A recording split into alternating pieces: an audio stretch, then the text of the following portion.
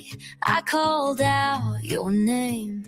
It was at that very moment I knew I would not be the same. You left me broken all alone, and now you will not pick up your phone. Did you think that would get me feeling down? No, that made me drive all around that old small town. Did you think I would drown in your pain? Hell to the no, let me explain. I drove up to that old dive bar on the corner of a new tomorrow. I thought I was going in to drink away my sorrows. Instead I danced the night away. Boom bopping, bar hopping, body rocking, foot stomping all night long.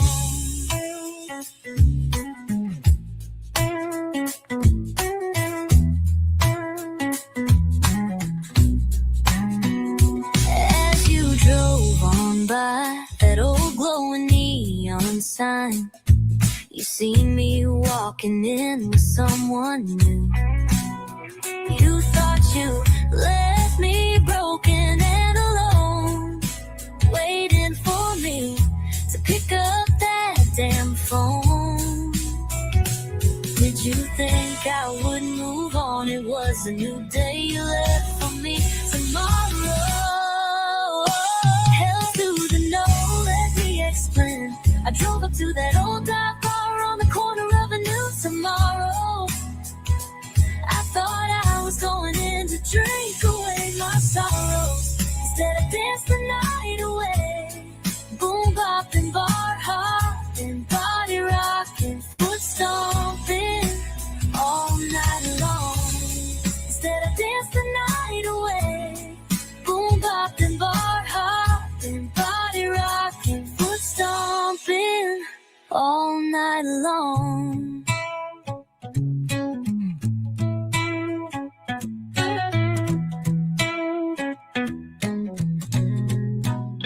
Hell to the no, let me explain. I drove up to that old dive bar on the corner of a new tomorrow. I thought I was going in to drink away my sorrows. Instead I danced the night away. Boom bopping, bar hopping, body rocking, foot stomping all night long. Instead I danced the night away. Boom bopping, bar hopping, body rocking, foot stomping all night long.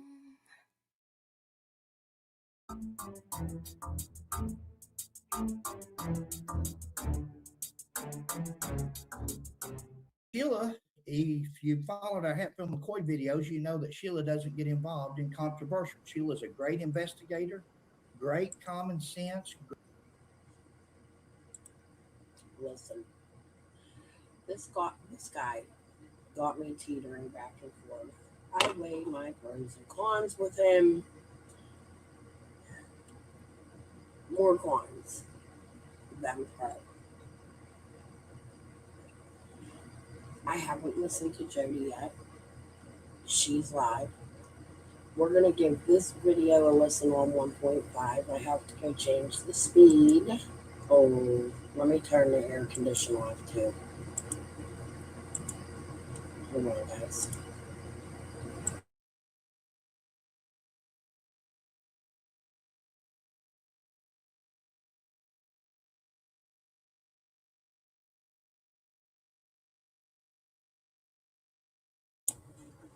Okay, that's so you can hear me better.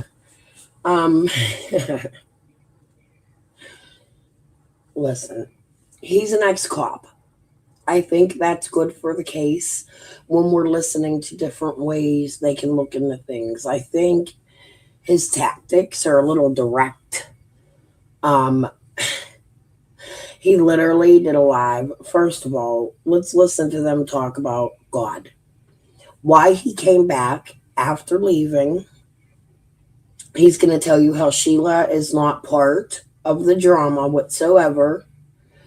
But he wants the drama. He's saying fucking bring it. If it'll find Summer, bring the fucking drama. Okay, I agree with that statement. I have said that in the past. If it keeps Summer's name out there, if it keeps you sharing her picture and talking about her. However, now this man's talking about boots on the ground. We're going to bring cadaver dogs. Everybody get your cadaver dogs. Listen, I agree with the lie detector test part. To me, his latest live seems to be as if he's been talking to Ziggy, in my opinion. He is saying channel names I've never even heard. Edenville, isn't that one of the AI? Hi, Okie. How are you today? But isn't Edenville, we're going to check some of these channels out. We're going to see what channels he's talking about when he names them. But I think we need to listen. I'm just going to come back and give you whatever my commentary is going to be. I'm going to sit here and smoke. You guys can watch me, watch them, whatever. I'm going to leave the fucking camera on because I'm so confused why these people came out here and they're going so hard. And they are going hard after Jody directly. He's literally pointing to the Bernard property and telling people, come search. This right here needs searched. You know what, though? He does bring up a good point. We'll get there. And that point is about George Bernard Sr. I have questions about George Bernard Sr., but I want to listen to Jody a little bit. We're going to be here. I might be here all fucking night. Who the fuck knows? I might be here 2 hours. We'll see what happens. Great. A lot of computers, a lot of stuff. She doesn't like controversy. She doesn't like arguing with somebody else. Sheila is what I feel is a true Christian. Fred, man, it's just I'm sorry, I struggle. I struggle like a lot of Christians out there, but I know who my God is. I know who my Lord and Savior is. I struggle and I fail him every moment of every day. Doesn't mean I don't believe in him and his powers and that I don't love God, because I do. And you know what, God, is on this. I'm going to be all over the place on this video. It's okay because it's me. I'm talking to you. I heard a person say the other day, if there's a God, why didn't God save Summer Wells? If there's a God, why didn't, and went on and on and on. And I'm thinking, oh my Lord, I'd be afraid. I'd be afraid. I'd scare me to death to talk like that. Because the devil's very powerful. That's why. Because we're fighting the devil trying to find Summer. If you know anything about religion, because the devil's out there. The motherfucking Antichrist.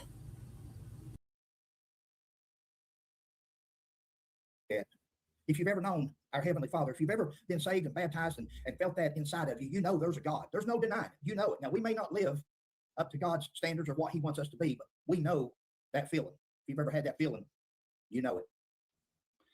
First thing I want to do, I'm getting plumb off my notes, but I want to talk to Clutch Your Pearls, Michelle After Dark, Jay for Justice, Unlock Your Reality, Killer, Chris McDowell, Judy Ron, Prayer Garden.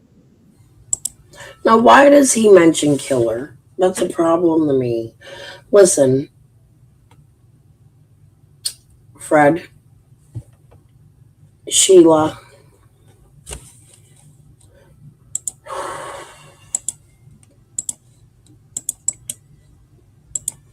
I try to be unbiased. I have questions.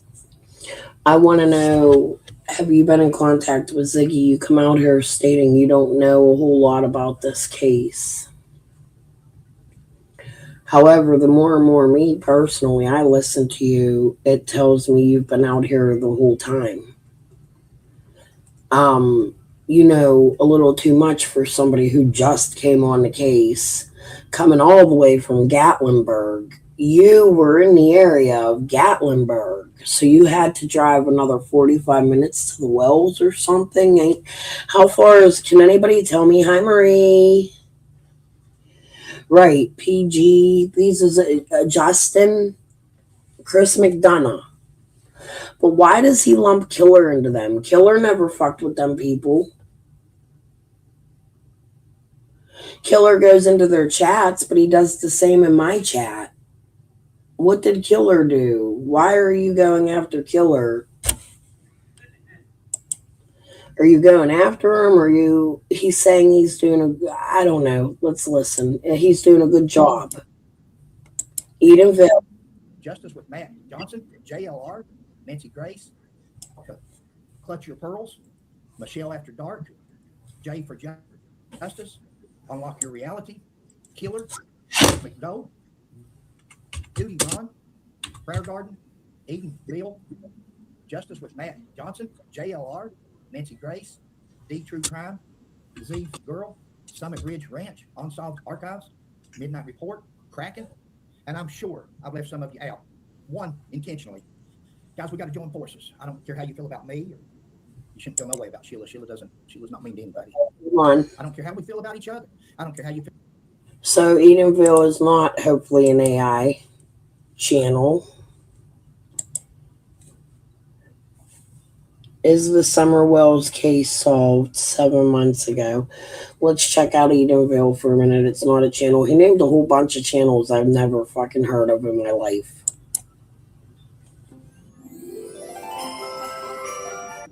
Well, that's not that problem. That's not correct either. Wait on.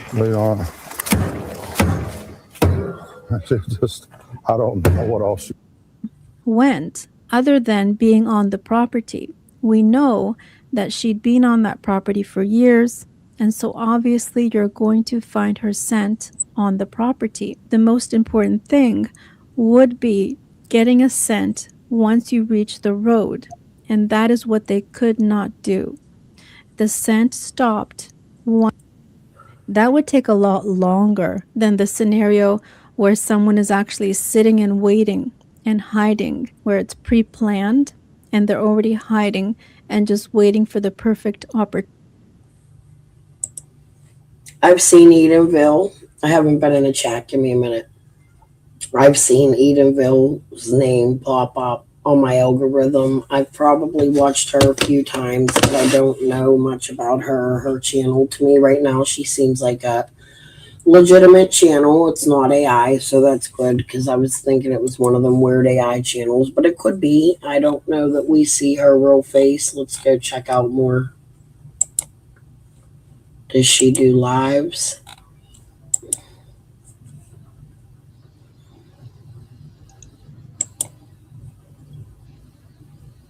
Okay, I'm just going to go forward to the other part.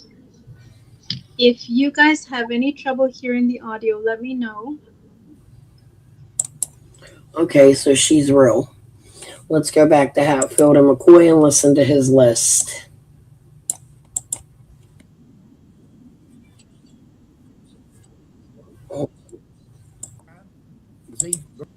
Justice with Matt Johnson.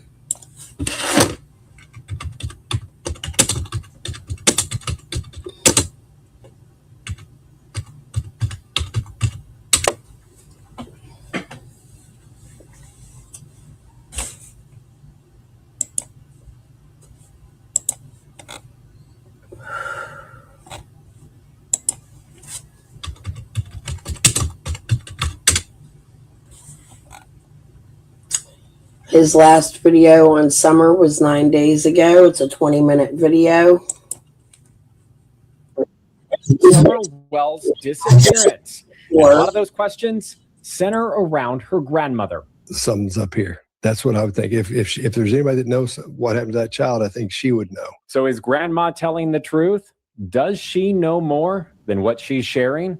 As everybody knows, I have a missing daughter. She's been gone for 12 years. I actually like this guy. I watched this 9 days ago, I believe, and I wanted to go over this with you guys. But I have to question what he shows, what body language specialist. I think this guy is a body language specialist. Maybe not.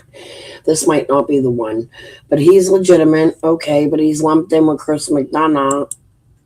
This is what dude is lumping him into. Okay, hold on. I'm just going to the ones I don't know the names offhand.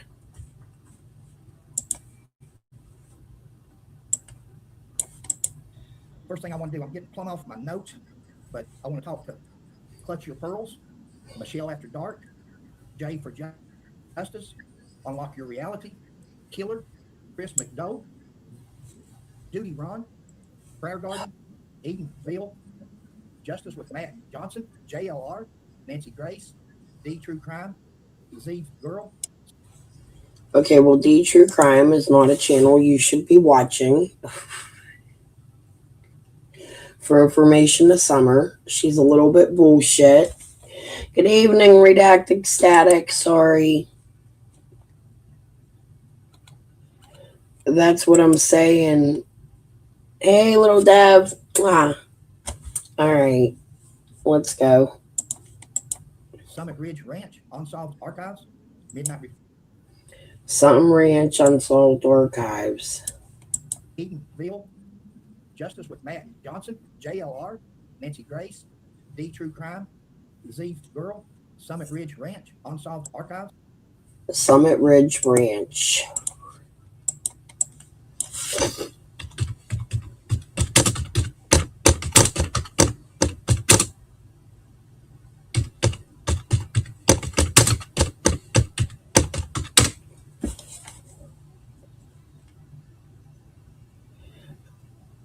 Oh. Carrie Moody comes up when you look that up. Unsolved mission. I don't think I'm on the right thing. Hold on. I think this is 2 channels he mentions.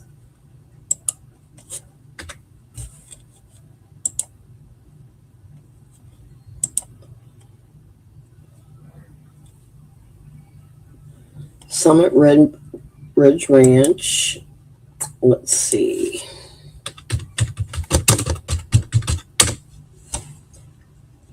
I'm subscribed to this channel.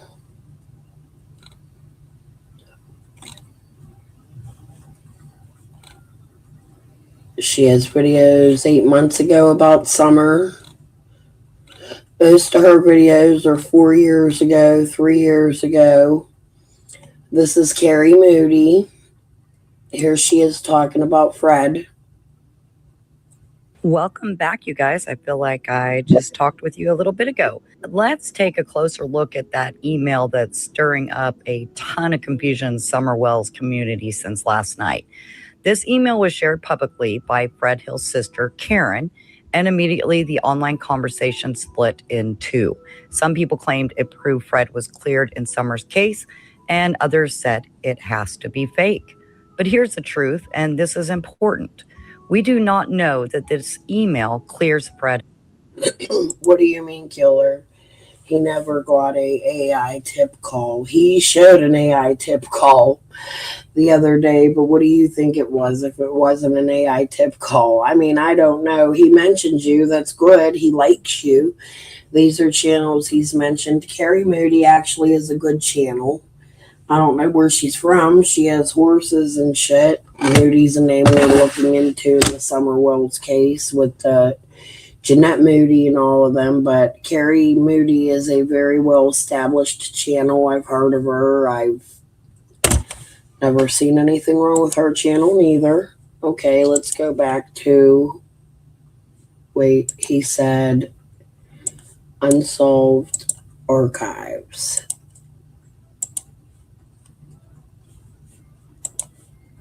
I'm subscribing to all the channels. I'm just seeing how well these people, the ones I'm not familiar with.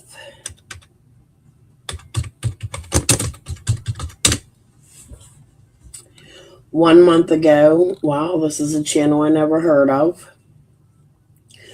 12 days ago, 1 month ago, 3 weeks ago, 1 month ago, The Truth Behind Knoxville. Let's do this one. This was 3 weeks ago. 10 years old. That's how old Summer Wells would be right now. 10. An AI channel. Fun. Double digits. The age where kids start caring about what shoes they wear and what their friends think and whether they're good at the things they want to be good at. The age where a little girl who loved planting flowers with her mother and her grandmother might be starting to figure out who she is. Summer Wells has been missing for 5 years. She disappeared on June 15th, 2021, from her family home on Ben Hill Road in the Beach Creek community of Hawkins County, Tennessee. She was 5 years old. She had blonde hair and blue eyes, and she weighed about 40 pounds. The Tennessee Bureau of Investigation issued an endangered child alert the same night. The following day, it became an Amber Alert. That Amber Alert is still active today. As of this recording, and FBI agents followed him. He described this himself, in his own words, on a recorded call that was then published and covered publicly. Now, I want to be very clear about what that statement is and what it isn't. We are going to have to dig deeper into that channel. That's crazy, Killer. I think I did hear him say that, but we're going to watch it all. So, all right, what other channels is he mentioning? Let's listen. So we found one AI channel. Let's go back. Eatonville, Justice with Matt Johnson, JLR, Nancy Grace, D True Crime, Z Girl, Summit Ridge Ranch, Unsolved Archives, Midnight Report, Kraken, and I'm sure I've left some of you out. One intentionally. Midnight Report.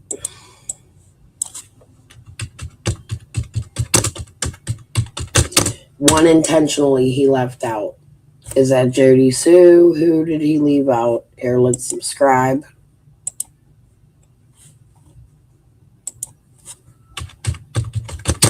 Oh, another one. Now, wait a minute.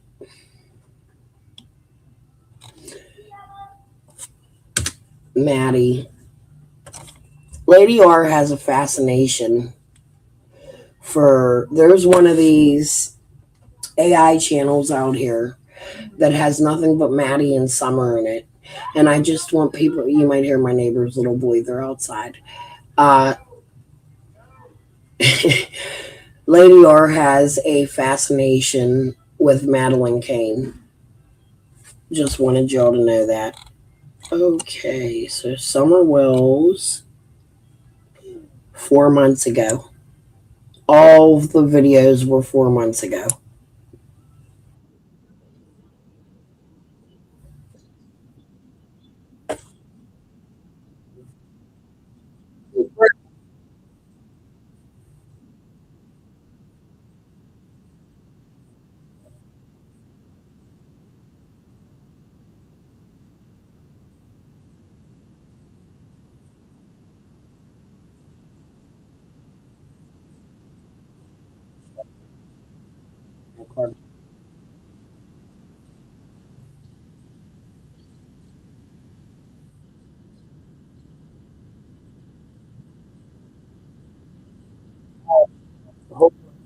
Refer to her, it will be as, why was she even being allowed to try and shave her head?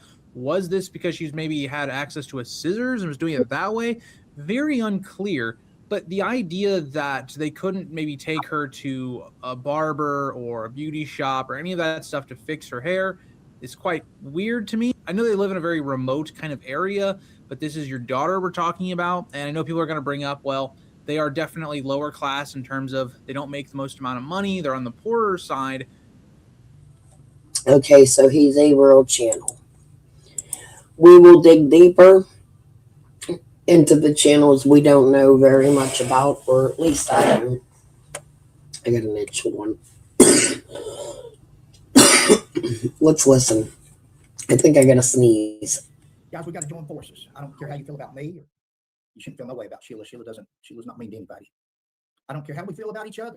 I don't care how you feel about our broadcast or how I feel about yours, because by now, you better believe we've been doing some research. And these are just some of the ones that I think has done some good research. I may not agree with it all. I'm sure they don't agree with all of ours in the little bit of time that we've been doing it. But imagine if you put these forces together along with, you know who, along with God. I don't ever want to refer to him as you know who. If we put all of us together, along with the TBI, along with the Hawkins County Sheriff's Department investigators, I don't want to take nothing away from nobody. Don't want nothing out of this. Now, I was going to these notes, but it just hit me. Guys, this is not about a reward. Sheila and I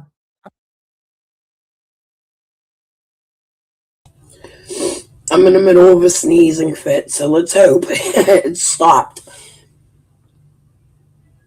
Even you know who. Oh no, I don't want to refer to him as you know who. Is that you giving us a little depiction of your real thoughts about Dawn? Jesus. Your real thoughts about Dawn. But he didn't want to call him, you know who, Dawn. I don't even know if there's a reward for Summer. If there's a reward for Summer, they can keep it, or they can donate it to the cancer system.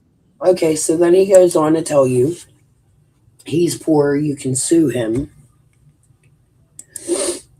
He didn't want to talk to Ernie. Are you serious? I asked him to grab a link twice now. I asked him to come in today. I was actually, if anybody, he said his phone number in one of these lives. We're going to listen to them. If we run into it, we're going to call him and see if he'll speak with me. I've asked him to grab a link. I have some questions for him. So if anybody has his number that he had put out there and you could put it in my chat, I'd appreciate it. We'll call him right now. Society. Give it to the Cancer Society. That would be great. Jill and I are not after a reward. Jill and I wasn't. Okay, so he's going to go on and tell you they're not after a reward. However, he's collected a reward before in another case. And he's also made innuendos like he's going to solve the case. So, okay, Fred. After clicks. Jill and I wasn't after viewers. This is our hobby. Believe it or not, I'm telling you as straight faced as I can. We'll put them other videos back up. All the videos will be put back up now, and we'll be making more. Not for clicks, not for. I do got to say, about an hour ago, I asked Fred to put his videos up, and he did. He put them all back up because I guess he didn't yet. So I said I went over and I told him I'd like to see the one about Jody Sue you took down. So we're going to go through all of their videos again, including the ones with Dawn and Candace. But I want to get to Jody too. I want to hear what she's saying after we listen to this one at least. We had a video made, ready to come out. We knew when it came out, it would probably be controversial. It would be because I think it's revealing. As an investigator, and as two investigators, pretend she's here with me. She just don't take part because my conversation may go south at any time. I'm struggling. I'm a struggling Christian. I'm not.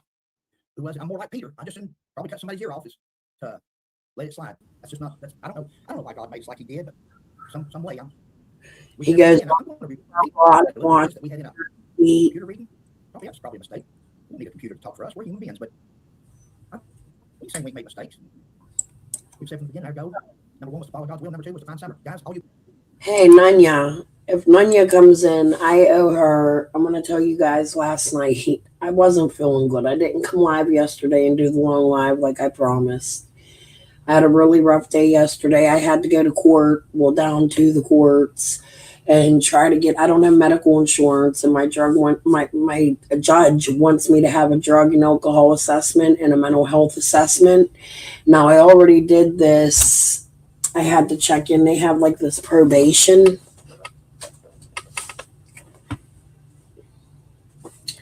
Pretrial services that I had to go to. So I went down to check in with them. I did that yesterday, and then I had to go, and I just had a rough day because I don't have medical insurance, and my husband hasn't still done what he needed to do to get me medical insurance. So I'm going to have to, now that he's not here, I might be able to go through my domestic violence advocate when I see her at court. My court hearing is actually the 27th at Gretchen. If you want to fucking show up again, you fucking bitch. 12:30 p.m. room 4,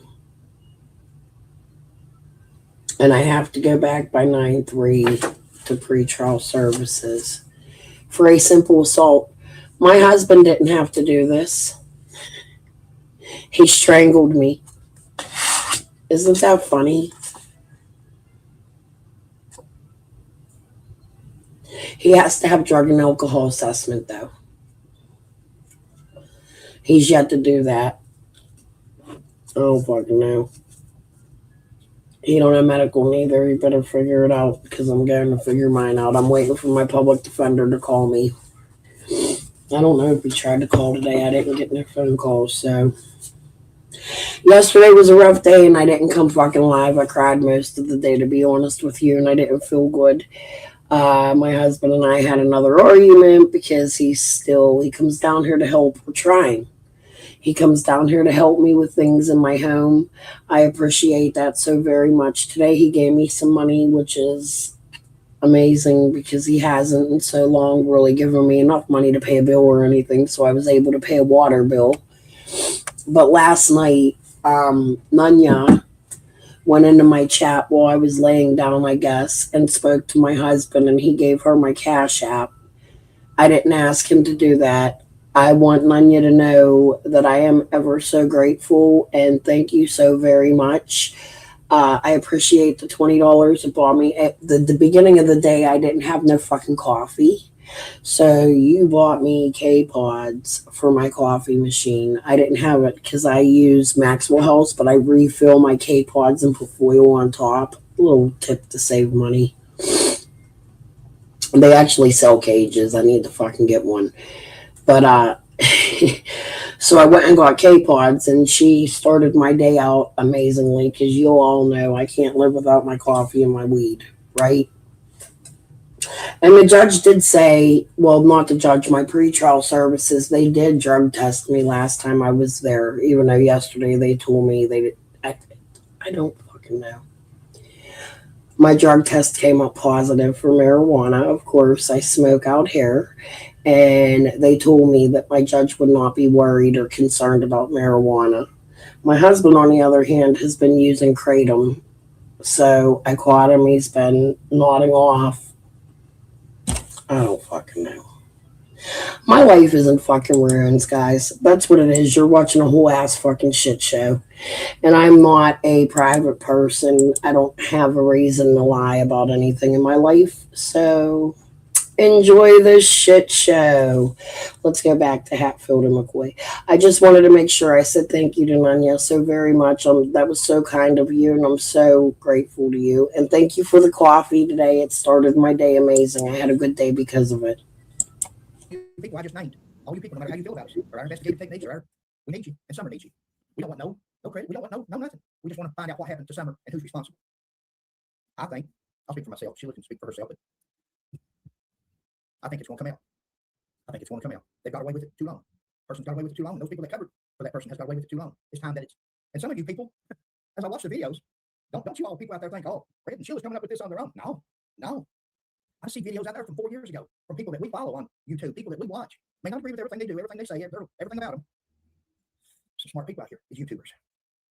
We say we were not into the drama. It's not about clicks, subscribers, or money. This case is going to be solved by God. That's true. This case is going to be solved by God. We were not into drama.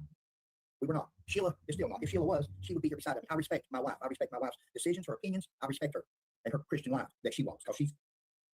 So the part about drama, you can scratch that when it comes to Fred McCoy. If it takes Fred McCoy getting in the gutter and getting into the drama to find that little angel or to find out what happened to her and to help law enforcement bring those parties guilty to justice, then I'm drama bound. Count on me. Count Fred in. And talk third party. You know, guys, it's funny how Christianity is, and I'm not a religious fanatic. I'm sorry, I'm not. I give God credit for everything in life. God is in charge of everything. The good comes from God. All good comes from God. One of the last videos I made, it said, got a phone call. People were saying, don't listen to the phone calls, don't listen to this person, don't listen to that person, don't listen. Because somebody had said they were going to call or something. Guys, I respect all of you. All you YouTubers, all of you got some good content. All of you, like us, got some stuff that's off the wall, maybe. I didn't get no phone call. I didn't get no phone call from nobody, guys. I didn't get no phone. How come I couldn't remember their name? How come I couldn't remember? I'm sorry. I have a different way. Believe what you want about Fred McCoy and his investigative techniques. They have worked throughout the years. They may be off the wall. They may not compare with everybody else's. They may not be as good as some people's. They work for me. And whatever works for you is what you do. I didn't get no phone call. I got it right here that said, hey, look at this. Look at that. But in order for me to bring it out, how would I have got on that topic had I not? And how I got on that topic is where a person made the comments. Why didn't God save Summer? Why didn't God? And God puts on my heart. And I start looking and I start investigating. Sheila and I both investigating. Not drama, not pointing fingers, but investigating.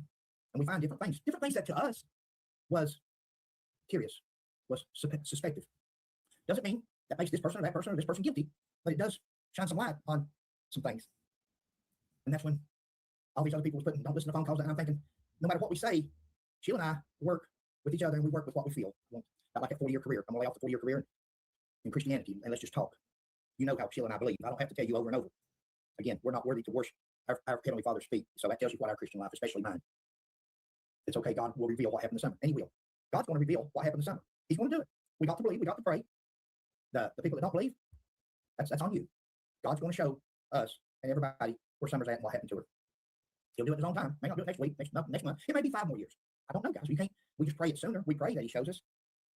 We said from the beginning, I'll take part in the drama. Well, I'm going to take part in the drama if it helps find Summer. We do feel through our limited investigation. We think we know who. Guys, I heard a person say, I've heard several people say it. I put it in one of our videos. It's funny that I put it in a video and I'm watching an old video of a person that says, we take polygraphs. This one do it, that's one do it. They don't want us to. Well, maybe they'll ask you again. Maybe they'll ask you and those other people you were talking about again to take polygraphs. Guys, remember I said a while ago, when you're working a crime as a police officer, I'll take a polygraph. You better believe it, I'll take that polygraph. Sign me up. And you sign them up, and then you go pick them up. They change their mind. Well, Dad. There's professional criminals out there. Professional criminals. So when they say, okay. I agree. I have this on 2-speed because I want to get to Jody. But I agree there are professional criminals out there. But do you hear how he's talking about Jody? First of all, you hear innuendos from him that tells you he's been listening to or talking to Ziggy, right? Hold on. But here's the thing. Ziggy and Fred refused to take a polygraph too. You could go ask Cher about it. Do you watch Voices Behind the Wall? If you're talking to Ziggy, you should go ask her and Fred the same question because they actually did not show up for a scheduled polygraph that Cher scheduled for them. I'm just curious if you knew that. Take a polygraph. My advice to them. You don't want my advice. They don't need my advice. These are law enforcement officers and agencies. They don't need Fred McCoy.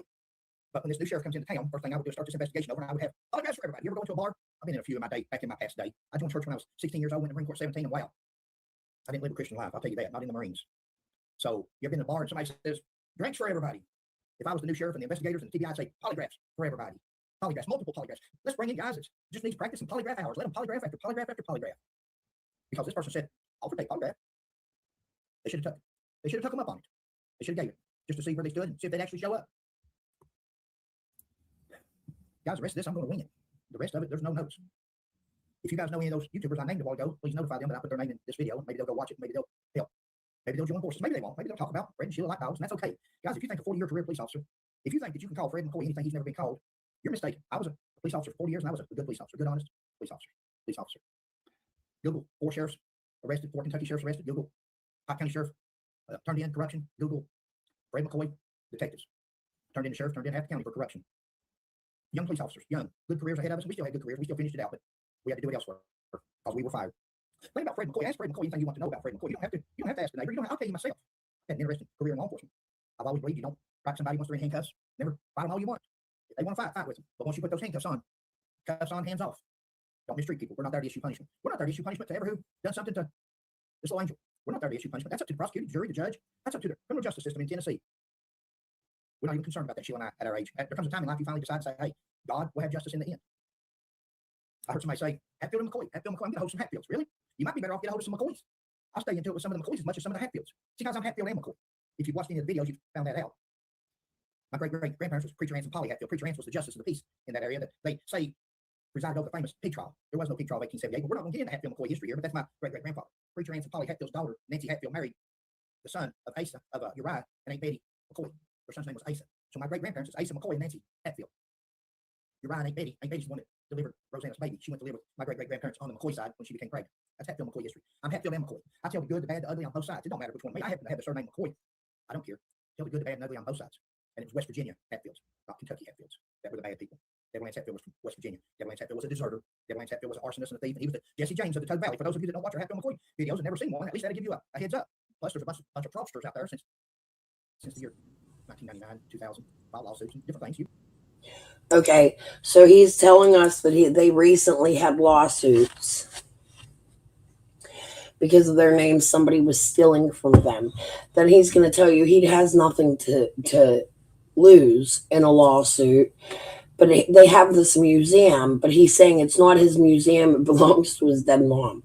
Well, if your mom's dead, sir, it then belongs to you or whoever is in your family. And if your name's on it, I'm pretty sure they can still take that. I'm not saying you're going to get a lawsuit. I'm not scared of lawsuits all the time either. I am, but I'm not. I know when I'm wrong and when I'm not. It depends what the lawsuit says or what's stated. Like, for instance, the lawsuit with me and Chicken on a Stick was fucking completely frivolous. I agreed with Jody Sue in one of Jody Sue's videos, and that's why she was suing me. I put a picture out of a clown with Benny and her in a detective hat. It was the most ridiculous shit. However, you do need to watch what you say when you say, oh, like you are saying this property needs searched. I think these are my suspects. Now you have to like be able to say it's an opinion or I'm speculating. We get that, but your approach is really bold, in my opinion. Extremely bold. You can watch our videos. Proof is proof. So for the person who won't get a hold of Hatfield, you may be better off getting a hold of some McCoys. Because I made some of the McCoys calling them out on lawsuits that they filed, on stories that they've told, on people they've sued, old people, old coal-mining couple. So those McCoys probably, just like Fred McCoy, waiting for some of the Hatfields. Which the Hatfields is signed frivolous guns, autographs on guns, and sold them for thousands of dollars as family heirlooms, saying they're the descendant of Devil Lance Hatfield. I won't go there. All kinds of history, but I call them all out. I'm not shy. I've never been shy. And for this person that thinks. However, I do gotta say the little tiny bit I seen about the Hatfield and McCoys, it's interesting. It's an interesting story from the 1800s. Hey, Truth Hurts. Hope you're good today, honey. That I'm shy. There's a difference in being shy and trying to live right. There's a difference in being shy and trying to be a Christian. I'm not real good at being a Christian. I'll just tell you. I'm just not real good at it. I thought I was getting good. Then things happen. Hi, nature lover. A person's kindness for weakness. Don't mistake a person trying to live right and be a Christian in their old age for weakness. That's not me. Now, let's get to the subject at hand.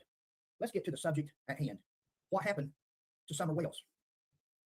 God, somebody's been on this case for 5 friggin' years. I've heard you brag about it.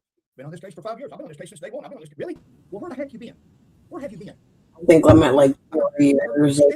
One of his videos say, where's the investigation's been? 5 years. See, guys, we got drunk. I'll name people. I'm not beyond it. If I'm wrong, correct me, but I hear something on a YouTube video or somebody, if Don and Candace says that this person called on them and that person did this, I'm going to repeat it because that's what they've told me. I didn't realize it. That's on them. I heard Mr. Shell say these people have been investigators for 5 years and they ain't solved this. I agree with him. I don't know this guy from Adam. I haven't talked to nobody. We said from the beginning, and I still don't want no drama.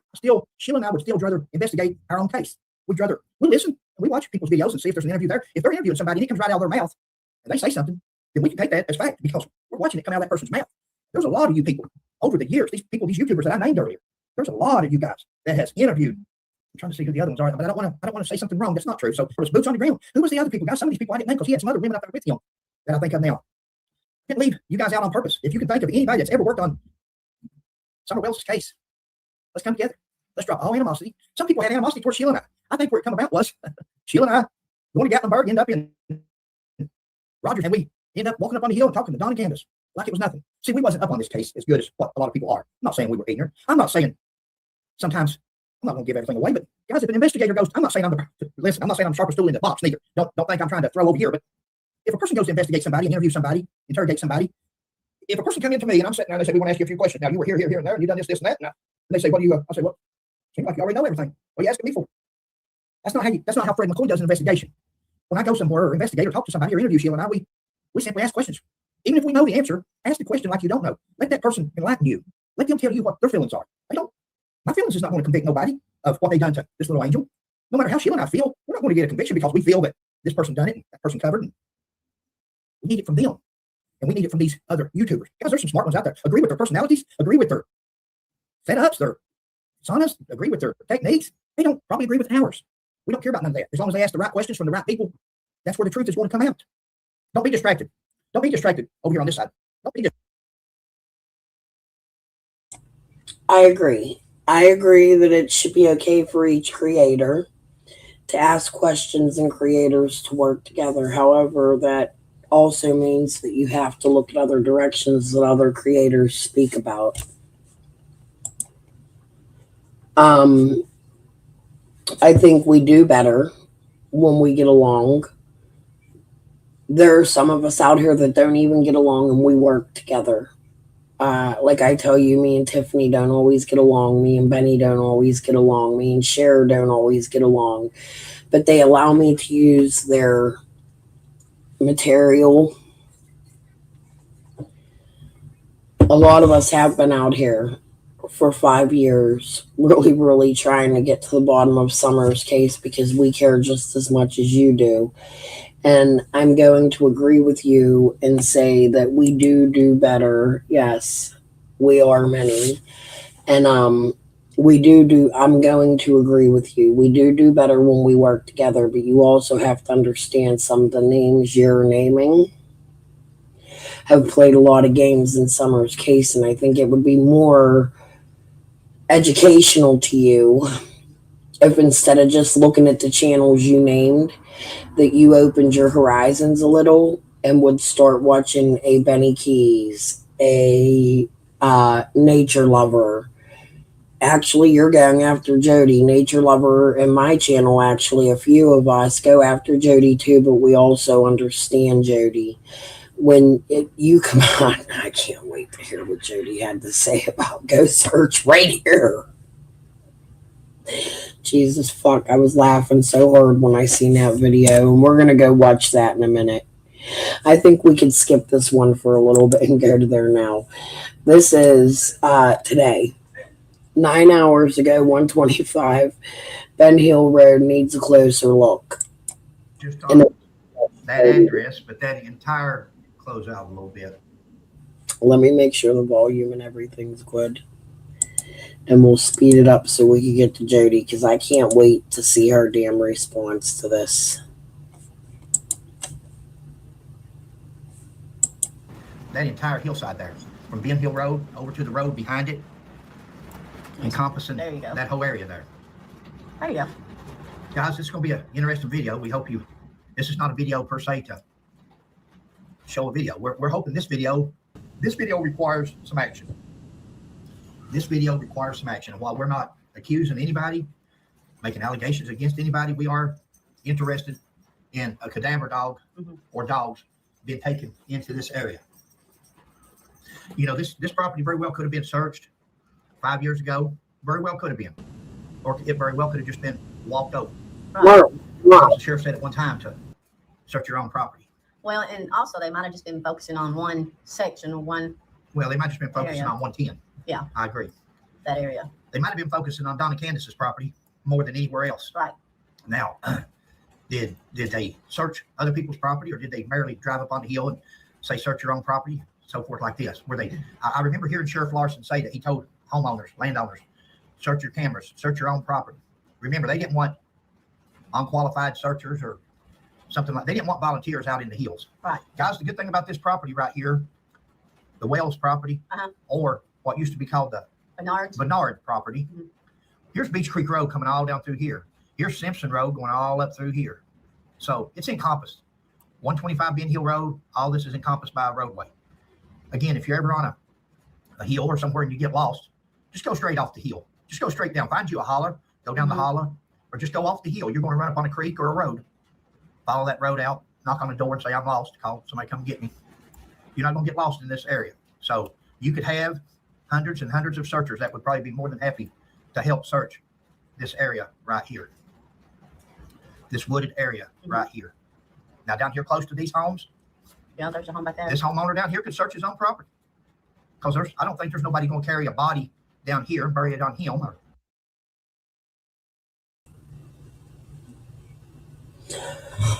I'm trying to find a clip for this man of Fred.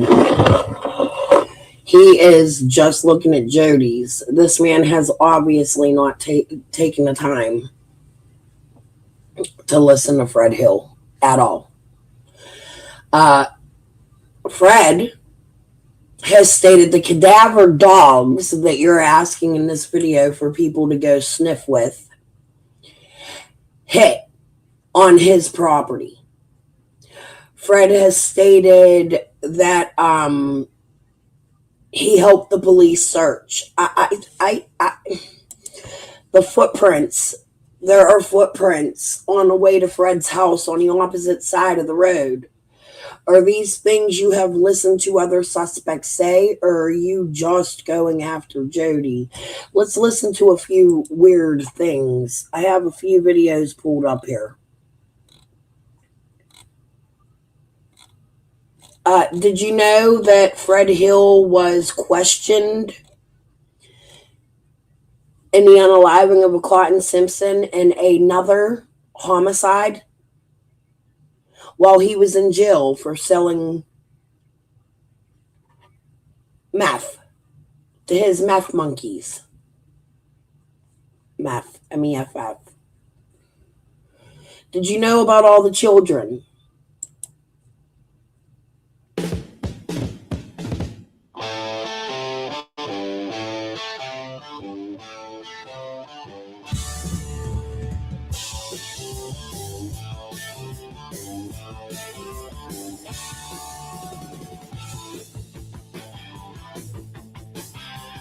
That was so. I mean, anybody that really knows me, I mean, I've had as many 10, 15 kids with me at a time on this creek, and I had to run their parents down 2 weeks later to give them the kids back. I mean, let kids do everything. Yeah. So I've more or less been involved in a lot of kids.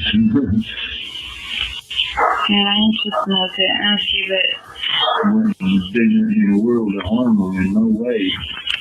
You don't seem like Get my life in. you don't seem like a scary person to me. So they must What is it? When I went down there and done the statement in front of all of them, I mean, the whole deal, a bunch of them, when I took them down the line.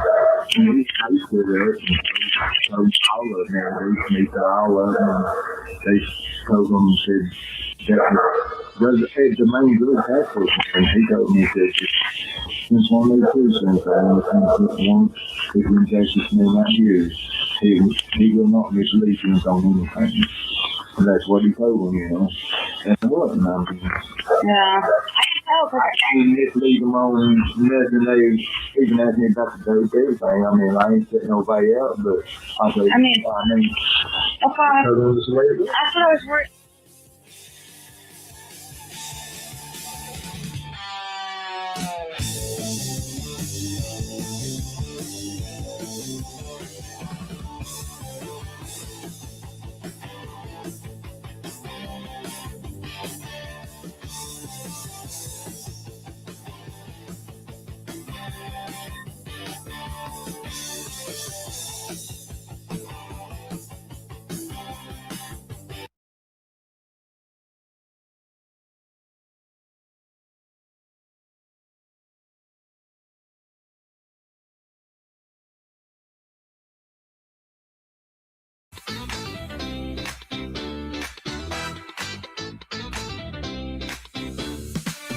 Ziggy is about to tell us that Fred finally had a 4-hour phone conversation with Chris M.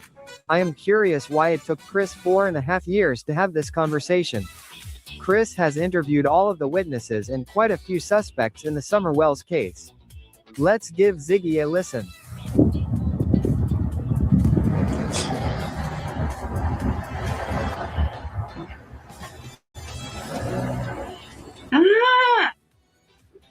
Come on now.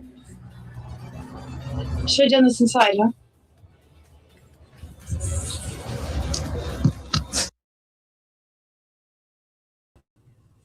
I don't know what these videos are about, but I'm going to take it's 5:53.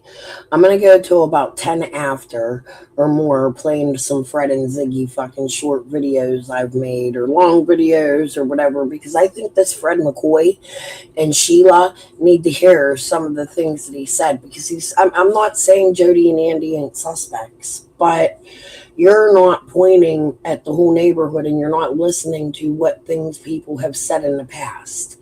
I don't understand what he's starting with the most resistance, Jody, the main ones that opposed researchers, searchers. Yeah. Listen, Jody's very sus to me. Andy is sus to me. Andy's father is sus to me. Andy's mother is fucking sus to me. I'm not saying they're suspects, but I think there is a bigger reason as to why Summer went missing. And I think you have to add Fred and Andy into a lump, along with Dawn, Candace, Jody, some of the lights, a squall tit, a chicken on a stick. This guy is directly pointing at 125 as if it hasn't been searched. I don't think it's been searched properly. I can agree with that. I think Andy threw a fit and wanted EquiSearch and everybody off his fucking property, and I think it caused a lot of chaos. I think there's a garbage pile on that property that wasn't searched. I think that property wasn't searched properly. However, I don't know that because we didn't see where the searchers were and who went into the woods, and they had 119 agencies. We didn't see that many people, but we seen one agency, EquiSearch, and it had hundreds and hundreds of searchers. So think about when you put that as a whole, 119 agencies together, how many searchers were in the woods that we didn't see? They were getting shipped by school buses and trailers from the command post to Ben Hill Road by car. They were being dropped off deep into the woods to go search. So we can't say that Jody's property wasn't properly searched, but we do hear things like Andy and Jody threw fits and they didn't want EquiSearch there, and the daughter talks about it. Okay, we're well aware of that. But in my opinion, there's a bigger picture here. And the scariest thing to me is Fred saying, the dogs hit on my property. You trust the air search. They did use GDR. I didn't find that clip. We didn't get too far into my videos the other day. Maybe we'll watch some of them again tonight too, another one or two till we do. But thank you. She weighed 40 pounds. She was last seen walking away from her home on Ben Hill Road during the early afternoon hours. Summer was 5 at the time of her disappearance. Summer is now 10 years old. I'll share her picture before the lives. Little Deb, if you're here for a while, remind me when I'm like in a blank spot to share her pic.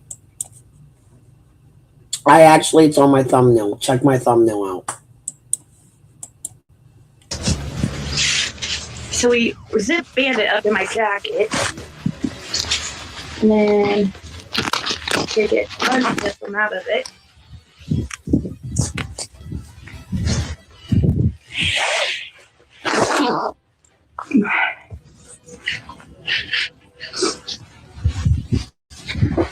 He loves this the snow. It's crazy. Oh, I'm ready for that warmer weather now. I don't.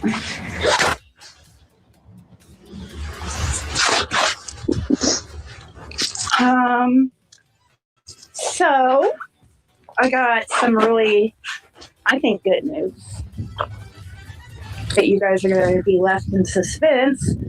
And I hate doing that to you, so sometimes I don't even like to tell you.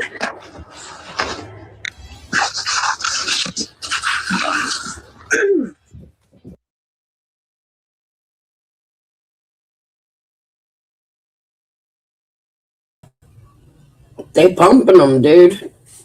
Jody goes live. Hatfield and McCoy puts out another video about Jody. We heard a scream.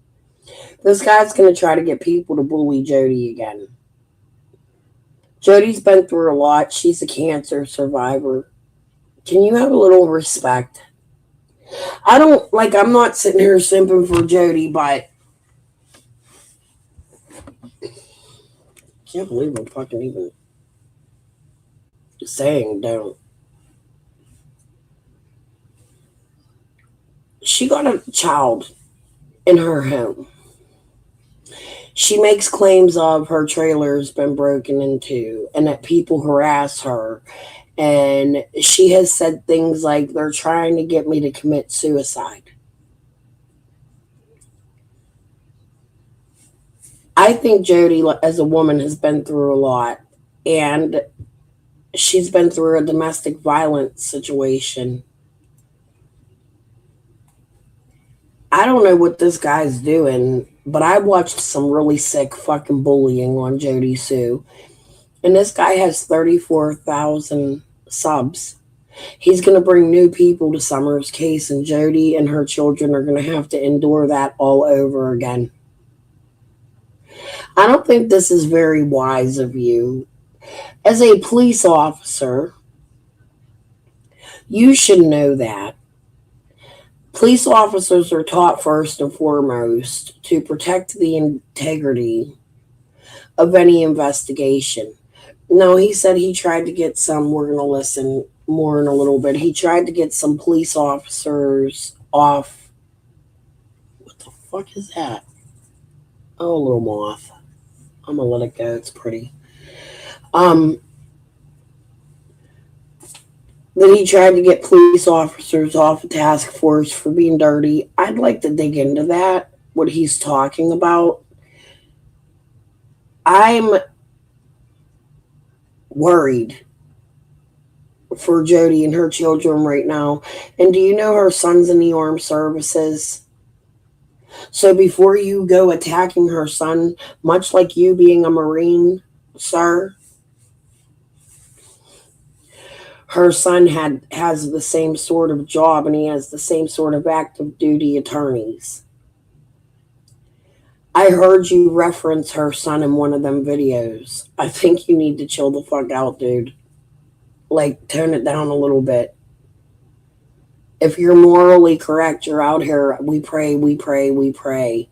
But if you're out here morally, why would you want a whole world to attack somebody who's already been bullied for years? And it took us forever to get people to quit bullying her and just go over her words without the, oh, listen to her fart and look at her sparkly vagina and look at her tits. And like, we've been here. It's cruel. Jody may also not be guilty. If anybody understands where I'm coming from and what I'm saying, I'd have some attorneys ready, Jody. I would do the lawsuits. This really ain't a good video. This was just her telling us about she was going to speak to Chris McDonough. However, here's some fishy videos from Ziggy. I'm really just looking for him saying, if Little Dev, if you know where there's a clip of Fred, quick, I could grab where Fred says the dogs hit on his property. I'd be really fucking appreciative if you could find it.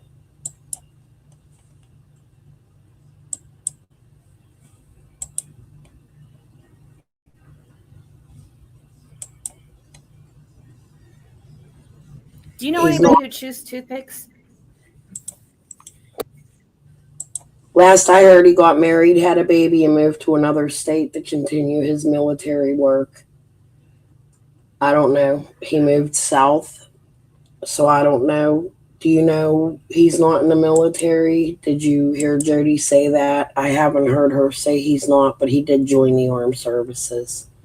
So I'm sure he has enough money either way, regardless, to sue you himself without Jody.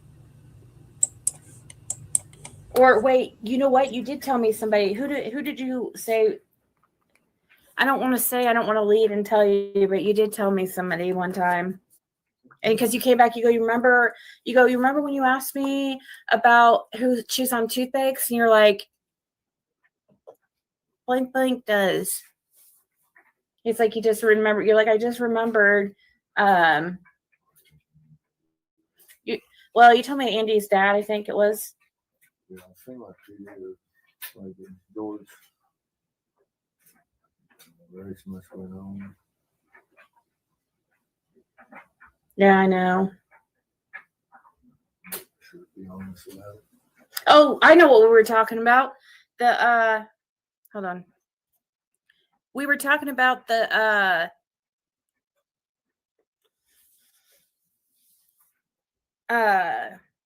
footprint thing.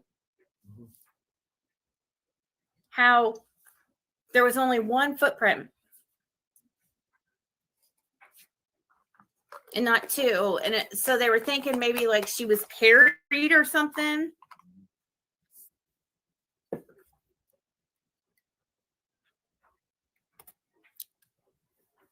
They actually found two different footprints, one at one place and one at another place, but they brushed most of it over it, just one track at each place. Yeah, supposedly one track at each place at two different places. This is a good video for you to listen to. Fred Hatfield McCoy. But only one. Didn't you say law enforcement asked you something about horses?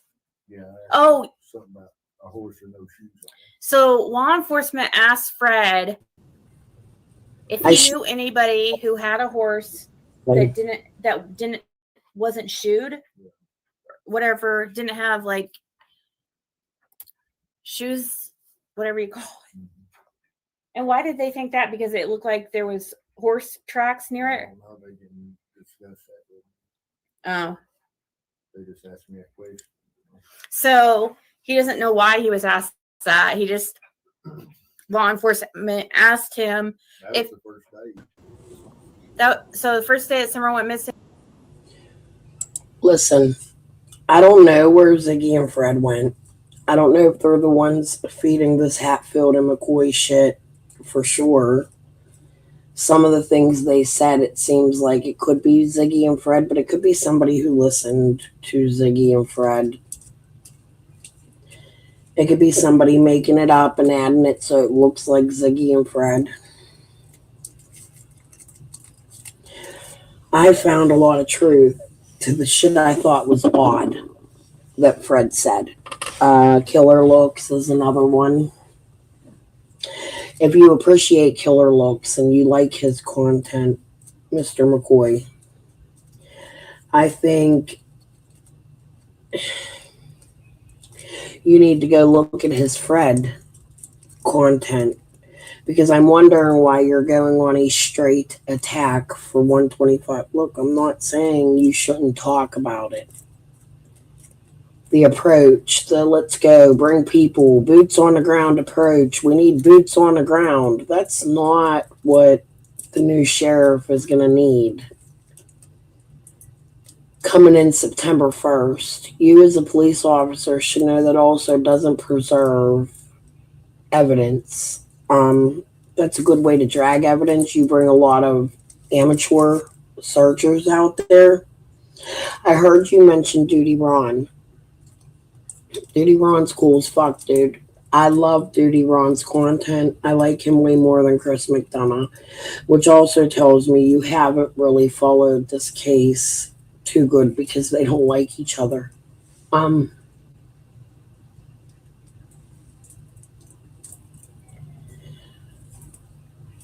If you wanted to be, I think Duty Ron, judging from the man he is, would be extremely interested in the fact you're a Hatfield and McCoy. It's my personal opinion. If you commented on a Summer Wells case, he may. I'm not saying personally, really he would, but he may write you back. You could ask him, or even you can go to his channel and search EquiSearch. They talk a lot about their searching tactics and the things they did. Fred may say in this video about the scent on his property, but he's telling you about a horse the police asked him about.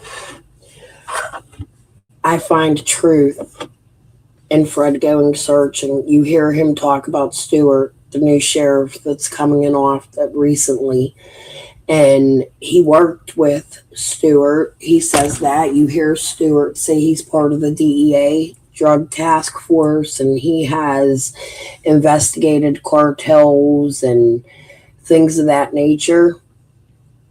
I'm sure if you go to Duty Ron and you ask Duty Ron about the search and all Vecwa search, you could get well educated. The search span was much wider and larger than you're pointing around Simpson Loop going, oh, it has to be here, it has to be here, which we're not done.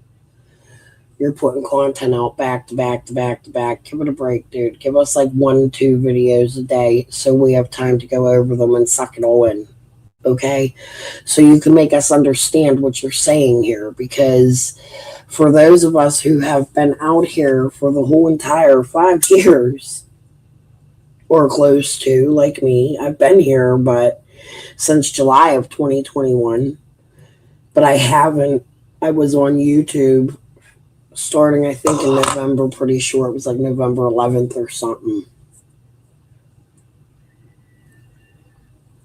of 2021. But we have listened to all of the evidence that the people around, we're not saying it's factual evidence, right? Like, the police have not come out and said it, but these are the people that live in the area of Summer Wells where their properties were searched, and they talk about their properties being searched. So I think before you just go around that little circle you're pointing at, you need to listen closely to all of the evidence as a police officer, because right now you seem like an idiot police officer to me that I wouldn't want working in my fucking community. And I don't mean that to put you down by any means, but it's just the way you're pointing right here, right here, right here. When those of us who have been out here for 5 years have sat here, listened for hours upon hours of exhaustion for all the evidence. Killer Looks has many videos on the footprints. You mentioned him, you like his content. I think it is ideal for you to go listen to all of it. Not just the content about Jody and Andy. And I'm not saying they're not suspects. I'm saying it's a bigger picture. And some people are out here trying to blame the other, in my opinion. They And I don't think it all leads to Summer. I think when Summer is found, it's going to uncover a lot of crime and corruption in Rogersville. asked Fred if he knew anybody who had a horse that was not shoed, and he doesn't know why he was asked that. And farther. Which I didn't at the time. And he couldn't think of anybody. And you still don't. I don't think. No, I still had one at that time. Didn't have shoes. But I thought it's odd they asked that, you know. It is odd because, you know, horses came up several times in Summer Wells since she's disappeared. It's came up, and, you know, from the time that Leslie Earhart from the TBI, you know, was on doing that update, and there goes a horse with a trailer stuck or something stuck to the back of it, a trailer or something.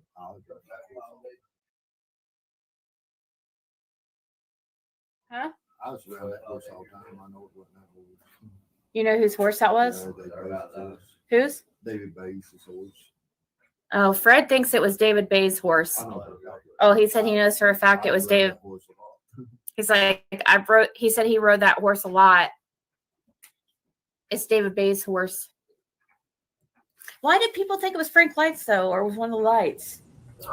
They got on horses and stuff. More neighbors. You see this, Mr. Hatfield McCoy? This is more neighbors that come out in Summer's case, that we hear about in Summer's case. This is a short on Fred Hill saying the dogs hit all the way up to his driveway. Thank you so much. Damn it. Oh, I have to go to my channel.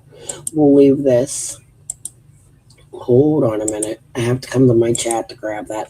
You can't copy and paste. It's so stupid. It might have.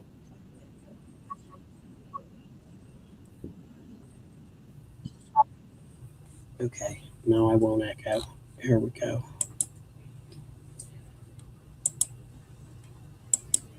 Thank you so much, Little W Rock. That's the first time I asked Little Dev to go find something like this, and she did it. She's fucking amazing. Thank you.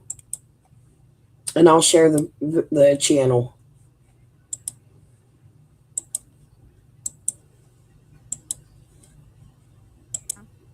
I mean, everybody puts me out.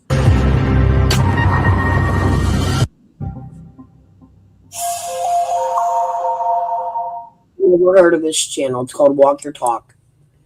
Thank you. W Rock. 10 rounds for a person. Yeah. I mean, everybody puts me out like I'm so bad and No, you seem like a great, nice guy. Yeah. You and I'm nothing like the rest of them. I mean, that's why they don't like me because I'm straight up. Did the other guy, You know? did those other group come over here and talk to you? No, So am I? you're the first one, other than TBI. And Well, see, I mean, even the cadaver dogs have struck all the way up my driveway. But see, Dawn had been here. yeah. So you told TBI that Don had been here that day? Yeah. I mean, the cadaver dog, they was here when talking to me and they come up the road and he was hitting about the bridge right there hard. They come up the road and went all the way up to that farthest vehicle you see on top and was hitting on it. They never even opened the door, but they ain't nothing in. I've looked. But I found some bones earlier. There were the cops over here? You're a joke now.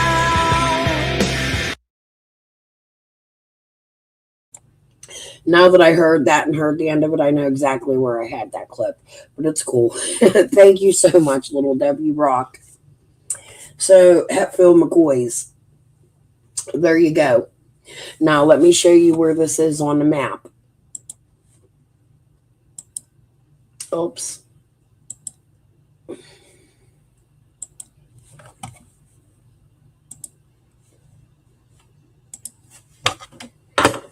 We're going to take a walk, sir. Man, do I still have that video? My God, I need to go look and see if I saved this video. It was one of the first videos I made on my first channel. I'm going to go search Canva and see if I have it. I took a walk through Ben Hill Road. I was going by Jody's words as we took a walk, and we were talking about the trowel by the bridge where Fred's talking about coming up right from Ben Hill Road on Simpson Road. The dogs hit right there by the bridge. We're going to re-listen to that, but I'm going to show you, Mr. McCoy, if you happen to be watching. If you come down to Will's property and you follow Ben Hill Road, now you're looking at this as if we should be looking at this area, right? You're going Jody Sue's property right here, immediate. But here you just heard Fred say,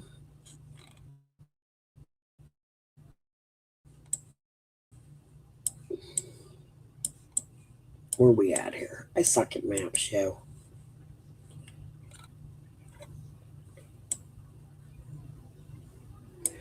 If you come after Simpson Loop, hold on, down here, Fred's house is down in here where it turns into Limestone Branch.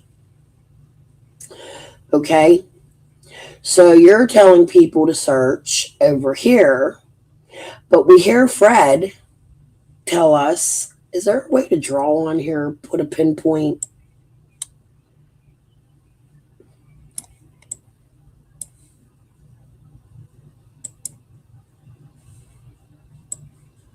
You can't do it. I'm going to have to, I have this drawn on. But Fred's telling us down in this section that the cadaver dogs hit on his property. Now, there's no reason for Summer to be down there by Fred's that day or any days coming up into leading into Summer being missing.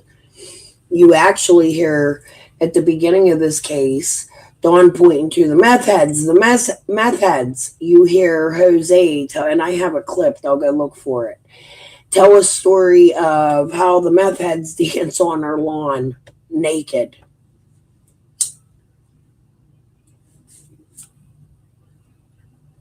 He was referring to Laura and Fred.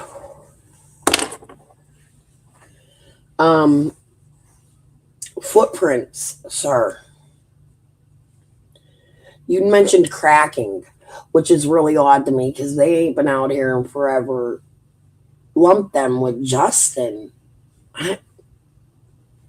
I'm baffled by your group of YouTubers you listen to too. That's not, even though you named some new channels I never heard of, but the AI ones I would stay the fuck away from. There's a big, nobody's really ever gone over the AI videos. We need to do that one night, maybe tomorrow night, if Fred McCoy doesn't give me any more content. Maybe one night we should go over all the AI channels that came out about a year and a half ago. Y'all remember that? Maybe 2 years ago. But anyways, what was I going to show you? Oh, footprints. So, sir,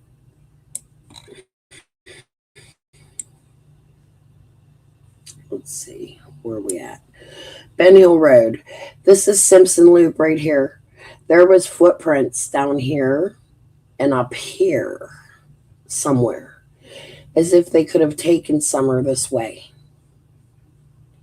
Down the hill, over here, and right up into Fred Hill's property. Killer looks, goes over those footprints many, many times.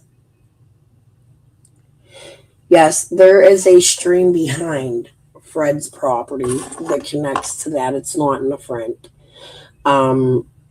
There's actually a retention pond behind Fred's property on a property that Fanning was trying to get to the night he was pewed, if that makes sense. So anyways, I'll show you. Let me see if we could see the pond. Where did I go?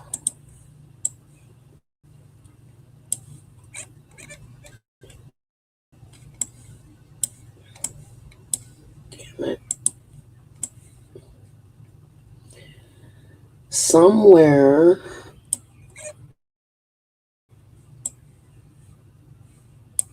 And actually, there's another pond too that I can't fucking find it. The brush is so big. Look at these new pictures. Look how much the brush has grown. Somewhere back here, I think up in here, right here, is a pond. This is the land that Fanning was trying to get to the night that Fred pewed him. But there are many ponds on that side. There's another one that JLR walked Brandon Clark through, and he walked around the pond and pointed it out. So I think your best bet, if you're going to send cadaver dogs, is to send them where they were. It's been 5 fucking years. We need to find out, can cadaver dogs track a scent after 5 years? Now, something I do know that I studied is that with rain, the scent picks up. So it's really good to go on a humid day that had a lot of rain. But I would send law officials. You worked for a police department. Why don't you go to your police department and ask your police department to call in tips for Summer Wells where she's not. You've not seen her in Kentucky. It's fucking ridiculous. I don't know. But we heard that. Let's listen to Fred again one more time. Mr. McCoy, I think you need to hear this loud and freaking clear. Because to me, this is why I've always pointed in Fred's direction rather than Jody's so much. But I do think there's more there. We just don't know what it is. This is a family that is long-standing. They are related distantly, closely, several different ways. They have fights, property fights, things being stolen off of their properties. Fred and his sister Karen, Fred's sister and him are fighting about $150 or $78,000 that went missing before Summer did. I mean, I don't know, y'all. I'm not. Dude.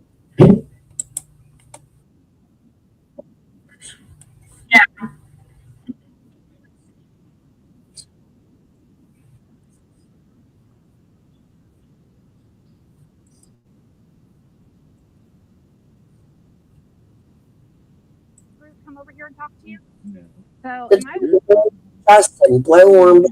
Well, I mean, even the cadaver dogs struck all the way up my driveway. But see, Dawn had been here.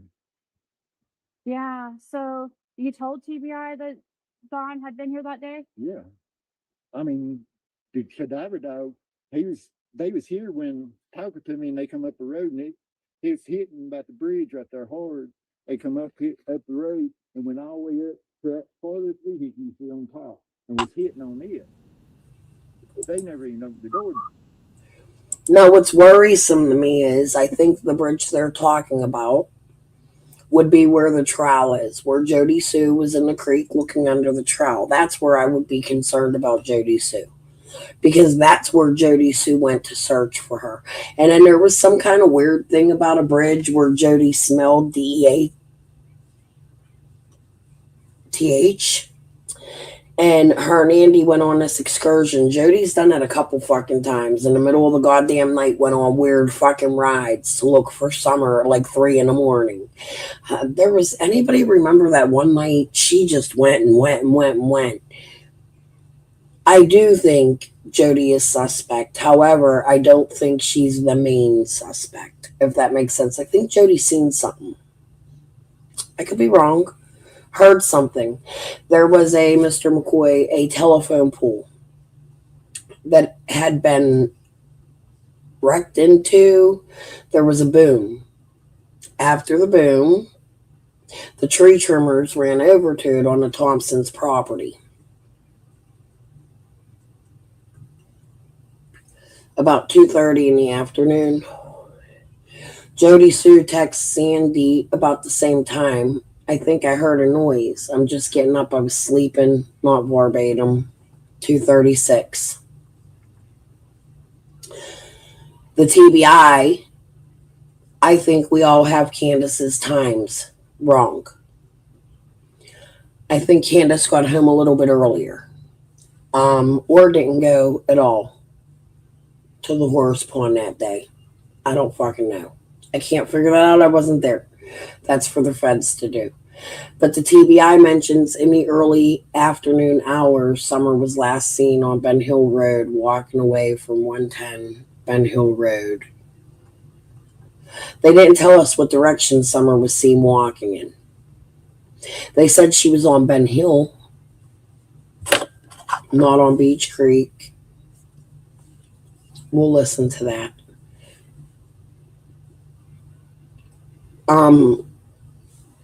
I think there's other.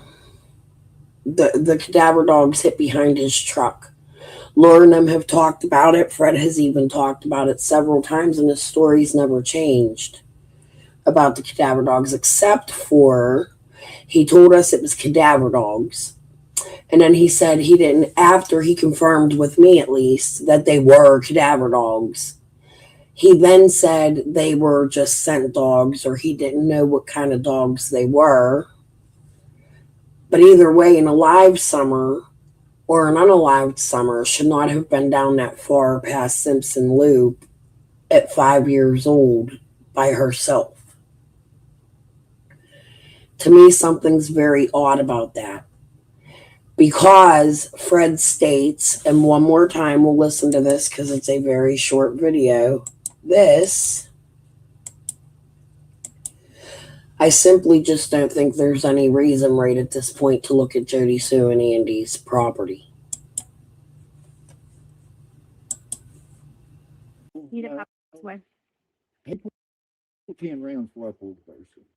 Yeah.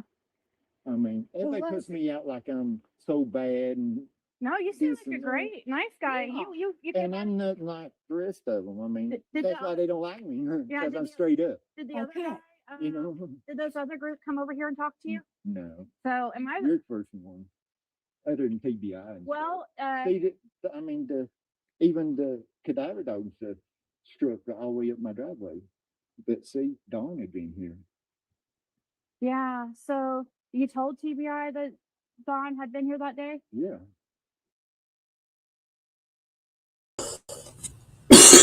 That's something here, guys. Hit this. I'm choking on the weed.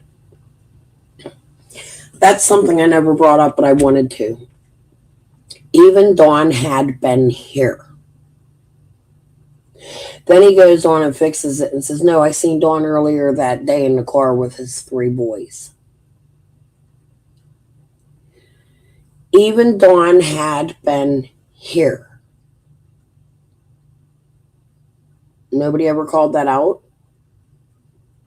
He changed it. No, I seen Dawn coming out of his driveway.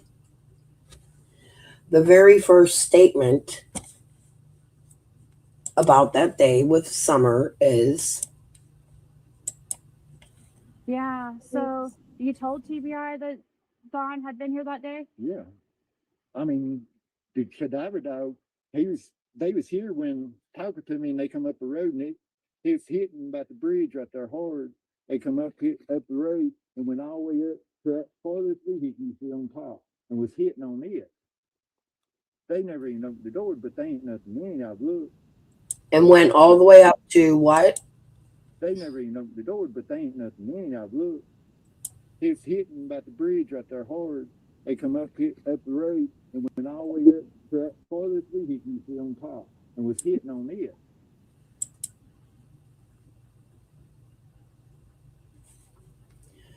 To the farthest something that sits on top. Fred also has told us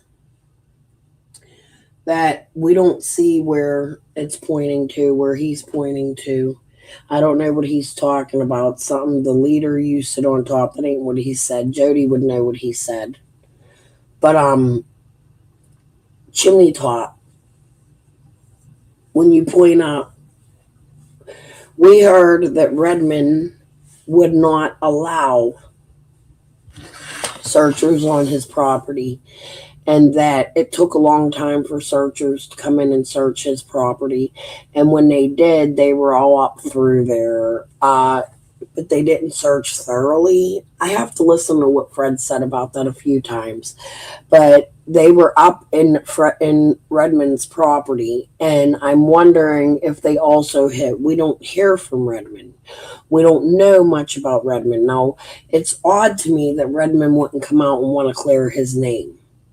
That a family member wouldn't want to. I mean, we're hearing international students come in and college kids, and he's saying they're his nieces, but we don't have a name.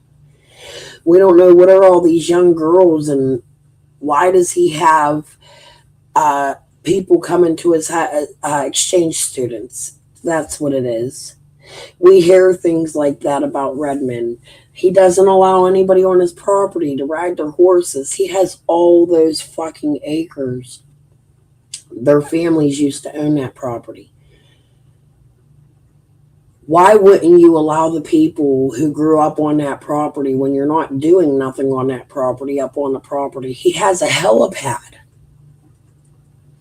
between him and the old Moody's property. I don't know where that is. I didn't map the Moody's. The Moody and Jeanette and Richard Davis is who I'm talking about. Let me remind you who they are.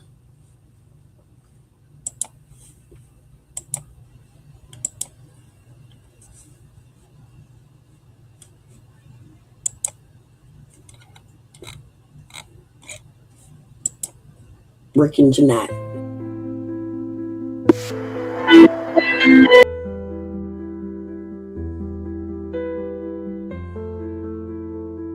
Because they would Don would drive his truck in, and then there would be another guy. Do you know what Rick and Jeanette?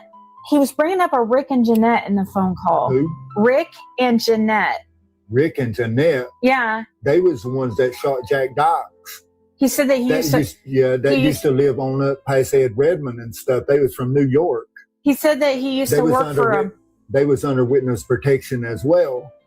And Don used to run up there a lot with them. Don was telling me that he used to do work for them in that phone call. And see, they was under witness protection, something to do with Apple Bank in New York. Jeanette was. And they worked at school systems. And he was talking about Bob Dykes, how Bob Dykes got shot and killed. And or he called him Bob, I think, Bob Dykes. Well, Jack is his name. I believe that's what. And then he was saying how, and then I'm like, he went from talking about you to that, and I'm like, wait, are you trying to? Now, you know what's really funny about that is I've been covering that since Chicken on a Stick started, before Chicken on a Stick started talking about a goddamn fucking crime that happened 30 years prior. This is not that crime. This happened less than 30 years ago. There was another crime on Dobbs land. This land, I believe, also was Dobbs land where this happened. I don't believe this happened on their property. It happened on Dobbs land. There has been a few crimes that have happened on Dobbs land. It makes me wonder if nobody wanted Dobbs to buy that land, because there might be a few fucking dead bodies buried there. I don't fucking know.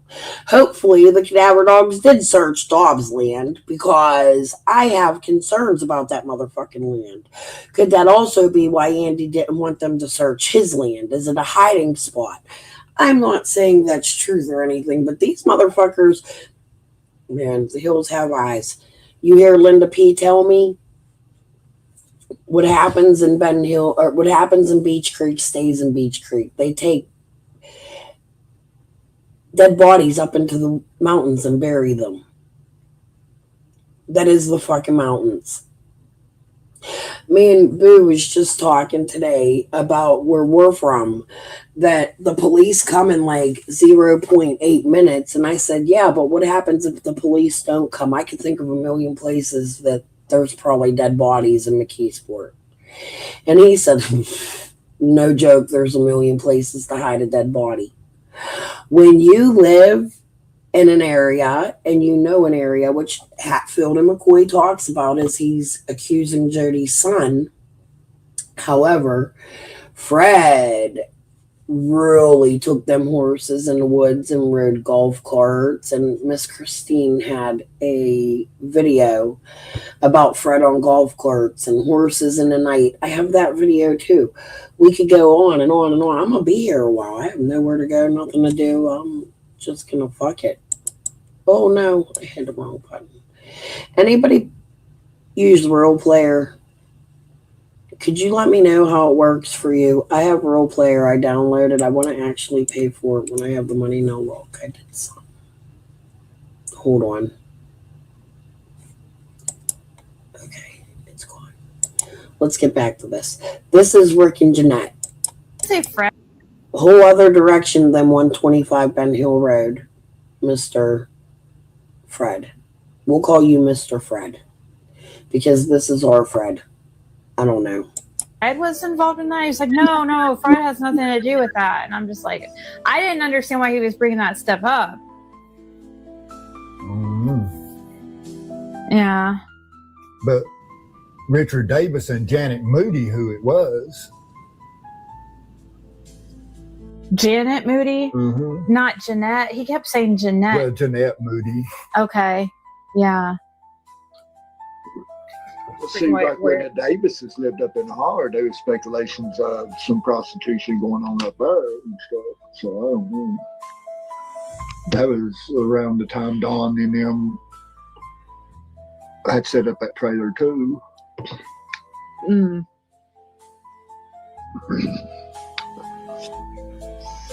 Yeah, I'm guessing. On certain on the. You know the Davises that Don was talking to you about, Richard Davis. Oh, really? Yeah. Oh, there was rumors about them supposedly being involved in stuff like that. When did Dawn talk to Ziggy about Richard Davis?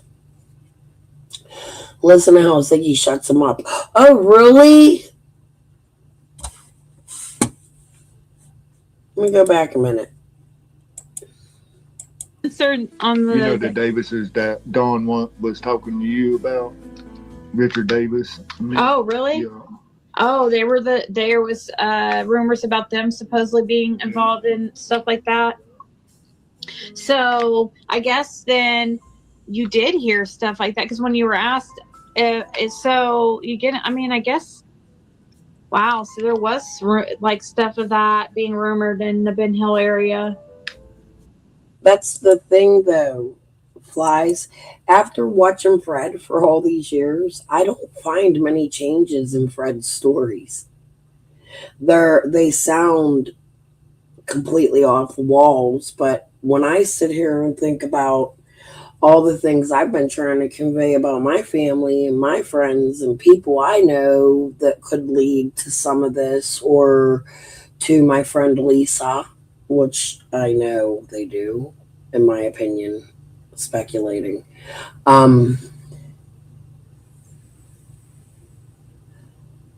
When she got the dog, she spoke to him about them. You heard it, Mimi Jean. Do you know which video it's on?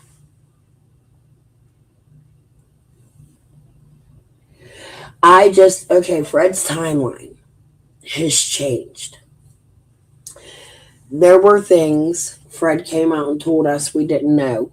One of them is Cursed with Curiosity had brought out a Shipley, and Fred took a stolen motorcycle to West Side Hotel. West Side Hotel is already known in the area by Ajons, right? Let me remind you before we go on. You all get the point about these people. I don't have to keep going on about that.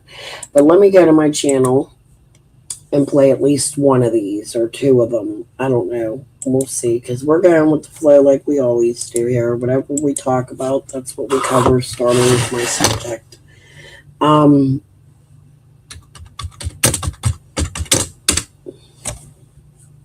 West Side Inn. My problems disappear.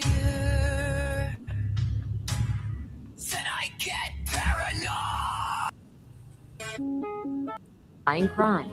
It's not about gossip, and it's not about picking sides. This is about understanding. So many of you, I have spent I think this is important. This is AI made. However, I come out here and I show you what I made and I tell you about it and I show you my evidence while I'm doing it. This is a story. I took a lot of time and it hasn't even got that many views. I wish people would watch this shit because I think it's pertinent to the case. This is an Ajon connection. This is a Ziggy connection. This is a Rug Dilling connection. This is a Bowers connection to Gordon. This is a lot of, if you really listen to what had happened, these people were at one point intertwined and connected. This is a Jason Arnold connection. Fact. They had gone to somebody in Ajon's family. Jason Arnold had a dispute with them. We're not exactly sure what it was about because he was charged for one thing, but Laura had come out and said, oh, that was about his daughter or his kid. So it could be, they lied to cops. And the truth, Laura was telling us it was something else, not a paycheck. But even if it was a paycheck, this is a debt. You see what these people do for debt. The debt in this case was extremely low. It was a very low debt.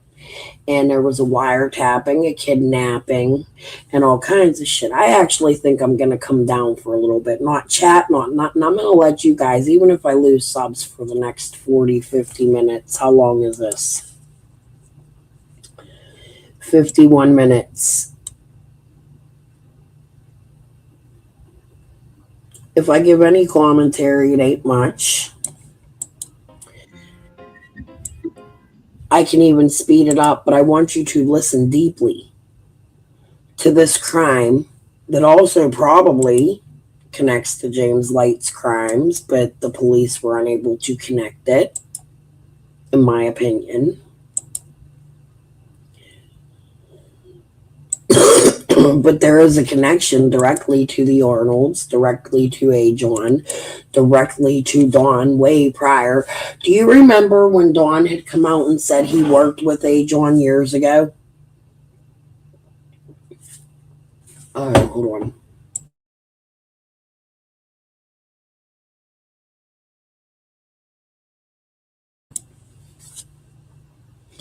There was a lot. I find that live extremely amusing on Cher's panel where Ajon and Dawn were on together.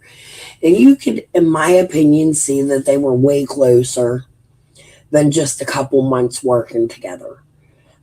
That's my take on it. But listen to this crime that happened within Dudley Ajon's family. I think it's important. You guys might think it's boring. I think I did an amazing job for weeks fucking making this damn video, and I'm just going to beg you right now, fucking watch it, please. Give it a thumbs up. Go to it. I'll share the link. Give it a thumbs up after we watch it. But in my opinion, this crime is extremely connected to other crimes in that area. For the people. Heartfelt dedication to Layla Santinello and Summer Wells. Before we begin tonight's video, I want to take just a moment to dedicate this series to Layla Santinello and Summer Wells. And I really mean that from my heart. These are two cases that have made an enormous impact on my life, not just as someone who researches cases, but as a person. Like so many of you, I have spent countless hours thinking about them, worrying about them, hoping for answers, and feeling heartbreak for the families and communities left behind in the silence and uncertainty. And one thing these cases have taught me, something I think we desperately need more of in true crime, is empathy. Because these cases are not entertainment.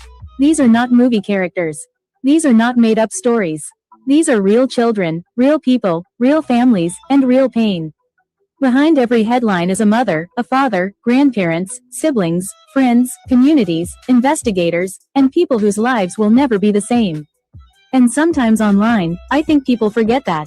It becomes theories, drama, arguments, picking teams, judgment, but at the center of cases like Layla's and Summer's are two human beings who mattered, and still matter. That's why I want to dedicate this series to them.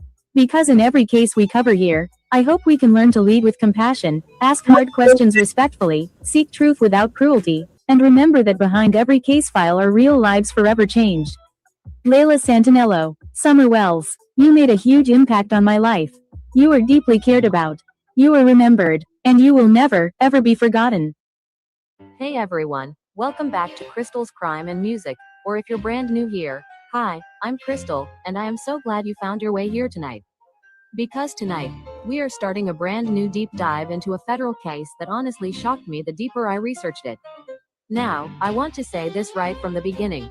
This is not going to be one of those quick, surface-level videos where we skim headlines and move on. Nope, we are going all the way down the rabbit hole together.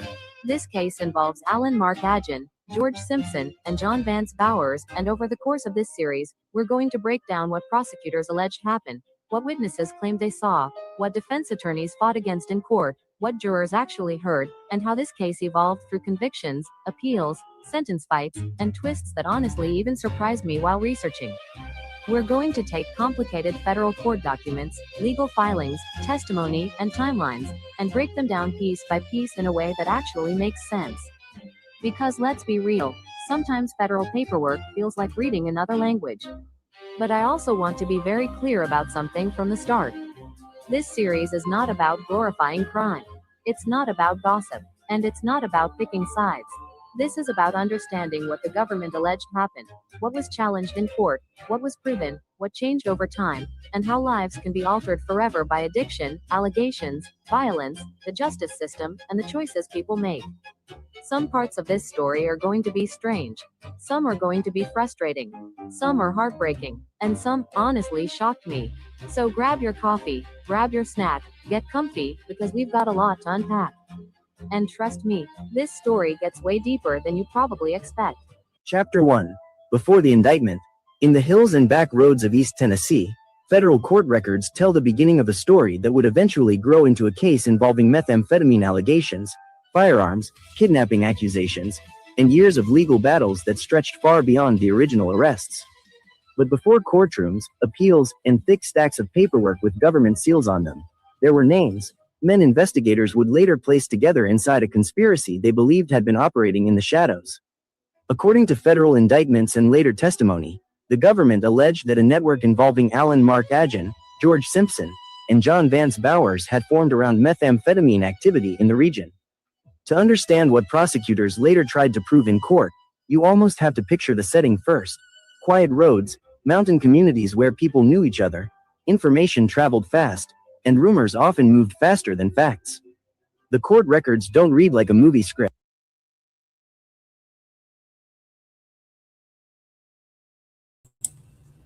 Give me a minute, I'm having a problem. I clicked the wrong button.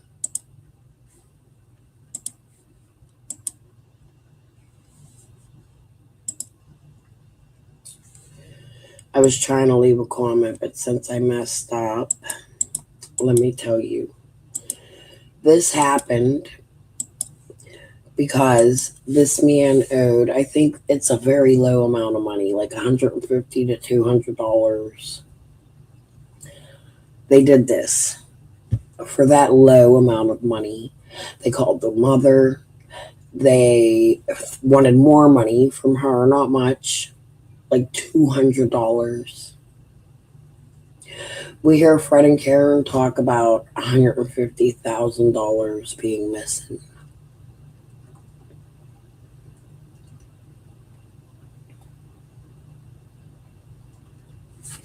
Listen to what these people did. Over $100 to $200. I can't remember the exact amount. It's in this video. You'll hear it. They read cold and clinical, but buried inside those filings are fragments of something much larger, a story investigators believed they had uncovered piece by piece. And like many federal investigations, this one did not begin with flashing lights and dramatic arrests. It started quietly, with separate events that investigators later claimed were connected in ways nobody could fully see at the time. According to later court filings, one of the earliest moments investigators pointed back to involved Alan Mark Agin in an encounter with law enforcement that prosecutors would eventually argue helped unravel a much bigger picture. Court records describe an arrest in Kingsport, Tennessee, where events that may have looked isolated on the surface later became part of something federal investigators believed stretched further than one person or one night. The government would later present evidence and testimony they argued connected phone records, personal relationships, witness accounts, and drug activity into a broader criminal conspiracy. But what makes the beginning of this story interesting is that none of the people involved likely understood yet just how serious things would become. At this stage, there were no federal indictments, no courtroom battles, no years-long legal fight over convictions and appeals. Instead, investigators were still gathering information, piecing together names, movements, and connections in ways that would only become clear years later when documents surfaced in open court. Looking backward through the case files now, it almost reads like dominoes slowly beginning to fall. Federal prosecutors later alleged that the relationships between the men mattered just as much as the accusations themselves. In conspiracy cases, the government often tries to show not only what happened, but how people allegedly worked together, communicated, or supported criminal activity. Court filings suggest investigators believed Agin, Simpson, and Bowers were not random individuals crossing paths accidentally. Instead, prosecutors argued there were links through methamphetamine activity and overlapping events that eventually led to larger criminal allegations. But one thing worth understanding, and this matters if you're telling the story honestly, is that indictments are accusations, not proof by themselves.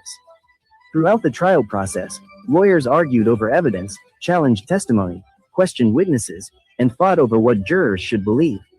Some witnesses cooperated with authorities, others faced questions about credibility, and like many drug conspiracy cases, much of what jurors heard came from people already caught up in criminal activity themselves. That reality would become important later because the defense repeatedly challenged whether certain witnesses could actually be trusted. As investigators built their case, the allegations became much bigger than drugs alone. Court documents eventually describe accusations involving firearms and kidnapping-related conduct, charges serious enough to dramatically raise stakes for everyone involved. Suddenly, this was no longer simply a narcotics investigation. Prosecutors were painting a picture of violence, intimidation, and dangerous criminal behavior surrounding methamphetamine distribution in East Tennessee. But the records also show something else. The legal fight over these allegations became incredibly complicated. Years later, appeals courts and federal judges would revisit parts of the case, even overturning one firearm-related conviction tied to legal changes involving the interpretation of federal law. That matters because when people hear federal conviction, they often assume every charge remained untouched forever. In reality, this case kept evolving long after the headlines disappeared, forcing courts to reconsider whether some convictions still legally stood. The courtroom itself became its own battlefield. Testimony mattered, credibility mattered, every witness statement became something attorneys picked apart in front of jurors. Federal prosecutors argued they had assembled enough evidence to prove the men were involved in serious crimes, while defense attorneys pushed back against parts of the government's narrative.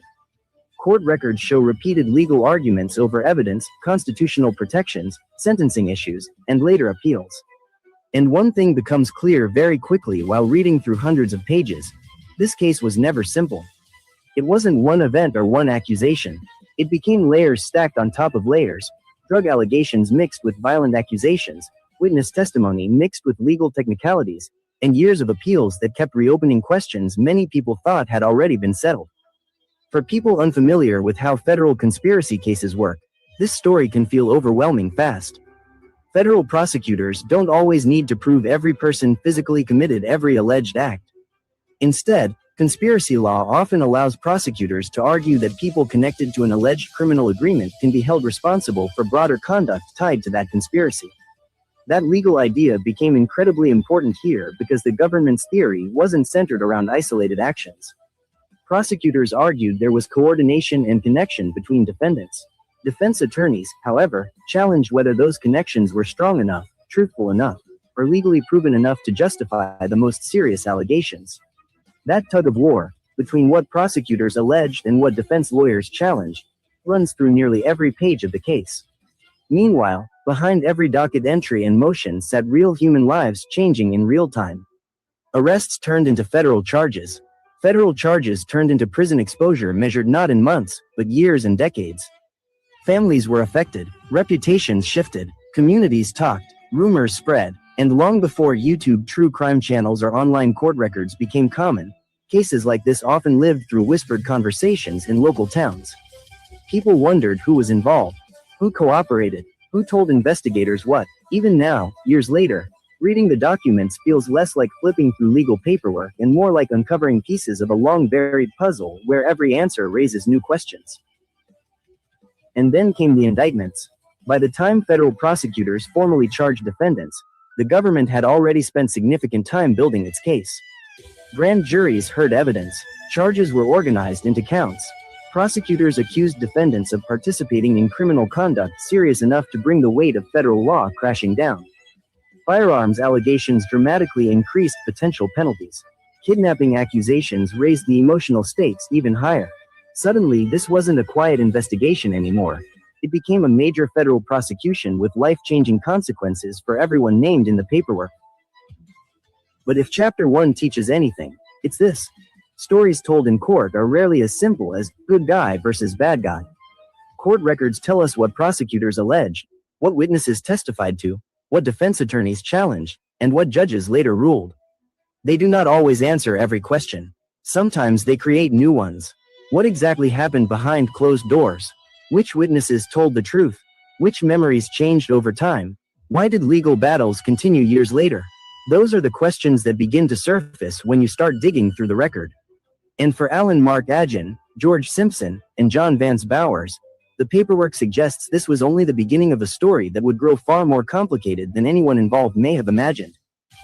Because before appeals, before overturned counts, before federal judges revisited legal mistakes, there was simply a growing investigation and a group of men whose names would become permanently tied together in federal court. The deeper you read, the more it becomes clear. This case wasn't built in one day. It unfolded slowly, through accusations, arrests, witness statements, and years of legal arguments that stretched long after the original verdicts were handed down. And if the court record is to be believed, the story was only beginning.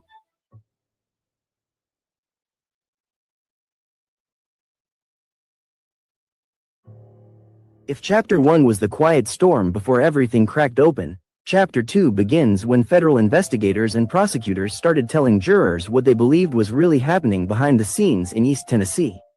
By the time this case reached federal court, the government was no longer presenting scattered events or disconnected arrests. Prosecutors argued that what looked random from the outside was, in their telling, part of a much larger criminal picture involving methamphetamine, firearms, intimidation, and overlapping relationships between men they believed were operating together.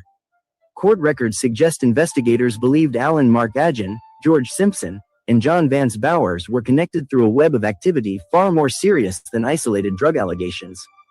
But right from the start, the courtroom became a place of competing stories. Prosecutors laid out one version of events, one that painted a picture of criminal coordination and violence, while defense attorneys immediately began pushing back, questioning whether the government was building a case from facts or from assumptions stitched together through questionable witnesses and people trying to help themselves. According to the government's theory of the case, methamphetamine sat at the center of nearly everything.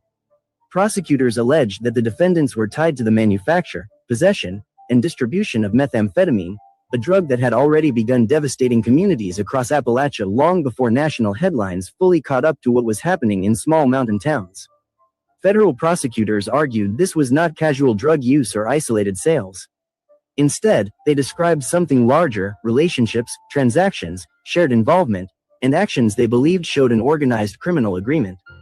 The government's challenge, however, was proving to jurors that these men were knowingly working together rather than simply moving through the same social circles or knowing the same people. That distinction became huge in court because conspiracy cases often live or die on whether jurors believe prosecutors proved coordination rather than coincidence. But what truly changed the emotional temperature of the case were the allegations that stretched far beyond drugs. Court filings show prosecutors presented allegations involving firearms and kidnapping-related conduct, accusations serious enough to transform the case into something far more frightening in the eyes of jurors. Prosecutors argued that violence and intimidation were intertwined with the alleged criminal activity, suggesting that fear itself became part of how things operated. This is where the courtroom story reportedly shifted from drug case to something prosecutors described as darker and more dangerous. Witnesses testified, stories emerged, events were described in detail, but this also became the point where defense attorneys fought hardest, challenging not only facts but credibility itself. Because many of the people providing information were not choir kids or perfect witnesses. Some had criminal histories, some faced pressure, some had reasons critics might argue made their stories worth questioning, and defense attorneys repeatedly pushed jurors to think about motive, who stood to benefit from cooperating, and why. The government's case relied heavily on connecting dots. Prosecutors reportedly presented overlapping testimony and evidence they argued showed relationships between Agin, Simpson, and Bowers mattered. Phone calls, locations, witness statements, and alleged criminal conduct were not introduced as isolated moments but as puzzle pieces prosecutors said fit together into one larger picture. To federal prosecutors, this was evidence of a conspiracy. To defense lawyers, however, it often looked like guilt by association. Simply knowing someone, they argued, did not automatically make somebody responsible for everything another person allegedly did. That argument became critical because conspiracy law can be complicated and, frankly, confusing to regular people sitting on a jury. Prosecutors tried to simplify it. If people knowingly worked together in criminal activity, responsibility spread wider. Defense attorneys tried to complicate it, prove who actually did what, when, and whether every defendant truly knew the bigger picture.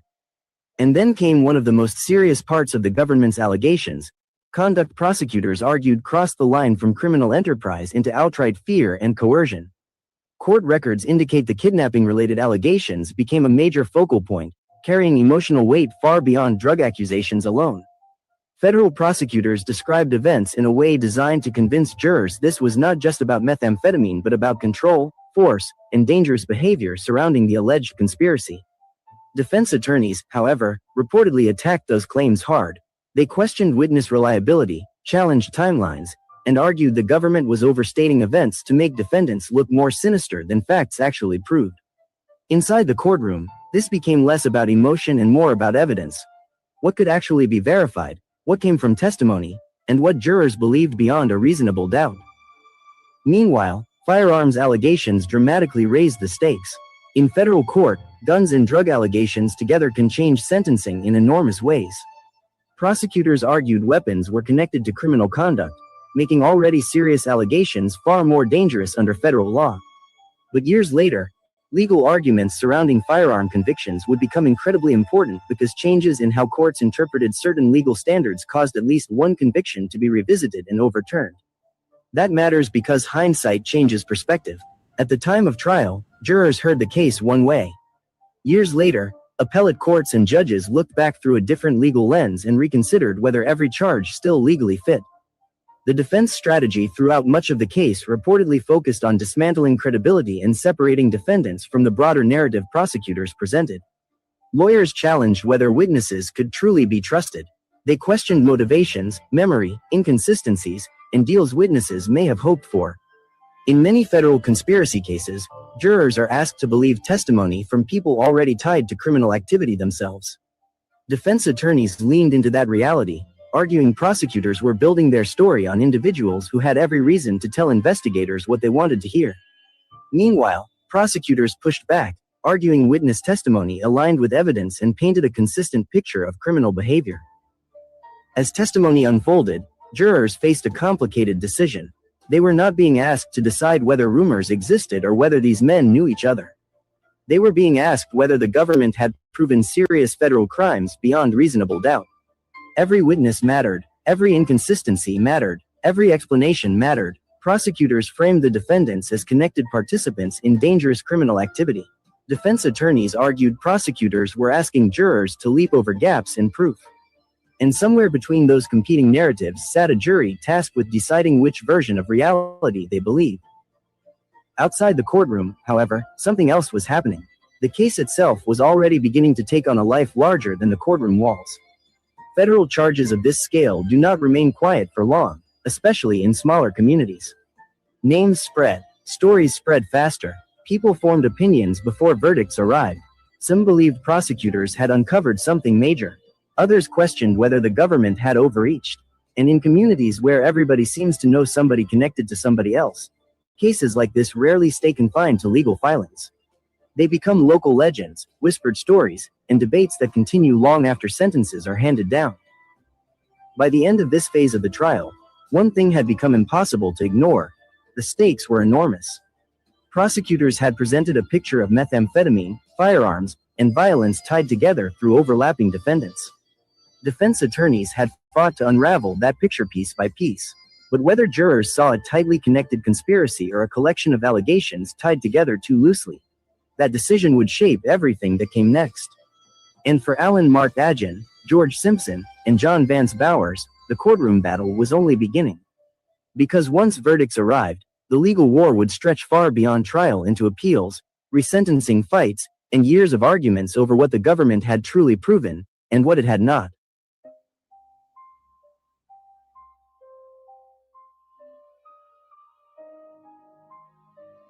By the time the government laid this case out in court, the story no longer began with three men walking into a motel room.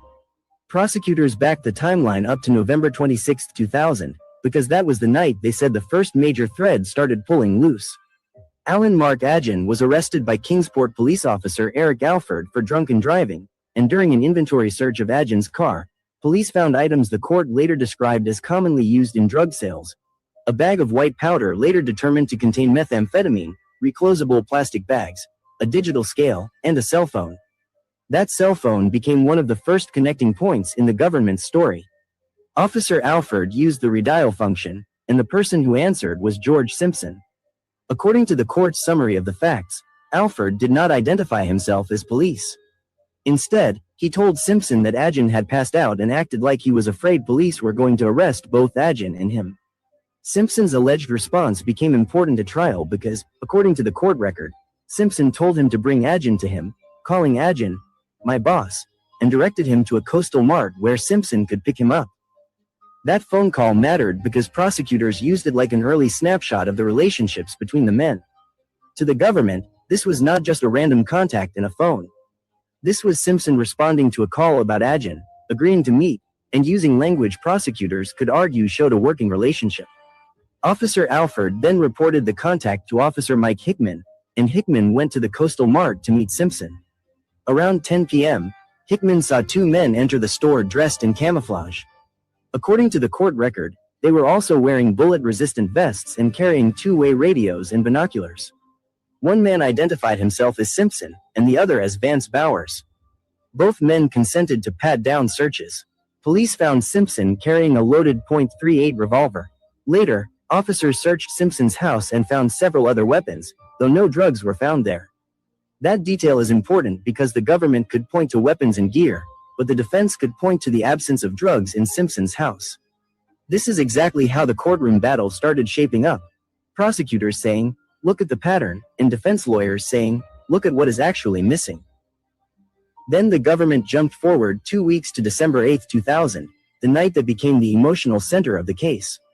According to the court's summary of the facts from the Sixth Circuit opinion, Agin, Simpson, and Bowers found Ernest White at the West Side Inn in Kingsport, where White had rented a room for the night. White became one of the key people in the timeline because the government's version of events began with him opening that motel room door. The court record says that when White answered the knock, Agin followed Bowers into the room and struck White on the head with the walkie-talkie he was carrying. Agin then displayed a pistol and demanded $150 from White, which the court described as presumably connected to an 8-ball of methamphetamine that Agin had given White several days earlier.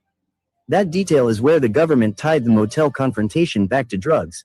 This was not presented as a random motel robbery, but as a drug debt confrontation that allegedly escalated into violence, threats, and kidnapping.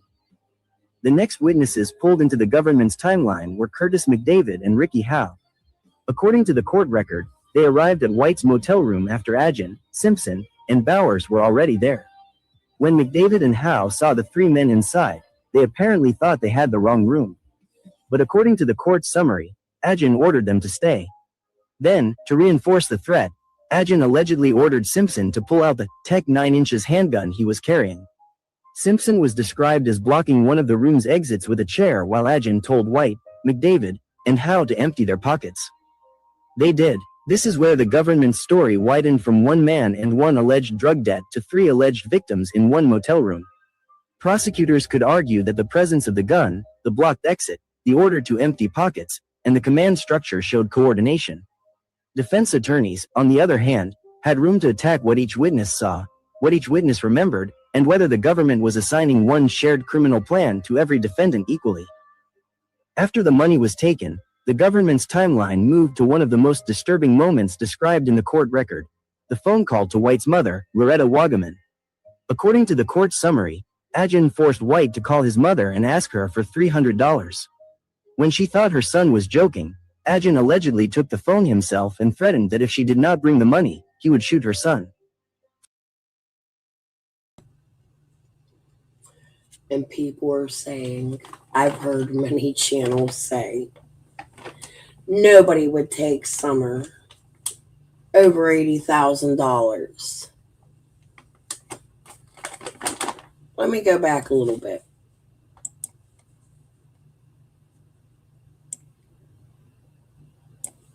One man identified himself as Simpson, and the other as Vance Bowers. Both men consented to pat-down searches. Police found Simpson carrying a loaded .38 revolver. Later, officers searched Simpson's house and found several other weapons, though no drugs were found there. That detail is important because the government could point to weapons and gear, but the defense could point to the absence of drugs in Simpson's house. This is exactly how the courtroom battle started shaping up. Prosecutors saying, "Look at the pattern," and defense lawyers saying, "Look at what is actually missing." Then the government jumped forward 2 weeks to December 8, 2000, the night that became the emotional center of the case. According to the court's summary of the facts from the Sixth Circuit opinion, Agin, Simpson, and Bowers found Ernest White at the West Side Inn in Kingsport, where White had rented a room for the night. White became one of the key people in the timeline because the government's version of events began with him opening that motel room door. The court record says that when White answered the knock, Agin followed Bowers into the room and struck White on the head with the walkie-talkie he was carrying. Agin then displayed a pistol and demanded $150 from White, which the court described as presumably connected to an 8-ball of methamphetamine that Agin had given White several days earlier.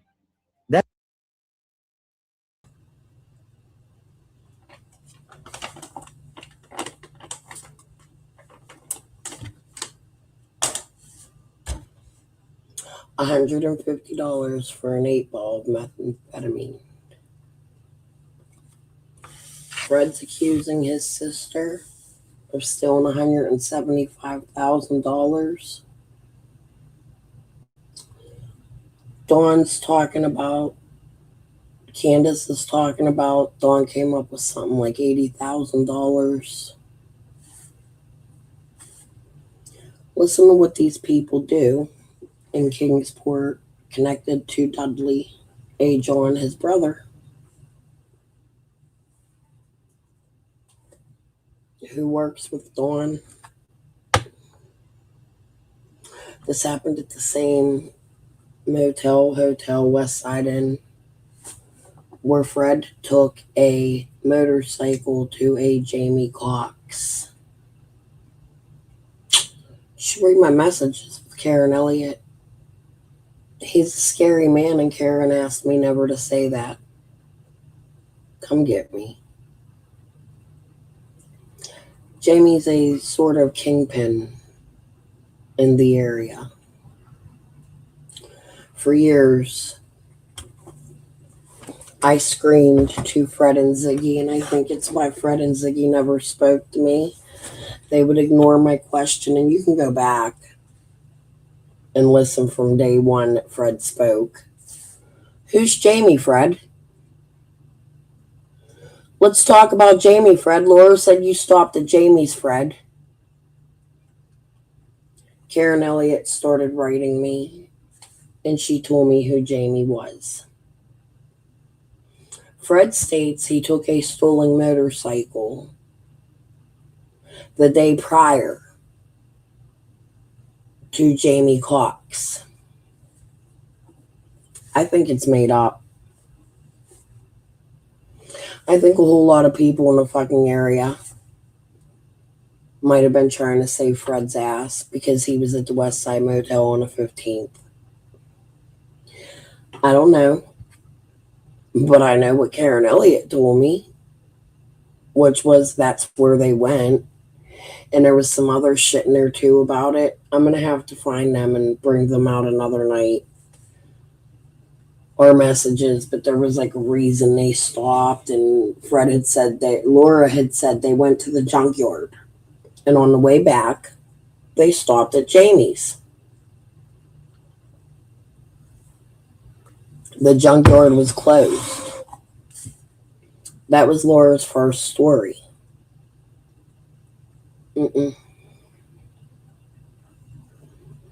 That's not what happened at all, because Fred here's where Fred's changing the story goes. We didn't go to the junkyard. We couldn't get the car up there in time. He now states they never drove to the junkyard. However, him, Laura, and Karen Elliott have confirmed that they stopped at Jamie Cox's home, where he paid rent and lived. In this same motel. The next part, I got really deep into a little bit of theatrics. It ain't reading. Right now, you're just listening. We're going to get into the court hearing, and I didn't finish it. I did finish some of it. I have more of it made, but I didn't get a lot of interest in it, so I didn't dig deeper. I just wanted the first part out there. Cox, C-O-X, Julia.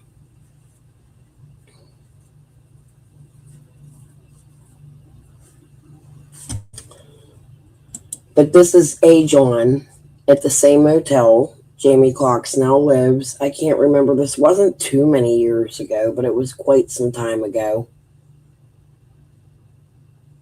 And A. John works with Dudley. I think after this, we need to go listen to Dudley. That detail is where the government tied the motel confrontation back to drugs. This was not presented as a random motel robbery, but as a drug debt confrontation that allegedly escalated into violence, threats, and kidnapping. The next witnesses pulled into the government's timeline were Curtis McDavid and Ricky Howe. According to the court record, they arrived at White's motel room after Agin, Simpson, and Bowers were already there. When McDavid and Howe saw the three men inside, they also noticed, I don't know if he's related, I never looked, but also noticed the last name White. Simpson. George Simpson. Apparently thought they had the wrong room. But according to the court's summary, Agin ordered them to stay. Then, to reinforce the threat, Agin allegedly ordered Simpson to pull out the Tech 9 inches handgun he was carrying. Simpson was described as blocking one of the room's exits with a chair while Agin told White, McDavid, and Howe to empty their pockets. They did. This is where the government's story widened from one man and one alleged drug debt to 3 alleged victims in one motel room. Prosecutors could argue that the presence of the gun, the blocked exit, the order to empty pockets, and the command structure showed coordination. Defense attorneys, on the other hand, had room to attack what each witness saw, what each witness remembered, and whether the government was assigning one shared criminal plan to every defendant equally. After the money was taken, the government's timeline moved to one of the most disturbing moments described in the court record, the phone call to White's mother, Loretta Wagaman. According to the court's summary, Agin forced White to call his mother and ask her for $300. When she thought her son was joking, Agin allegedly took the phone himself and threatened that if she did not bring the money, he would shoot her son. For the government, Wagaman was not just a mother receiving a terrifying phone call. She became an outside witness who helped anchor the motel room story in real time. Her part mattered because she was not in the room with the men and not described as part of the drug world around them. She received the call, heard the threat, and called police instead of going to the meeting place. That gave prosecutors a clean, emotional, understandable point for jurors. A mother is contacted, money is demanded, a threat is made, and police become involved. Then, according to the court's timeline, the situation moved out of the motel room and into vehicles. Agin, Simpson, and Bowers allegedly herded White, McDavid, and Howe into a white Toyota to go meet Wagaman. The court record says Agin and Bowers rode with the 3 hostages, while Simpson followed separately in a red Cavalier and maintained contact with Agin by walkie-talkie. That walkie-talkie detail kept coming back because it gave prosecutors a way to argue coordination between the car carrying the captives and the trailing vehicle. It also mattered for Simpson specifically because he was not described as riding inside the Toyota with the 3 victims at that point, but the government argued he remained part of the unfolding event through the trailing car and radio contact. Defense attorneys could attack that distinction because physical location mattered. Prosecutors argued participation. Defense could argue distance, lack of control, or overstated involvement. This is why jurors had to pay attention to every movement, every car, and every role assigned to each defendant. When they could not find Wagaman at the meeting place, the group stopped at a coastal mart for refreshments. This part became extremely important later, especially for Bowers, because the court record says Bowers remained in the car with the 3 captives while Agin went inside. According to the later Bowers ruling, Agin told Bowers to use the walkie-talkie to tell someone, presumably Simpson in the trailing car, to shoot the victims if they moved. In Bowers's later Section 2255 case, he argued his lawyer should have presented a duress defense, meaning he claimed he was not acting willingly or was under pressure. But the court rejected that argument and pointed to this stop as evidence against him. Bowers was alone with the victims at a public market and made no attempt to end the kidnapping or get help. That court reasoning matters for your story because it shows how judges later viewed the same timeline. The government saw that moment as active participation. Bowers tried to frame himself differently later, but the court said the record did not support that claim. The government's timeline then ended the night with police waiting. According to the court record, when Agin returned, the group proceeded back to the hotel, where 6 or 7 police cars were waiting. That ending matters because it makes the timeline feel almost like a trap closing, but the court record keeps it simple. Wagaman called police, the men did not find her, the group returned, and law enforcement was there. From a storytelling standpoint, this is the moment where the government's version becomes visible to everyone outside the motel room circle.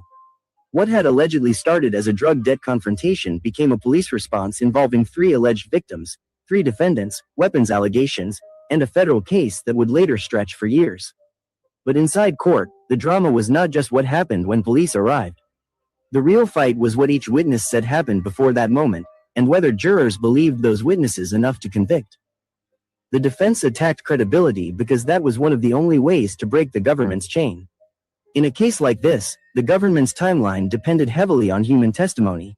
White, McDavid, Howe, Wagaman, police officers, and the interpretation of what those witnesses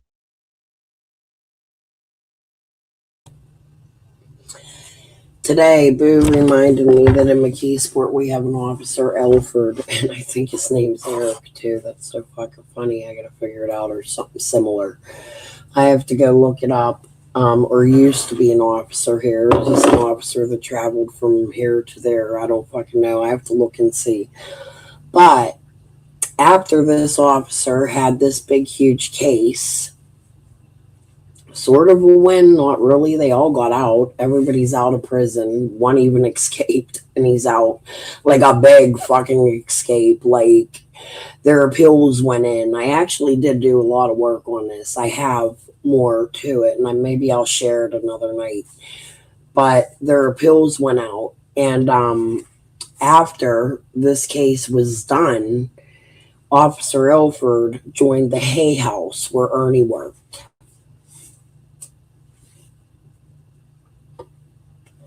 With Ernie at the time, and then right when Ernie quit, the Hay House got shut down for a bunch of corruption and sex shit. And I have something on the Hay House. I mean, we can go for hours and hours and hours and hours. I have the Hay House. I have Ernie talking about the Hay House. I have,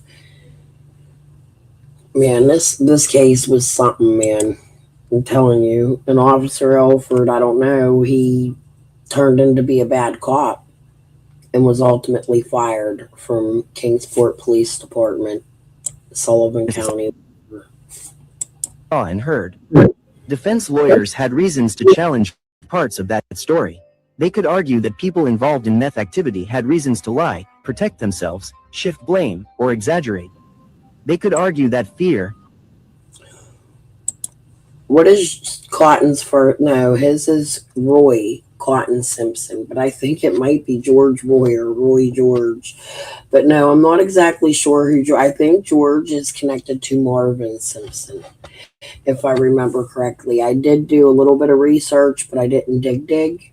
But there was also a Bowers connected in here. Now, Kathy Gordon says it's not her family, but Kathy's son is a Bowers, and I found Kathy Gordon living in the area with George Simpson at one time, and Kathy stops by Simpson's homes. Karen Elliott sent me a video. I can't remember what it is. Ziggy put it out, and I've been looking for it. I know I downloaded it, and I got to find it. But there was an area where Fred had gotten out of the car while he was there the day Ryan was there, actually. And they were robbing Karen Elliott's house. They were taking all the shit out. Fred had just come back. He was still in rehab, staying.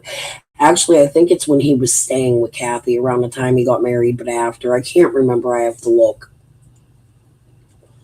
In the Karen Elliott messages, me and her talk about it. I've shared it. But there was a video done at the same time with Kathy and Fred, and there was a third person in the car. Kathy denies it, but Fred started the video in the back seat. Somebody got out of the car, and then Fred gets in the front seat. You be the judge. I don't fucking know. Karen Elliott told me it was in front of a Simpson's home. And I think she told me George Simpson. So I'm a little confused on the Simpsons, their ties. I could tell you what I think I remember hearing. You'd have to research it yourself, Glenview. But yes, he is connected to Ben Hill.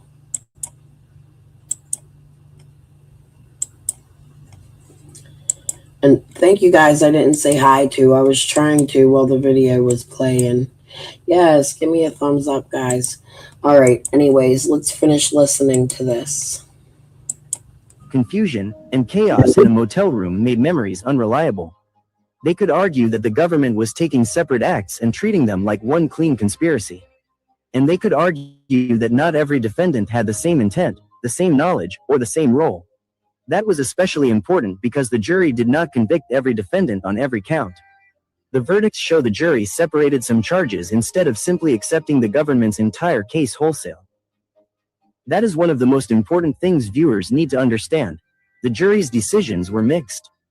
Bowers was found guilty of the lesser meth conspiracy count, aiding and abetting kidnapping, and count 10 involving the firearm, kidnapping theory. but not guilty of several other counts, including the larger meth conspiracy count and some firearm allegations. So something I researched in ChatGPT, I could pull it up right now quickly because I saved all my ChatGPT is a mess, but I need to clean that shit. Something I was asking ChatGPT was, wait, let me re-listen to that because I looked at chat and got distracted. Stand. The jury's decisions were mixed. Bowers was found guilty of the lesser meth conspiracy. The kidnapping charge. Every single one of them got out of it. I think it was Simpson. We have to listen. I think it was Simpson that did not get out of that charge. Only one did not, I think, but he ultimately did. None of the charge stuck for kidnapping, but they got a lesser charge, which was conspiracy to kidnap. That's what it was. Conspiracy to kidnapping. So how can you conspire to kidnapping if there's no fucking kidnapping charge for anybody? That's what's really sick about this case. These people never got real justice and everybody walked. Count, aiding and abetting kidnapping, and count 10 involving the firearm, kidnapping theory, but not guilty of several other counts, including the larger meth conspiracy count and some firearm allegations. Simpson was also not found guilty of every charge. Court records later show Simpson was. I think it's a brother. I can't remember what the connections are. I didn't think it was Cotton, but it's somebody close to Cotton and Marvin Simpson, which is where Fred went right after leaving rehab on Knox Pope Road, where the horse that ran behind the news broadcast lived and belonged to David Bays, who lived at Ben Hill at the time, but he's dead now. So if David Bays had anything to do with Summer, we're never going to get fucking justice. I mean, there's a whole slew of suspects and reasons to look at them as suspects as you connect the dots and put them together. Killer does a really good job. He mixes them up. He's going into Redmond. I still think they all work together. I think it's a huge operation, and I think that's why TBI, the feds, nobody has caught it yet. Either they're trying to let it slide by because it's so big, or they're waiting and building a case that's solid and waiting to find definite answers for Summer. I have a feeling that crime has been brought out in Summer's case all over Tennessee, if not stretching farther. And I just feel like the TBI has a bigger case than just Summer on her hands. We hear Jody, Sue, and Fred, I shared the other day, talk about, and Dawn and Candace talk about a child that was in the woods being sold, and they were meth makers, and I'm not sure, Glenn. She says she's not related to him, but I will tell you she lived with these people at one time in Rogersville before being stationed, when about the time her son Cody was being born. Cody's stated as living with them and been verified in places like that. But she will come to my chat and Ziggy's and say she has no fucking relation to these people. In my opinion, she's a fucking liar. So, whatever. Found not guilty of count 1, count 5, and count 8, but he remained convicted on other counts, including the lesser meth conspiracy, brandishing a firearm during and in relation to a drug trafficking offense, aiding and abetting kidnapping, and count 10 before that count 10 conviction was later vacated. Those mixed verdicts are powerful because they show jurors did not just blindly accept everything. They believed enough of the government's timeline to convict on major charges, but they also rejected parts of it. That makes the story more complicated and, honestly, more interesting. The later appeals in Section 2255 rulings add another layer. Years after the trial, the courts revisited count 10 because of a legal issue under United States versus Combs. The problem was not that the judges suddenly said the entire story never happened. The problem was that count 10, as charged, mixed language from two different firearm offenses in a way that meant it did not properly charge a codified federal crime. For Bowers, the United States did not object to vacating that conviction and removing the consecutive 60-month sentence. Simpson, the court had also already vacated count 10 in his case. This matters because it gives your story a serious legal twist. Jurors heard the government's timeline, convictions were entered, Appeals happened, sentences changed, and years later one part of the case came apart not because of a dramatic new witness, but because of the way the indictment was written. So Chapter 3 is really where the machinery of the case becomes clear. The government built its story from a sequence: Agin's DUI arrest and the meth-related items found in the car, the redial call to Simpson and Bowers showing up at Coastal Mart in camouflage, bullet-resistant vests, radios, and binoculars, the loaded revolver found on Simpson, the West Side Inn confrontation with White, McDavid and Howe arriving and being forced to stay, the alleged display of guns, the demand for money, the call to White's mother, the movement of the three men into the Toyota, Simpson following in the Cavalier, radio communication between vehicles, the Coastal Mart stop, and police waiting at the hotel. That was the government's timeline. The witnesses were the lifeblood of it. The defense tried to break it apart by attacking credibility, intent, and whether each defendant's role truly matched the charges. And the jury, in the end, gave an answer that was not simple. Guilty on some counts, not guilty on others, and years of legal fallout still to come.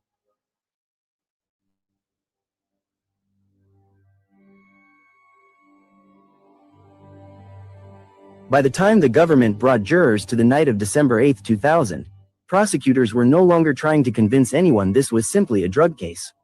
This was the chapter of the story where everything allegedly changed. According to the court record, what began as anger over an unpaid methamphetamine debt turned into accusations involving violence, threats, fear, guns, captivity, and a desperate phone call to a mother. But before diving into the details, one thing matters for understanding what jurors heard. This chapter comes from testimony, witness accounts, police investigation, and what prosecutors argued happened inside that motel room. Defense attorneys fought many parts of the story, challenged witness credibility, and argued the government was overstating what occurred. But if Chapter 3 was about building the government's timeline, Chapter 4 is where prosecutors claimed that timeline exploded into something far darker. The setting itself almost feels cinematic when you slow down and picture what jurors were asked to imagine. The West Side Inn in Kingsport, Tennessee, a roadside motel room. Ernest White had rented the room for the night. According to court records, White knew Agin and had previously been given an 8-ball of methamphetamine by him several days earlier. Prosecutors would later argue that unpaid money tied to that meth became the spark for everything that followed. On paper, the details read quickly, but inside a courtroom, every small movement mattered because prosecutors were not simply trying to prove somebody got angry over money. They were trying to convince jurors that what happened next crossed the line into kidnapping and violence. The government's version of events painted a picture of control, intimidation, and fear unfolding inside a cramped motel room where, prosecutors argued, nobody felt free to leave. According to the court's summary of the facts, the night began when Agin, George Simpson, and John Vance Bowers arrived at White's motel room together. White answered the knock at the door, and according to testimony later repeated in appellate court records, events escalated immediately. The government alleged that after Bowers entered the room, Agin followed him inside and struck White in the head using a walkie-talkie he was carrying. Prosecutors argued this was not an argument that got out of hand. To them, this was immediate force. According to the government, Agin then displayed a pistol and demanded $150 from White. Money prosecutors argued was connected to the methamphetamine White had received days earlier. Right from the beginning, prosecutors framed the motel encounter as more than a debt collection. They described it as an armed confrontation where violence and intimidation were allegedly used to gain control of the situation. Defense attorneys, however, had room to challenge details. Who remembered what, how reliable memories were in a stressful environment, and whether every allegation happened exactly as witnesses described. But the story did not stay limited to one man in a motel room. According to the government's timeline, while I believe that was Jason A. John. I mean, not A. John, Jason Arnold. Yes, there was others. The whole family, Dudley's whole family has problems. Lots of problems. And I was lumped into that group of being a Dudley supporter. At the beginning of this, I think it was about the time he got on panel. Yeah, my chair keeps sliding over. I want to see if he wants to smoke his street. I think he went to bed though. I think it was about the time that Dudley had got on panel with Dawn, and TT was writing me, telling me about what the fuck is his name? Hold on.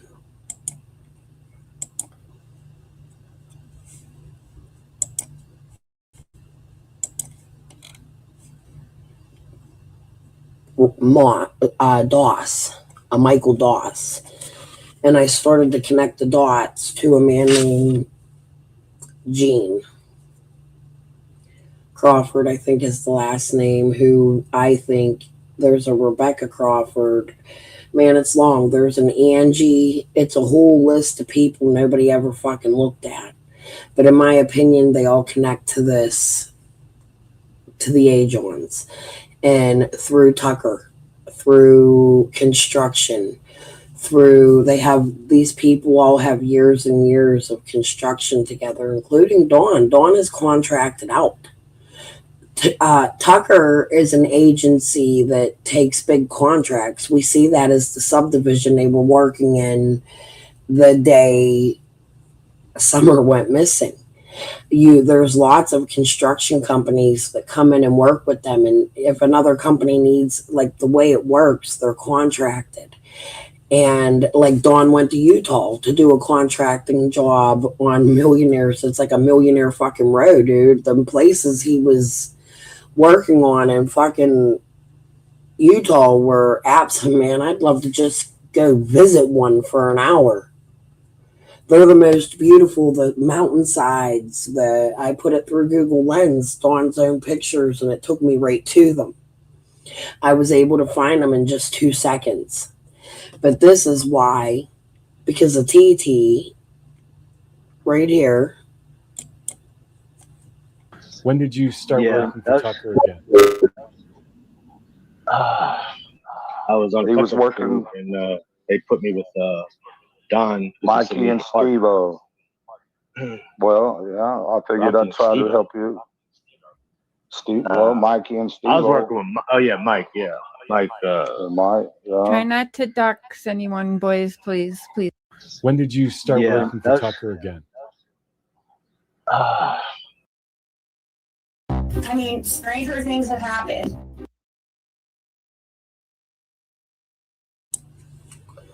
So TT tells me about this Michael Doss, who has been threatening her and her aunt, going to their house. He's a cousin of hers.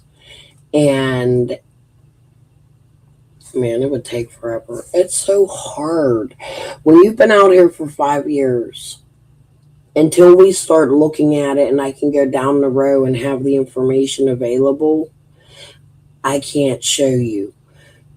Because it's so many people, and when you look at the court cases and all the criminal shit that has gone on in the area that connect to the same places, same people, you got to really sit back and just fucking think, like, are we ever looking in the right direction? Is it a different direction? The Robert Crawford guy, I was told by TT, was another kingpin. He's now passed away of heart failure. However, his wife, I believe Squall Titten. Do you remember when Squall said she lost her husband? I do.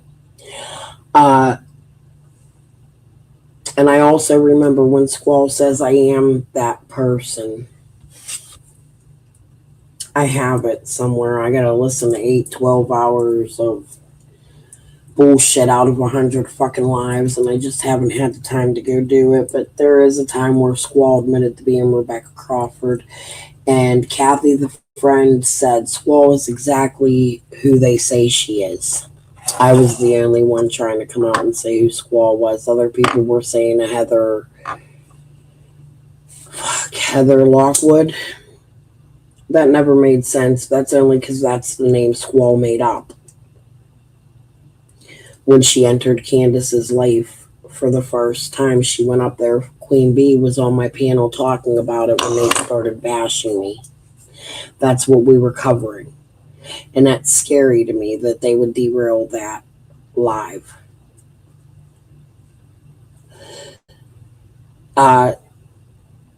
Squall went up to Candace and Dawn's with crafts. I do crafts. Oh, I'm going to show you something I'm working on, by the way. And she went up there with the name Heather Lockwood. To me, it almost sounds made up, like Heather Locklear, or you know what I mean, like Melrose Place. Or then they came out. Even Lisa Kay came out and was like demanding that Squall's this really old fucking lady. There's no Edith. There's no fucking way in hell Squall is this lady, and I'm going to tell you why. Squall talks about college and what year she went to college because she tells us about a missing person she went to college with. Squall says in the thing where she's talking about the Discord that she illegally put together that I'm damn near 49 years old, 50 years old. So for those of you trying to push to me that she is this fucking Edith lady, suck my non-existent dick. Let's get back to this. White was already inside with Agin, Simpson, and Bowers. Curtis McDavid and Ricky Howe unexpectedly arrived at the room. Court records suggest they knocked on the door believing they may have had the wrong motel room once they saw unfamiliar people inside. If prosecutors were telling the story like a chain reaction, this became the moment things widened dramatically. According to testimony summarized later by the courts, Agin allegedly told them they were not leaving. Suddenly, prosecutors argued there were now multiple people trapped in one motel room under growing fear and confusion. And this part mattered because the government argued it showed intention. This was not spontaneous chaos. Prosecutors said actions were deliberate and organized. Then came one of the moments prosecutors leaned on heavily in court. According to witness testimony described in appellate records, Agin allegedly ordered Simpson to pull out a Tech 9 handgun. Prosecutors argued this escalated the fear in the room immediately. The court record describes Simpson allegedly positioning himself near an exit and blocking one of the doors using a chair. Meanwhile, according to the government's witnesses, White, McDavid, and Howe were ordered to empty their pockets. Money and belongings were reportedly handed over. To prosecutors, this sequence mattered because it allegedly showed force, threats, confinement, and weapons all happening together. Jurors were being asked to imagine the room not as a normal argument but as a place where fear allegedly dictated every decision. Defense attorneys, however, challenged credibility hard here because much of I think Boo laid down, but I'm going to go see if he's awake and if he wants to hit this. Here, you guys hit it. Rebecca, Julia, Becky Crawford, Becky with the good hair. Remember Jody talking about Becky? Remember Jody saying the voices matched to somebody who worked in the government with Nana?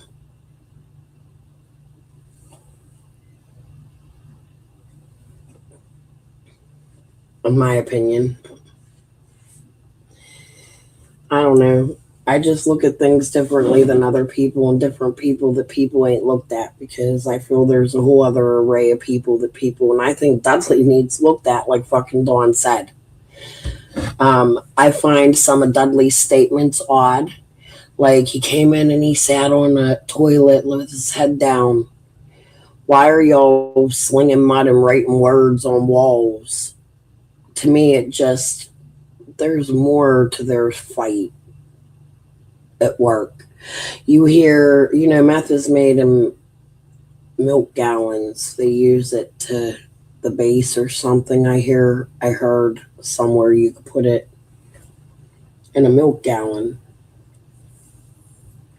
And Dudley makes the comment, in 90-degree weather, Dawn would put milk gallons on the porch.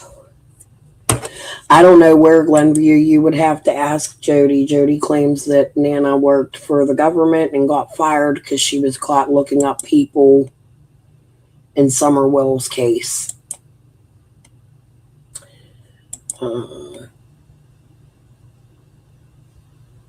Yeah, I believe it because she's hanging out with Nana. Those are all their friends. Ryan finds Truth is a Squall. It's almost like Squall's a cult leader. These motherfuckers bow down to her. It's so fucking weird. And she's come out here under several different names. She hides her shit. She doesn't put her shit up. She lies to other creators. She even played games with Benny. Benny and I spoke about it. Twister has spoken about it. It's just, she held guns to Nerdy Attic while he was flying a drone. But let me play this before this is gone and go ask him if he wants to hit it in his room. I don't know. Here. The story depended on witness recollections. They could ask, who exactly saw what?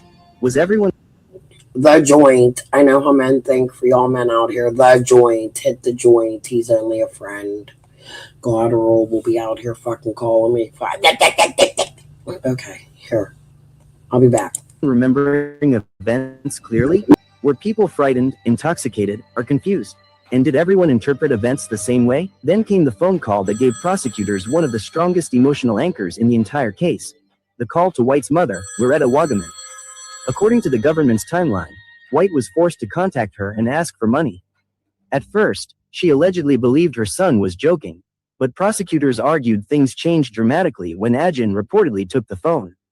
According to the court record, he allegedly threatened to shoot White if the money was not brought to them. For jurors, this mattered enormously because Wagaman was not described as somebody caught up in drug activity or part of the same circle as the men in the Dude's knocked the fuck out, so here, y'all get one more hit before I put it out.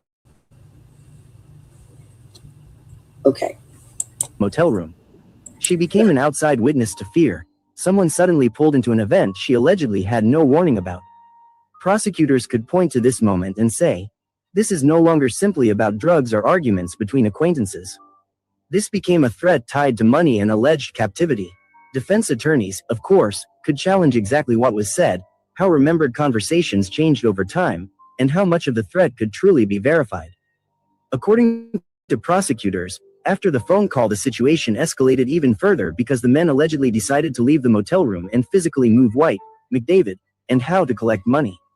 The court record says the three victims were allegedly placed inside a white Toyota, with Ajin and Bowers riding inside the vehicle while George Simpson followed behind in a red Cavalier. Prosecutors repeatedly pointed to the use of walkie-talkies because, according to testimony, communication between vehicles continued during the trip. That detail mattered because the government argued it showed coordination and planning between the defendants. This became especially important for Simpson because prosecutors argued he remained an active participant despite not riding in the same vehicle as the alleged victims. Defense attorneys, however, had room to argue distance and participation differently. Was trailing behind the same as direct control? Was every defendant equally responsible for everything that happened? Those questions mattered tremendously during trial. And then, strangely, the timeline took an almost surreal turn. According to court records, the group allegedly stopped at a Coastal Mart convenience store for refreshments while supposedly in the middle of an armed kidnapping situation.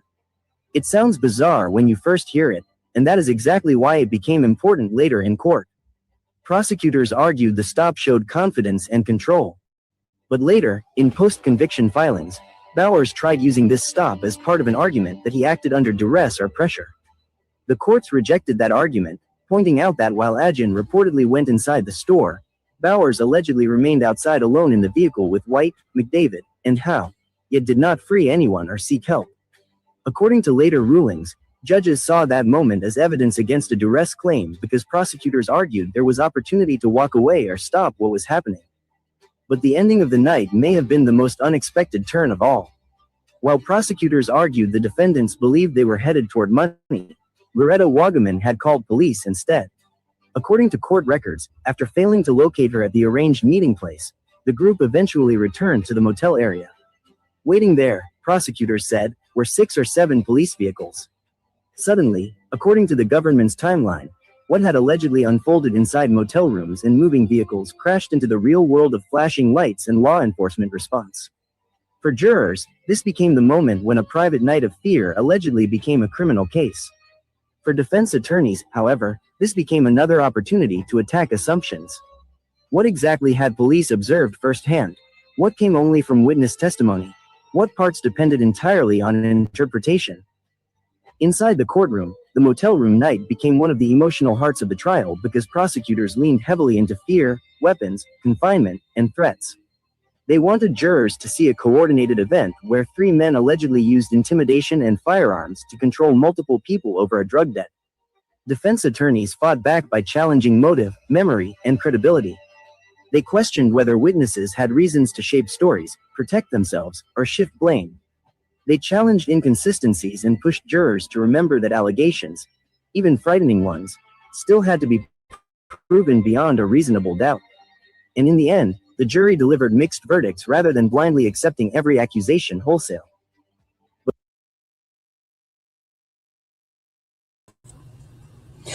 I thought about it. Think about the ingredients that is in meth. We're going to look up meth. Milk.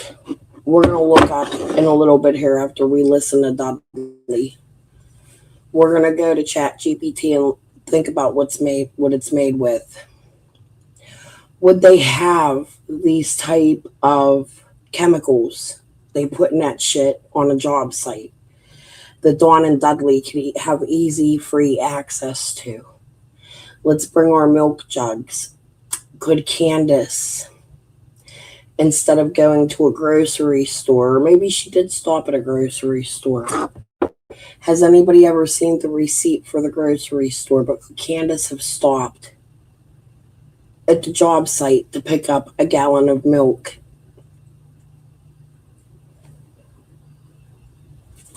Just some thoughts. But one thing became impossible to deny after this chapter of testimony. Whether jurors believed every detail or not, December 8, 2000 became the night around which everything else revolved. The motel room. Also,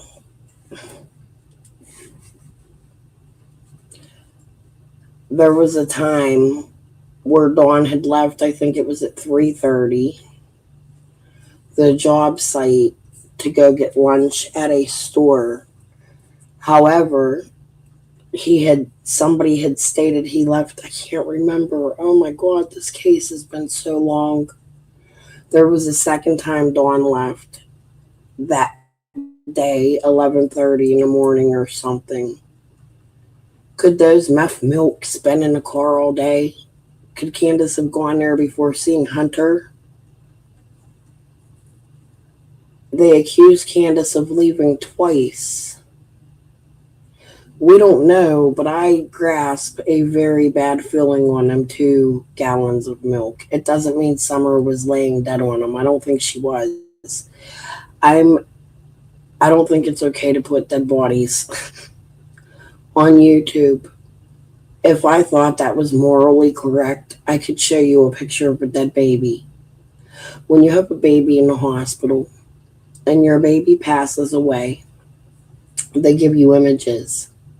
I've seen my dead baby face up, close to close, face, red hair on the lips, crinkle, instantly when somebody dies. Rigor mortis is not bending your fingers, it's a stiff.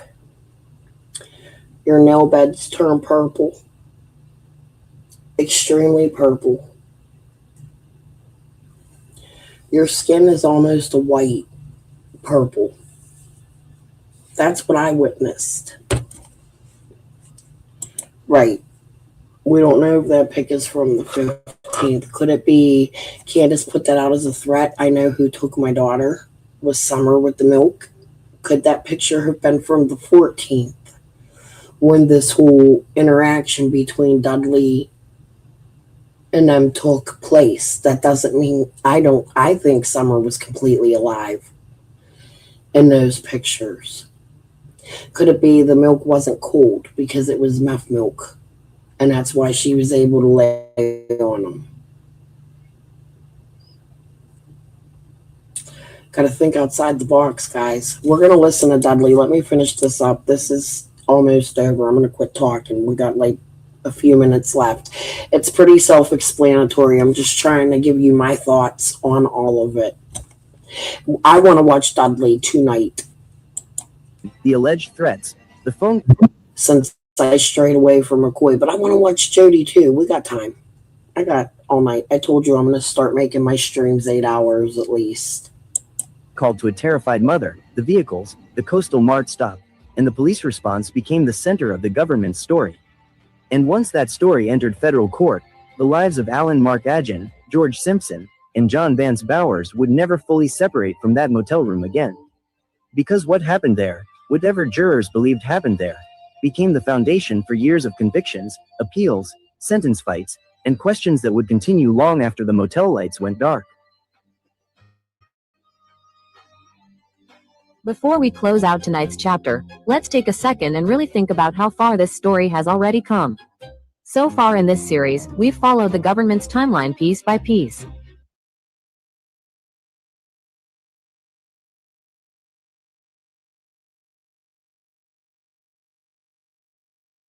We started with the Attorneys fought back by and once that story entered, we followed the government's timeline piece by piece.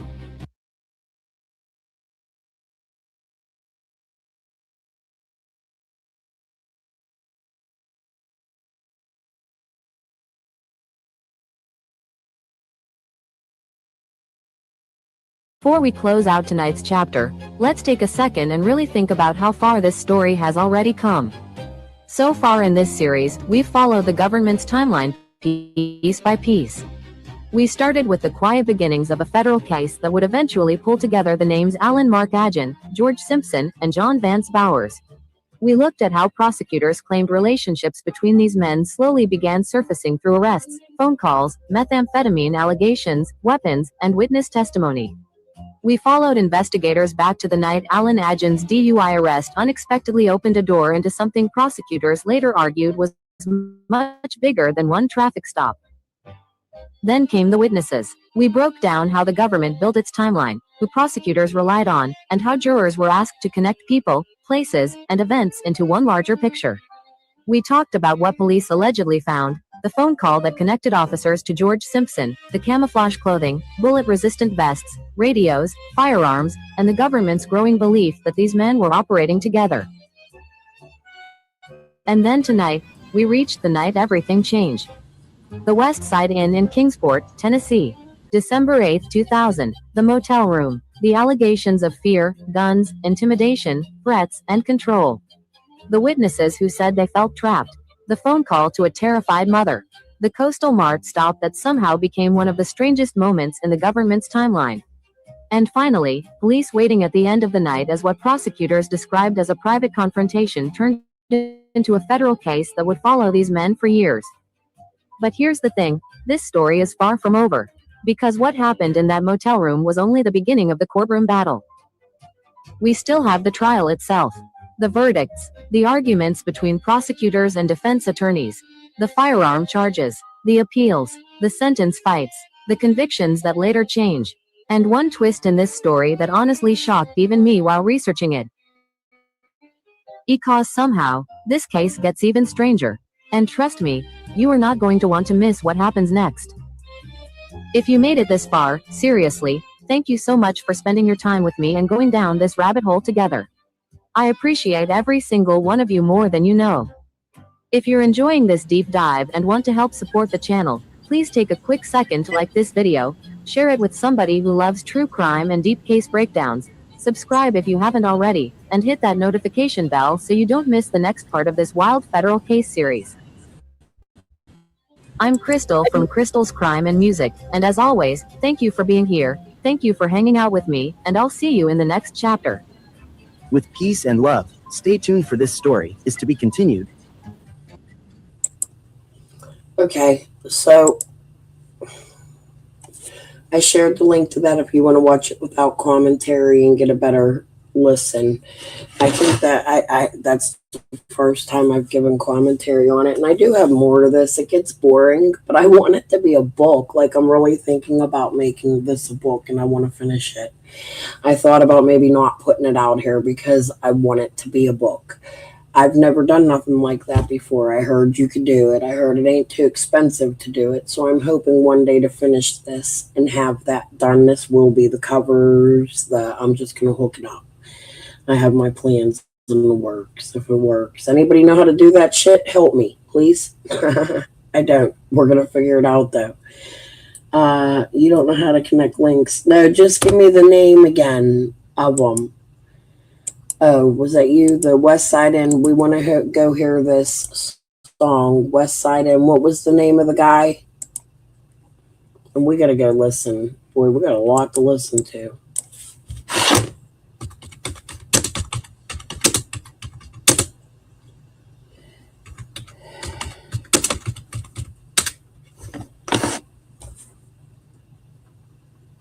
Travis Eaton. Yep, I got it. Yes. My name is Travis Eaton. This song is called West Side. I wrote it. It's mine. And it's about West Side Inn here in Kingsport. Motel here in Kingsport, Tennessee.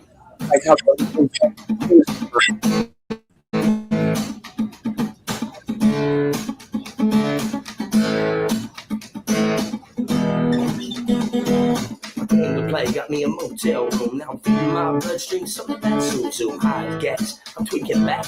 Suddenly I'm paranoid. What was that? Got a wretched here who treats me like a king. And if she makes me happy, she might get something. Every wish is her command. You can bet your sweet ass I'm making demands.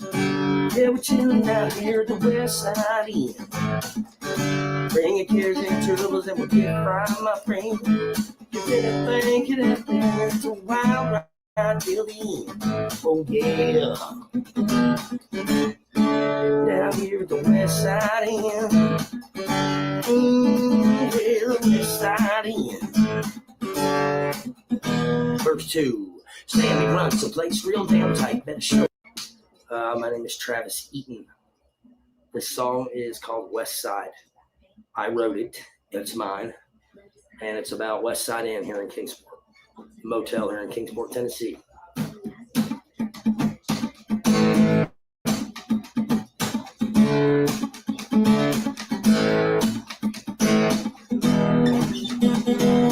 Came to play, got me a motel room. Now I'm feeding my bloodstream some of that zoom high as gas. I'm tweaking back.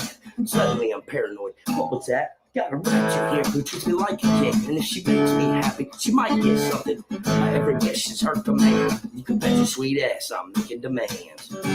Yeah, we're chilling out here at the West Side Inn. Bring your cares and troubles and we'll get right, my friend. Cause anything could happen. It's a wild ride till the end. Oh yeah. Down here at the West Side Inn.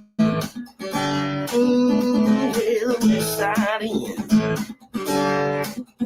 Verse 2. Sammy runs the place real damn tight. Better show her the money or you're out for the night. Everyone knows, stay in your room and don't be too loud when police roll through. Mind your business, watch your mouth and get your homeboy back when the shit goes south. West Side tends to deal with itself, so just keep on rolling. We don't need no 12. Yeah, we're chilling out here at the West Side Inn. Bring your cares and troubles and we'll get right, my friend. Cause anything could happen.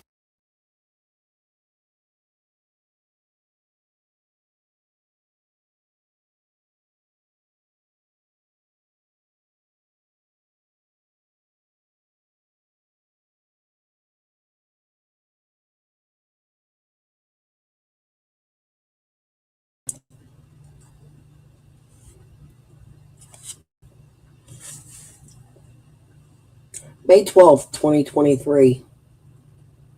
It's about the time I started covering this. Keep your mouth closed. We run a ship real tight. You're home for the night.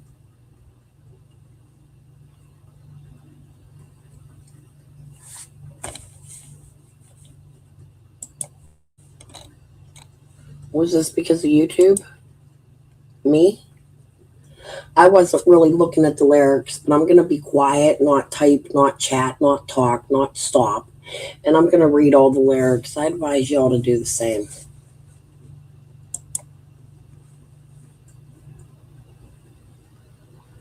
Want to come talk about this song, sir? Travis Eaton? You know Jamie Cox? My name is Travis Eaton. This song is called West Side. I wrote it. It's mine.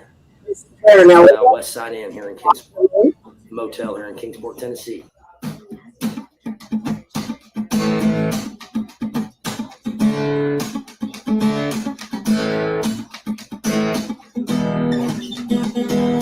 The play got me a motel room. Now I'm feeding my bloodstream something that zoom high gas. I'm tweaking back. Suddenly I'm paranoid. What was that? Got a rat. he's suddenly in a hotel room. He's feeding his bloodline. Suddenly he's paranoid. We're gonna shut the fucking whole sound off.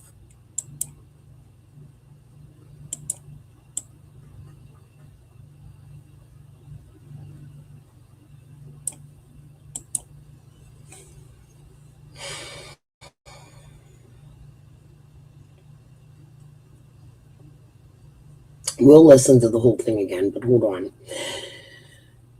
Play got me a motel room. Now I'm feeding my bloodstream. Zoom.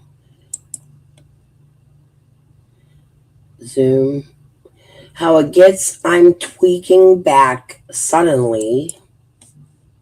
I'm paranoid. What was that? I got a rapture here, Gucci, and if she makes me happy, she might get something. He got a prostitute.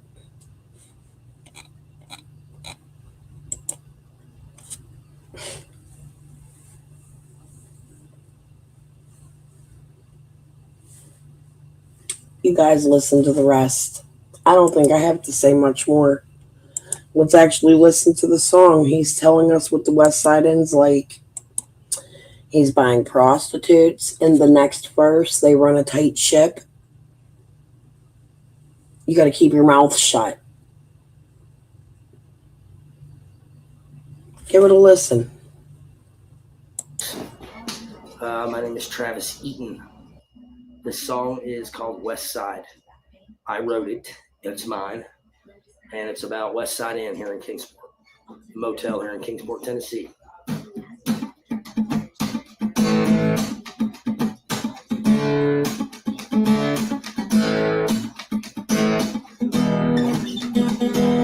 The play got me a motel room. Now I'm feeding my bloodstream something that zoom high gas. I'm tweaking back.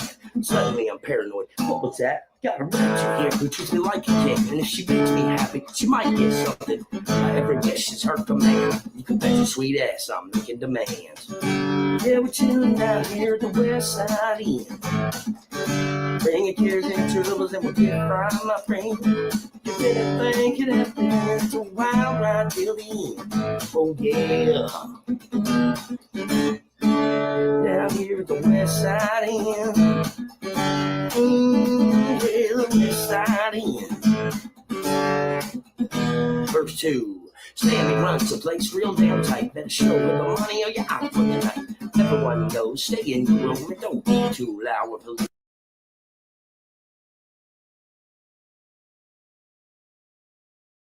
West Side Inn. Verse 2. Sammy runs the place real damn tight.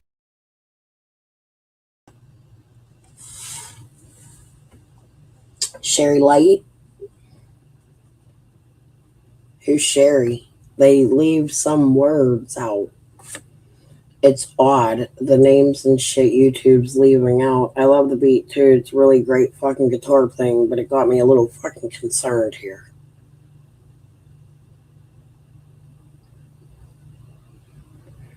No, more like trafficking code. Gnome Chrome. More like we just heard this guy say that at the West Side Inn, they feed your bloodstream. He makes demands.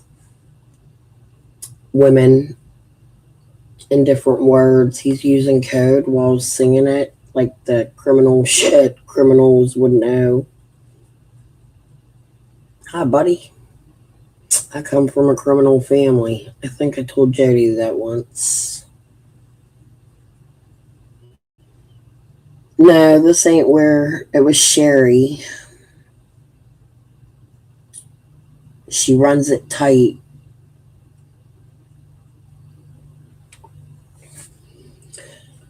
I can't help but to stop after hearing these. Let's try it again one more time. Where'd we get 1 minute and 12 seconds out of 346? I don't know, man. I guess we might be keeping on trying it till we know the fucking song word by word. Let's learn the words. My name is Travis Eaton.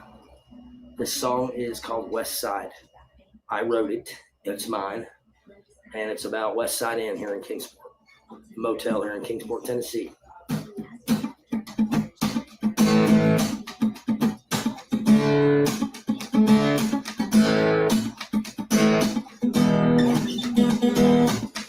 Play got me a motel room. Now I'm feeding my bloodstream some of that zoom high gas. I'm tweaking back. Suddenly I'm paranoid. What was that? Got a rapture here who treats me like a kid. And if she makes me happy, she might get something. Every wish is her command. You can bet your sweet ass I'm making demands. Yeah, we're chilling out here at the West Side Inn. Bringing cares and troubles and we'll get right, my friend. Cause anything could happen. It's a wild ride till the end. Oh, yeah. Down here at the West Side Inn. Yeah, the West Side Inn. Verse 2. Sammy runs the place real damn tight. Better show with the money or you're out for the night. Everyone knows, stay in your room and don't be too loud when police roll through. Mind your business, watch your mouth and get your homeboy back when the shit goes south. West side tends to deal with itself, so just keep on rolling. We don't need no 12. Yeah, we're chilling out here at the West Side. Bring your cares and troubles and we'll get right, my friend. Cause anything could happen. It's a wild ride till the end. Oh yeah. Out here at the motherfucking West Side.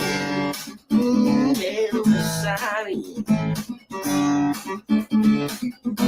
Cockroaches and bedbugs, who swimming in fake thugs. One big happy family down here at the motherfucking West Side. Yeah, the West Side. Yeah, we're chilling out here at the West Side Inn. Bringing cares and troubles and we'll fry, my friend. Cause anything could happen. It's a wild ride till the end. Yeah, we're chilling out here at the West Side Inn. Bringing cares and troubles and we'll fry, my friend. Cause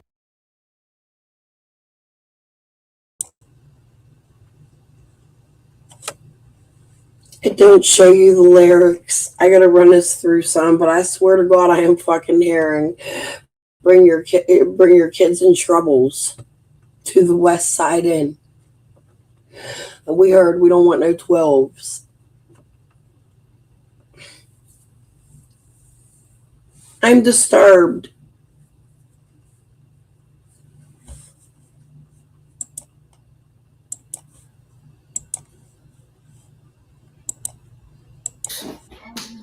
My name is Travis Eaton. This song is called West Side. I wrote it. It's mine. And it's about West Side Inn here in Kingsport. A motel here in Kingsport, Tennessee.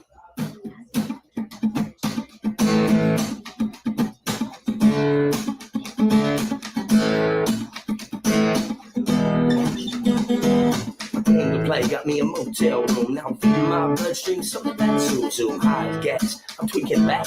Suddenly I'm paranoid. What was that? Got a rapture here who treats me like a kid. And if she makes me happy, she might get something. Every wish is her command. You can bet your sweet ass I'm making demands. Yeah, we're chilling out here at the West Side Inn.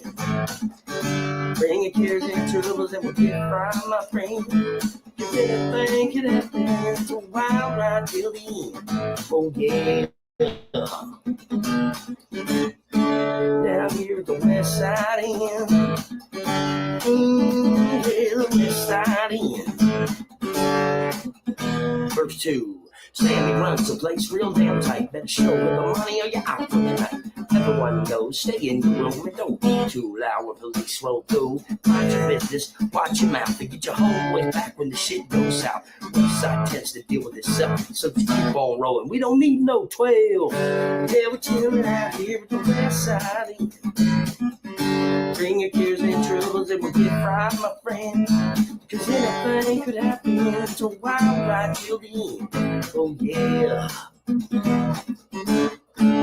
Out here at the motherfucking west side. Yeah, the west side. Cockroaches and bedbugs, who swimming in fake thugs. One big happy family down here at the motherfucking west side. Yeah, the west side. Yeah, we're chilling out here at the west side. Bring your cares and troubles and we'll get fried, my friend. Cause anything could.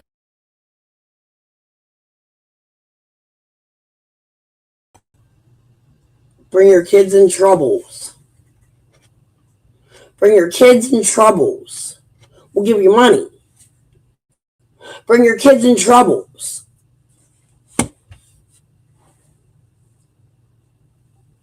I swear to God, that's what I'm fucking hearing.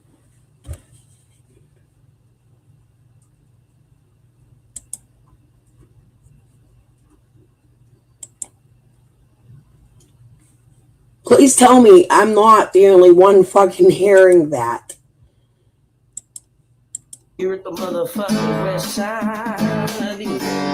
Yeah, the west side. Yeah, we're chilling out here at the west side. Good time here at the West Side Inn. Bring your cares and troubles and we'll get fried, my friend. Bring your kids in troubles. Fried, my friend. Cause anything could happen. In troubles and we'll get fried, my friend. Cause anything could happen. It's a wild ride till the end. Oh yeah. Out here at the motherfucking west side. Yeah, the west side. Here you go, Jen. Let me see, we got Travis, Bill, Jesse, Jen, Jason, and Kashima, that's just half a dozen. Then there's Day Day, his mama, always with the drama. Sammy is 8, and I see money hungry mama. Security is fat, we fuck around. Out here at the motherfucking west side, yeah, the west side. Here you go, Jen. Let me see, we got Travis, Bill, Jesse, Jen, Jason, and Kashima, that's just half a dozen. Then there's Day Day, his mama, always with the drama. Sammy is 8, and I see money.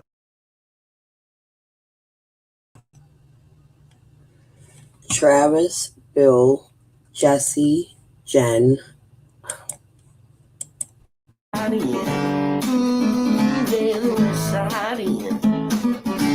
Here you go, Jen. Let me see, we got Here we go, Janice. Let me see you got. Bill, Jesse, Jen, Jason, and Kashima, that's just half a dozen. Then there's out here at the motherfucking west side, yeah, the west side. Here you go, Jen.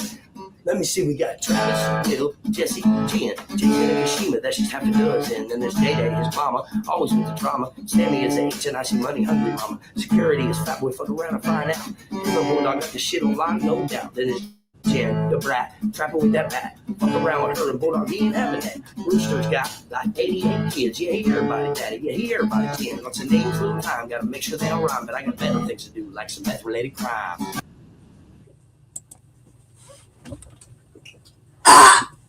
I'm sending this to fucking TBI right now.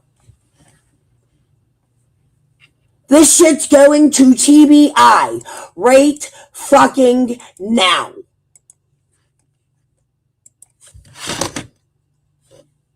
Y'all can watch me fucking do it.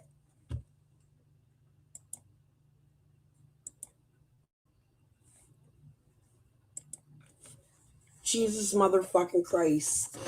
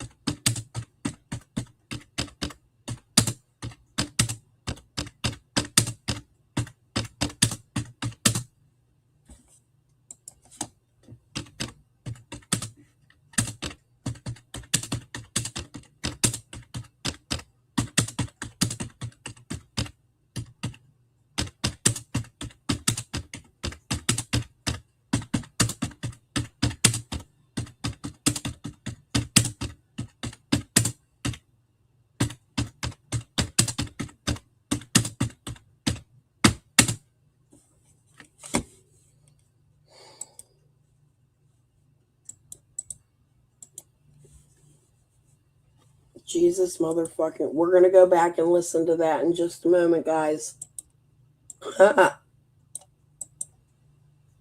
I'm sick.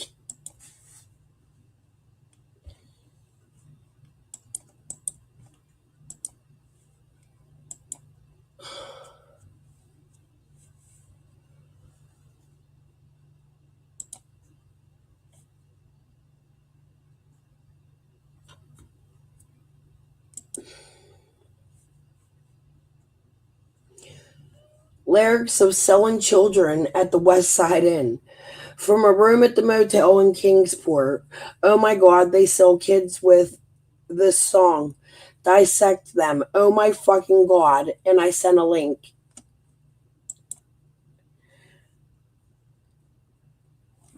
Listen, he goes so fast.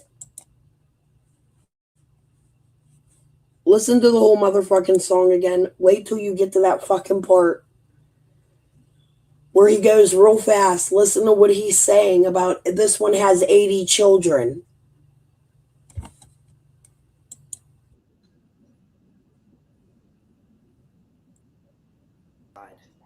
I wrote it. It's mine. And it's about West Side Inn here in Kingsport. Motel here in Kingsport, Tennessee.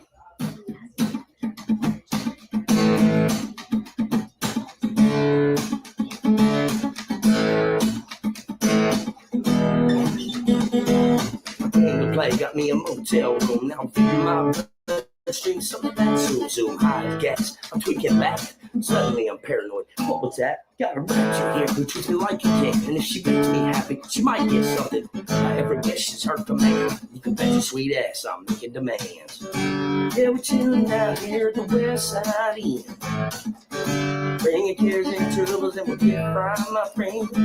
If anything could happen, it's a wild ride till the end. Oh yeah. Down here at the West Side Inn. Yeah, the West Side Inn. Verse 2. Sammy runs the place real damn tight. Better show her the money or you're out for the night.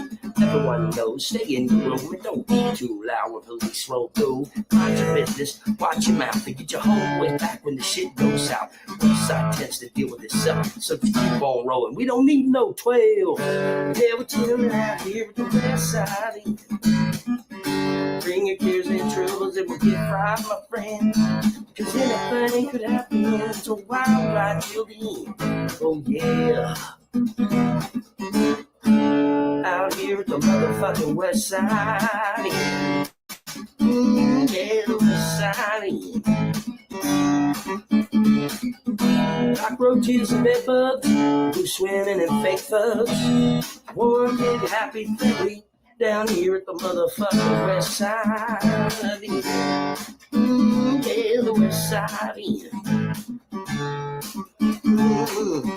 Yeah, we're chilling out here at the West Side Inn. Bring your cares and troubles and we'll get fried, my friend. Cause anything could happen, it's a wild ride till the end. Oh yeah. Out here at the motherfucking West Side Inn. Yeah, the West Side Inn. Here you go, Jen. Let me see, we got Travis, Bill, Jesse, Jen, Jason, and Kashima, that's just half a dozen. Then there's Day-Day, his mama, always with the drama. Stanley is H, and I see money hungry mama. Security is fat boy, fuck around and find out. And the Bulldog got the shit on lock, no doubt. Then there's Jen, the brat, trapping with that bat. Fuck around with her and Bulldog, he ain't having that. Rooster's got like 88 kids, yeah, he everybody daddy, yeah, he everybody 10. Lots of names, little time, gotta make sure they don't rhyme, but I got better things to do, like some meth-related crime. Yeah, we're chilling out here at the West Side. Yeah. Bring your cares and troubles and we get fried, my friend. Cause anything could happen, it's a wild ride till the end. Oh yeah. Down here at the West Side Inn. Yeah, the West Side Inn. That's right. The West Side Inn. Yeah, the West Side Inn. Here at the West Side. There you go. Like, comment, subscribe, do whatever.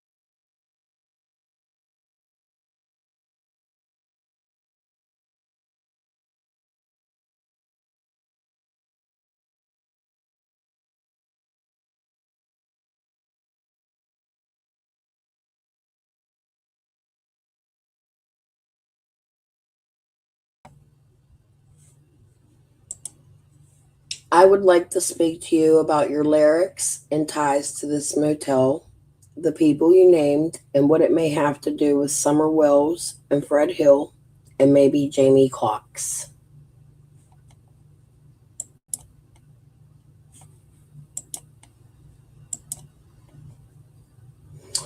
It could be a Playboy.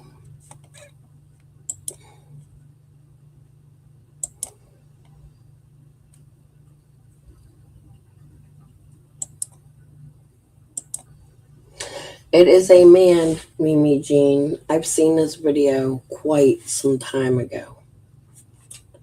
I liked the song, but I didn't really listen to it. I knew it was there, and I was like, he's talking about they do drugs. I didn't really think somebody had come in my chat tonight. Kwana, I think. Was it you? Somebody had come in my chat tonight and begged me to play this. I missed a lot of comments tonight. I'm sorry, guys. I didn't mean to. I'm just really listening. Let me start at the bottom. This man is sitting inside of a hotel room called the West Side Inn in Kingsport, Tennessee, where I told you this big crime just took place a few years ago, years back, like a long time ago, but not that long ago. Like we were all living in adults.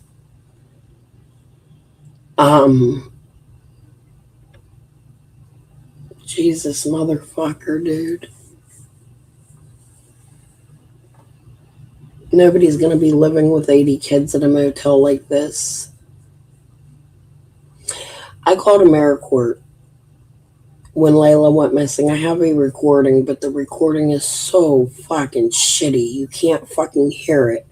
I was so mad when I listened to it because the lady gave me so much information about motels around that area and what could have possibly been going on around the time Layla went missing, and how the owner of that motel had cleaned its act up, hired new people. Karen Elliott worked there prior to her working there, but around the time Layla Santinella went missing, Karen no longer works there. She claims she owns a gym. I've not seen any fucking proof of that.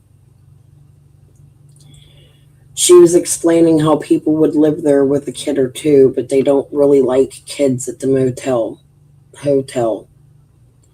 The lady was so fucking cool, dude. She really did sell the hotel and motel to me. I wouldn't be scared to stay there now because of the way they've cleaned it up. However,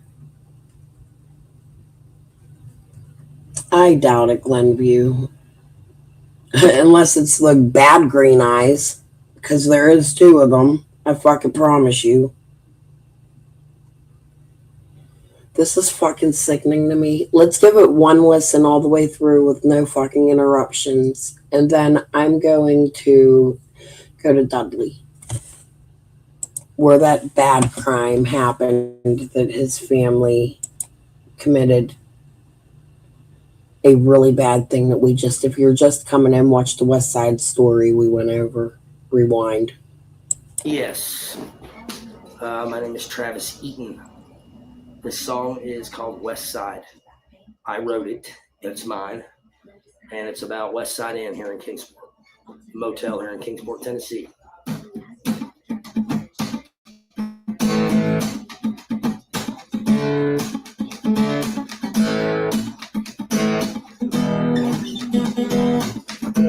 Got me a motel room, now feeding my bloodstream, something that's so high as gas. I'm tweaking back, suddenly I'm paranoid. What was that? Got a ratchet here who treats me like a king, and if she makes me happy, she might get something. Every wish is her command. You can bet your sweet ass I'm making demands. Yeah, we're chilling out here at the West Side Inn, bringing cares and troubles that will get right, my friend.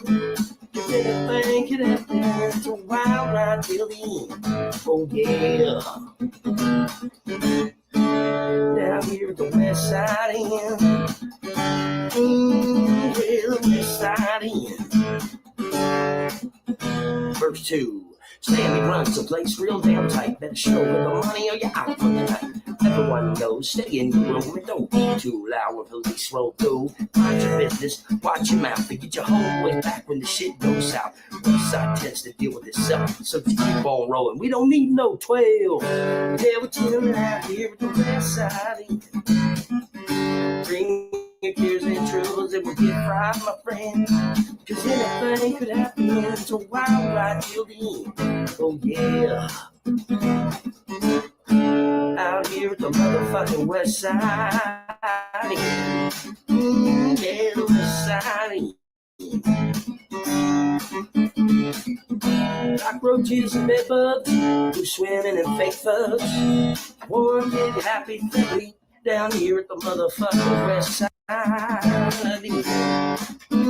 Yeah, the west side. Yeah, we're chilling out here at the west side. Bring the cares and troubles and we'll get fried, my friend. Cause anything could happen. It's a wild ride till the end. Oh yeah. Out here at the motherfucking west side. Yeah, the west side. Here you go, Jen. Let me see, we got Travis, Bill, Jesse, Jen, Jason, and Kashima, that's just half a dozen. Then there's Day-Day, his mama, always with the drama. Sammy is H, and I see money hungry mama. Security is fat boy, fuck around and find out. You know, Bulldog got the shit on lock, no doubt. Then there's Jen, the brat, trapping with that bat. Fuck around with her, and Bulldog, he ain't having that. Rooster's got like 88 kids, yeah, he everybody daddy, yeah, he everybody 10. Lots of names, little time, gotta make sure they all rhyme, but I got better things to do, like some meth-related crime. Yeah, we're chilling out here at the west side. Yeah. Bring your cares and troubles and we get fried, my friend. Cause anything could happen. It's a wild ride till the end. Oh yeah. Down here at the west side. Yeah, the west side. That's right. The west side. Yeah, the west side. Here at the west side. There you go. Like, comment, subscribe, do whatever.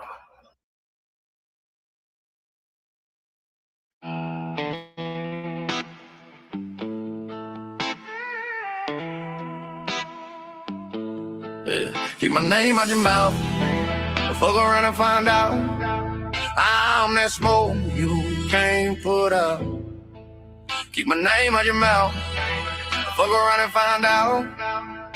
You gon' see what the South's about. Oh. Boy, I'm built like the dirt, rough, cracked and old. Pressure made diamond, so forward and cold. You talk like a thread, but your tone say doubt. Keep my name out your mouth, or we'll sort that out. Ain't nothing I fear but a man with none. Cause the ones that lost it all ain't scared of guns. You fake hard for a camera flash, but you diss yourself when the silence crash. I'm that outlaw breathing, smoking sin. While you playing tough with your weak ass grin. You post your life like you run this block, but I walk through hell in steel toe Crocs. No gimmicks, no whack, no script in hand. I'm the wrong damn hillbilly to test on land. Got a past full of scars and a mind on edge. I'll smile at the line while you walk that ledge.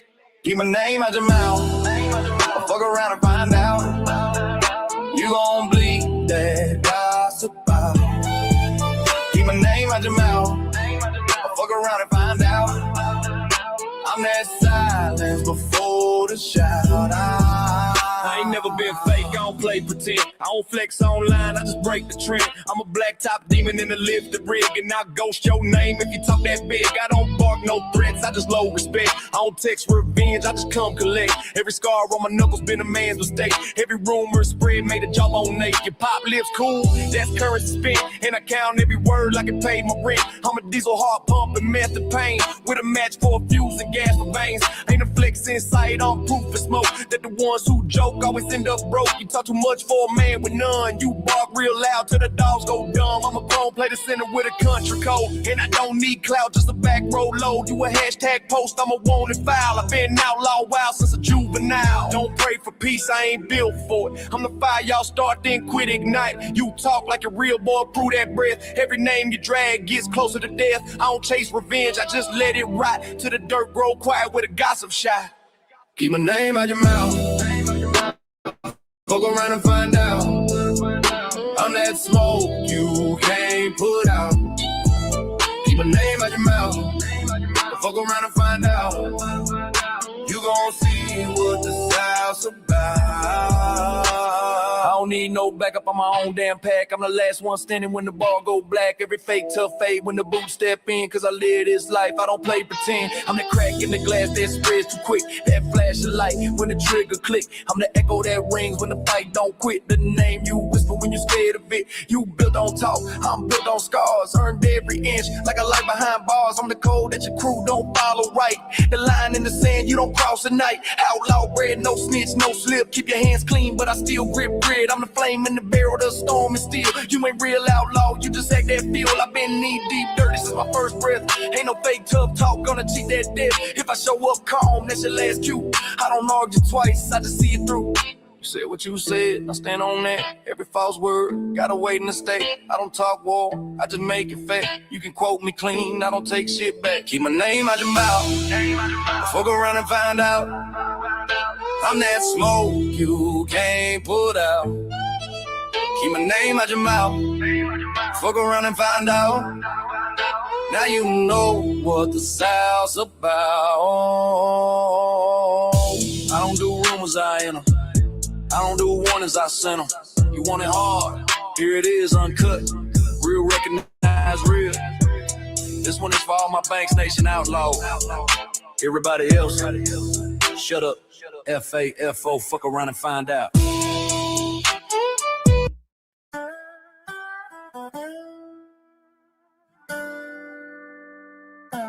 I am who I am. If you don't like me, fuck you.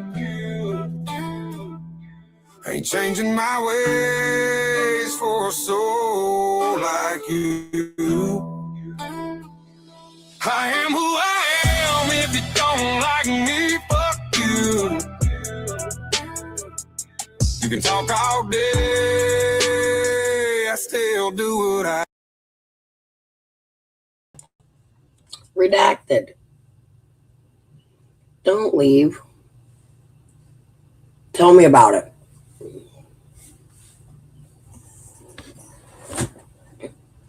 I see a problem with that flag too. However, I also know through generations coming from a small, very white town,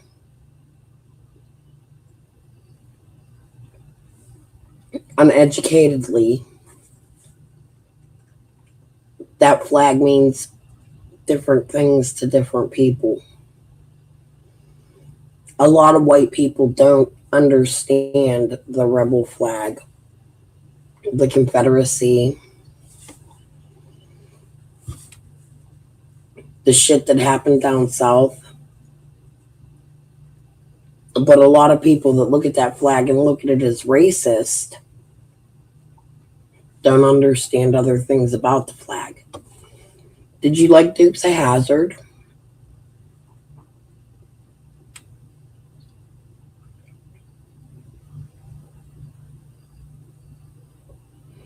I'm gonna go. Please don't leave and don't hate me for playing this stuff with the song. I actually appreciate your comment. And because of that, I want to have a race debate with people. Let me show you.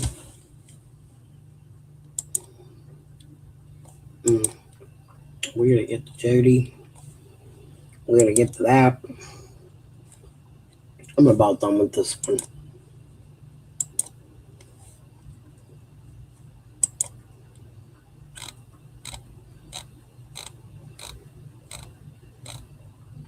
I have a black daughter. Damn it. Hold on. I was sitting here the other day and I was doing some thinking.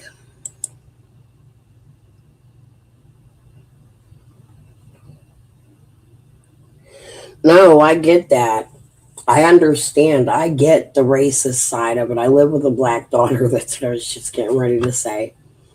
And a black man. So I understand the deeper, much deeper connection to the rebel flag before other white people later generations took it over and looked at it as for different meanings. And a lot of people don't understand that. There's just a lot of uneducated people out there, but the fact of the matter is either way you look at it, it's a part of our history. And there's a lot of people that show that flag, and it doesn't necessarily mean that they're racist, but I agree that it shouldn't be shown just because of the debate around it when you're making music and things like that. However, Ryan Upchurch is not. Do you like Ryan Upchurch?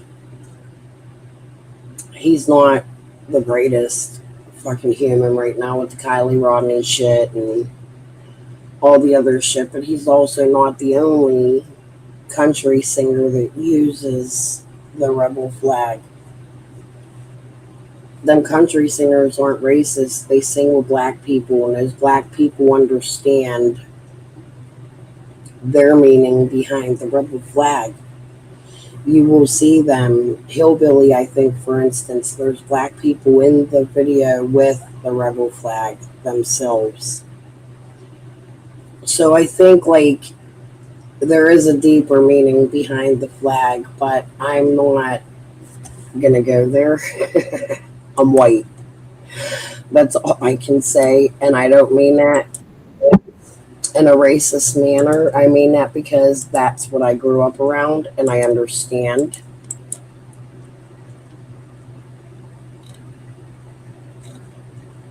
Damn it, that's my own live. Hold on, that might be some of my problem here. I understand both ends, is what I'm saying. And where was I? I was trying to go. Here we go.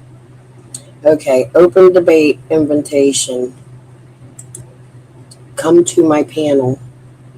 I'm going to tell you why I wrote this in a minute. I'm looking for somebody who openly identifies with as racist, white supremacist, or a KKK supporter who is willing to come to my panel and debate me respectfully. Only on 2 topics. I want to discuss 2 questions. 1, racism versus organ transplantation. If you were dying and the only compatible heart, kidney, liver, or blood came from a black person or any person of any race, would you accept it? And if your answer is yes, where does that line come from? 2, the black child versus the black adult. If a black 5-year-old sitting beside you were choking, would you save the child? Like, let's say somebody in the KKK, like in Pittsburgh, they're all over the fucking buses. And, like, I have friends that are in the KKK, even though I'm married to a black man. I ain't spoke to them in years. I have cousins in the KKK, possibly why I have the friends in the KKK. Like I told you, I grew up around that, and it's been detrimental to my life. When I got with my husband, one of my cousins got married, and I was invited to the wedding, but my husband was not, so I didn't go.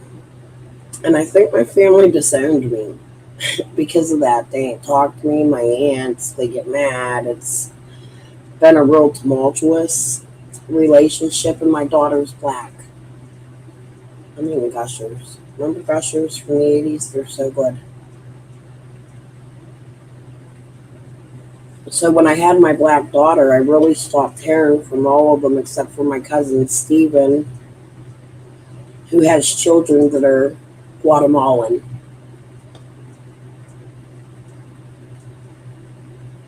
And that took years. I have a cousin, Darren, who won't even speak to me except my friend requests. I give up.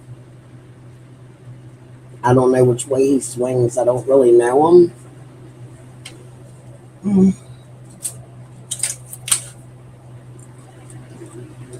If there's other pictures, I wasn't there. I was in Florida.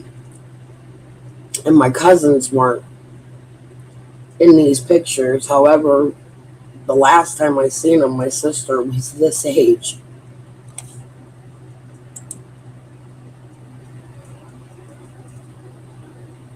So they had come back to tie up some business with my dad's lawsuit.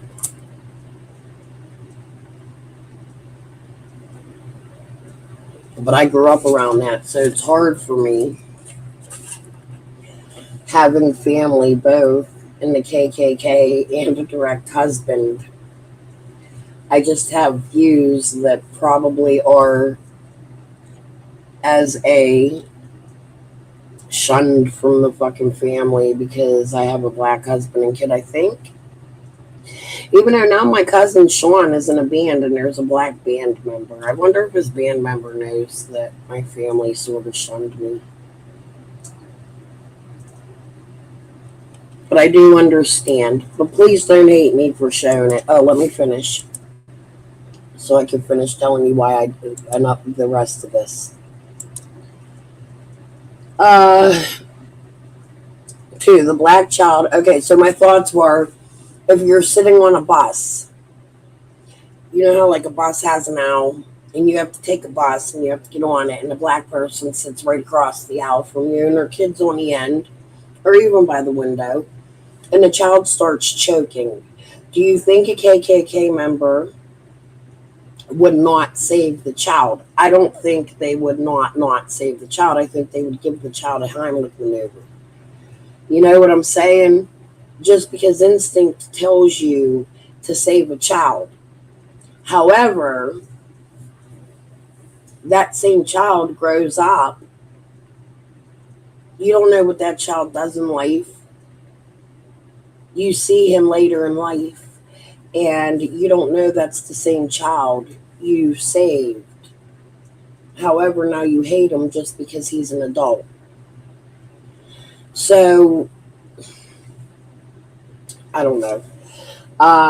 If you would, why should that child's life have value in that moment, while a black adult's life could supposedly be considered less valuable? I'm not looking for someone to come on so we can scream at each other. I want someone who genuinely holds these beliefs and is willing to explain the reasoning behind them. You don't have to agree with me. You don't have to like me. You do have to be willing to debate honestly. If you're the person or personally know someone who is, contact me. Let's have a conversation in front of the community. Now, the transplant part, racism versus organ transplant. As most of you know, my son, who was born in 2001, had his first organ transplant. His first organ came from a baby from Missouri, and the baby was unalived through child abuse. So that's another reason I'm out here doing this. That baby ultimately saved my son's life. However, my son rejected that heart in 2010, and he had to get another heart. Now, I never dug deep. I think I did look and find the kid once, but I didn't dig deep because I had a bad experience with my son losing his heart and the dad of the baby that died being a racist. He was not a very friendly person to me. He was racist. I'm just going to say that. I could see why the baby passed away. And the mom was in jail. Her name's Christy Jaco. You could look her up. I really don't give a fuck. She's a fucking child abuser. She got out. She's out. I was friends with the family. I believe they forgave her, but I don't. Even though I do thank her because my son was able to live from 2001 to 2010, 9 years with this baby's heart. And it's a really hard place to be. However, when the second heart came, when my son was 9 years old, I had found out so strange because I grew up a little bit in Miami Beach, And I had found out that this heart came from that area, somewhere in Florida. I'm not exactly sure it's that area. I can't remember. Fort Lauderdale, I think, actually. And it was a little Cuban kid. That's all the hospital told me. It was a Cuban kid that drowned. I did find the kid. I just can't remember what the details were because I wasn't interested in it no more. Because when my son rejected his heart, I had become friends with the cousins of the woman that unalived her baby. And I met them through Facebook, not in life, in person. You're really not supposed to do that. And I'm such a good fucking researcher that I found a baby that gave my son his heart and I reached out to them. I could have gotten a lot of trouble for that. You're not supposed to do that in the transplant world. You're supposed to write coda and they will then reach out to the people. But luckily for me, they were very welcoming. The family members who loved the baby that was unalived by his mother. It was extremely hard for me to tell these people that my son rejected their heart, that heart. So I blocked them instead of doing the right thing and talking to them like I should have. I didn't want them to feel like they lost the baby again. So being the human I am, it looked like I was a bitch and blocked them from my life. But truth, I didn't want them to know that Zach had rejected his first heart. I was trying to save them the heartbreak of hearing it. I kept the dad on there because he was a racist, and I feel like he was not involved in his son's life. I don't know that for fact. I don't know much about the dad. I did speak to him, but I kept him on my Facebook at the time. But then I blocked him too because I decided I definitely didn't want him to know about Zach. It's just a really hard situation to be in. But the second kid, when Zach rejected his heart, I didn't post much about it because of that. So, the little boy was Cuban. My son got his second heart from a Cuban child. Now, they don't go by race. When you have a transplant, a heart at least, they go by your like your cells. What the fuck are they called? Jesus, I have such a anti, like what we had with COVID. I can't think of the name of it right now. Maybe somebody can. I'm missing so many chats. But they clean the heart out. They give them all kinds of medicine before they put the heart in. They clean the heart. They do all this fancy stuff to the heart, and even after it's in, you have to have these injections so that your heart somebody help me. You all know what it is. It's something everybody knows.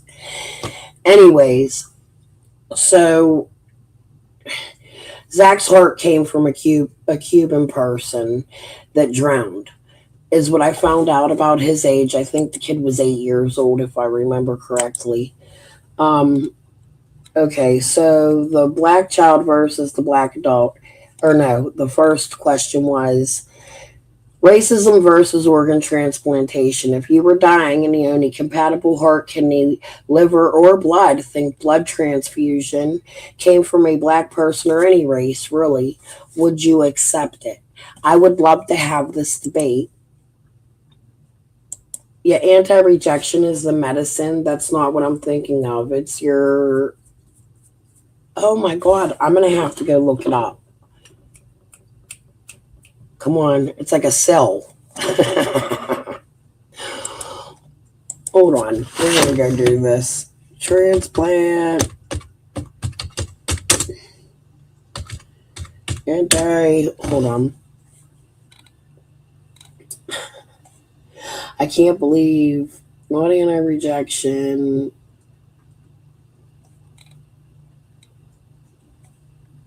The immunosuppressant I am having such a brain fart right now. It's with your immune system. Your immune system's job is to fight anything that is foreign to your body. It looks for things that do not belong, like bacteria versus germs. Fight to reject. I can tell you all about it. We're not going to do that today, but I am going to find this fucking word before.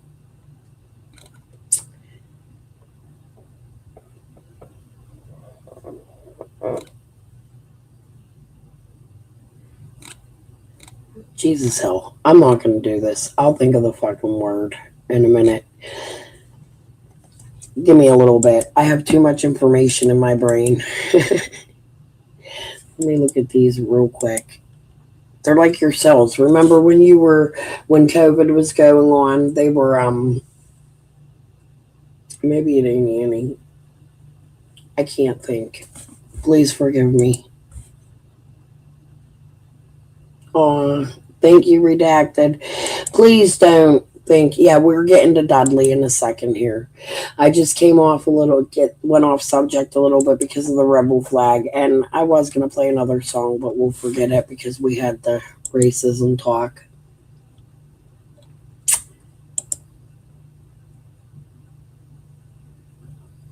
Yeah.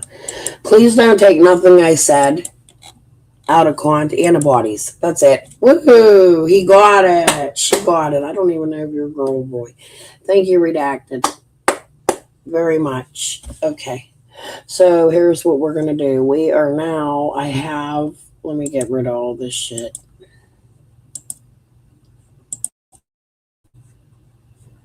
This pulled up. Yeah.